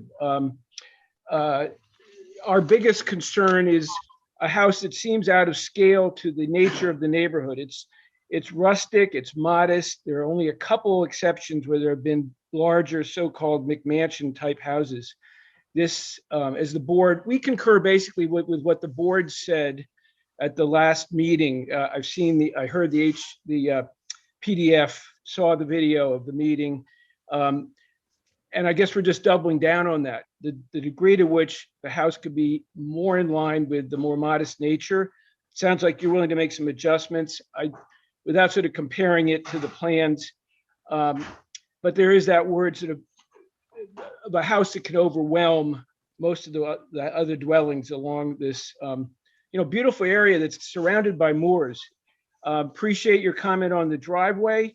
I mean, the circular driveway. Moving the house back would mean a lot, I think, to all the neighbors in terms of sight lines when we eventually move our house back, which will not be that far from now. I don't know if the magic number is 10 feet, but lastly, we did want to make a comment on the pool, and I know that's mostly environmental, relates to environmental issues, but there will be sightline issues in terms of the fencing that will break up. The pool is not under consideration. It's not under consideration? Not at the moment, no. Okay. So I guess, I mean, that's, I see what I've left out. My sister may want a supplement. And again, I thank you for hearing us. And I do thank the architecture developer for considering this. I will just point out one other thing, which is this is a spec house. It doesn't represent the vision of an owner who's going to live there. That's also not our purview. Okay, it's not, but it just, in terms of a vision that reflects the community, It feels missing. In a vacuum, this is a perfectly interesting, attractive house, but not automatic a sham. Okay. Thank you for the So- comments. Yes. So can I jump in? I can't tell from Yes, whether I'm, briefly, Susie. This am is I my sister. showing? Yes. Yeah, you're on. Hi, I'm Suzanne Wofford. I'm Dan's sister, and I just want to stress that our concern is the overall scale of the house. The length of the house in particular is really long for the neighborhood. Most of the other houses are significantly smaller, and the fear is that this is an area that's rustic, that's beautiful, that's known for the beautiful views of the moors, and the scale of this, it feels almost like a hotel. It's so big. So I would really prefer to see not just I'm very happy about the suggestion that the house could be moved back, because I think that would be in the interest of the future owners as well as all of us. But I think that if there's any way that the scale of the house could be diminished even more than it has been, it would be much less of a disruption of the tone and style of the neighborhood than I think it is right now. So while I appreciate the suggestions that were made and would love to see those things at least done, I would be happy if, in fact, the overall length of the house was something that could be considered, because it really is out of scale in a pretty massive way with the kind of houses and the tone and the mood and the feel of the neighborhood. So thank you very much. I too have listened for the last 3-4 hours and been fascinated and learned a lot about Nantucket from you guys. So you know a lot more than I do about it, but this is really our feeling that this house and the proposal that goes with it is out of scale for the neighborhood. Thank you. Okay, thank you. Was there someone else that wanted to speak on this? Yes. Well, I know you do, John. I do know that. I thought there was another neighbor that wanted to speak. Okay. Sounds like maybe not. Oh, Maybe, I don't know if you can see me, Doris. Yes. Well, I saw you. Start, yeah, for a quick minute. There you go. Hurry up. I guess I would just concur with our neighbors and make it very brief and tell you that I appreciate having watched for 4 hours the work that you do, because it is really quite something.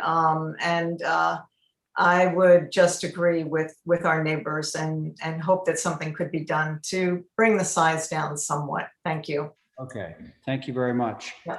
Anyone else? John. Okay, John. John, it's your turn. You get to. Mr. Chairman, in reference to what I'm looking at, at this time, well, I don't know the length of it, but I think the one thing that we should do before we do anything is to view it. I make a motion to have a viewing and put a stake at each gable. That way we can know the height, width, without asking questions. Okay, well, I do appreciate that, John, because the length seems to be a large consideration. However, I'm going to hold that and hear from the rest of the board members. Fine, thank you. Thanks. Who's next? I can go. All right, please do. I have a friend that lives out there.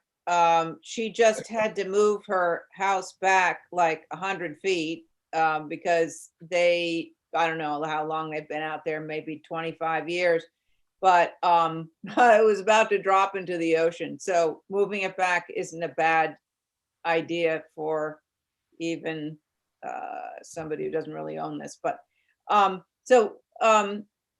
right off the bat, it seems suburban. When I go out to visit her, there's nothing but moors and small houses, and it's old Nantucket. It's so understated.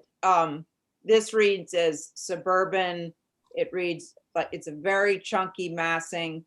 I would reduce the sides and bring the height down. I think the shutters are inappropriate. I'm glad you changed to gray. Gray makes a lot more sense. Or natural to weather. Oddly, the first floor windows seem too small on the left and right. I don't know what happened there. in the main massing, they seem fine, but somehow the ones on the left and the right, is it an upside down house perhaps? I don't know. No, it is not. No, okay, yeah, I would make those first floor windows larger. So yeah, I would stagger the wings so that it doesn't appear so chunky, and I'm not sure about a chimney, but it's just a thought. Thank you. Thanks, Abby. Let's see, Val. Sure. You know, I think before, I still feel the same way.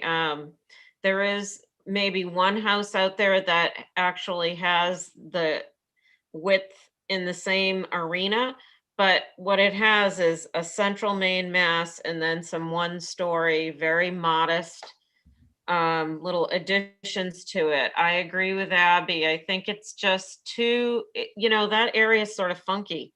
It's Yep. little cottages that sort of had stuff added on as they went, and this is too perfect, too modern,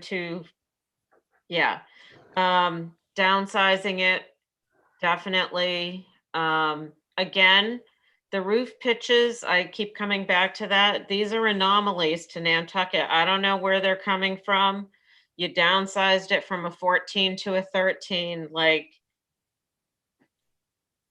look to the pitches. They are not typical Nantucket pitches. So I agree with everything that's been said. It just needs to be downsized. Okay, thank you, Val. Let me see, Diane. I believe and back everything that has been said. Stuff out of Matacasham Valley has been simple, rustic forever. It has not built up and had something like this, which doesn't look any more like a Nantucket house than a Japanese pagoda. So I think that it could come down, be redone and redesigned so it carried some architecture, Nantucket architecture of the bungalows, or the bungalows added on to like some of the houses out on Western Avenue and Nanton. This is so totally out of the area that it's unfortunate that it is having to be considered.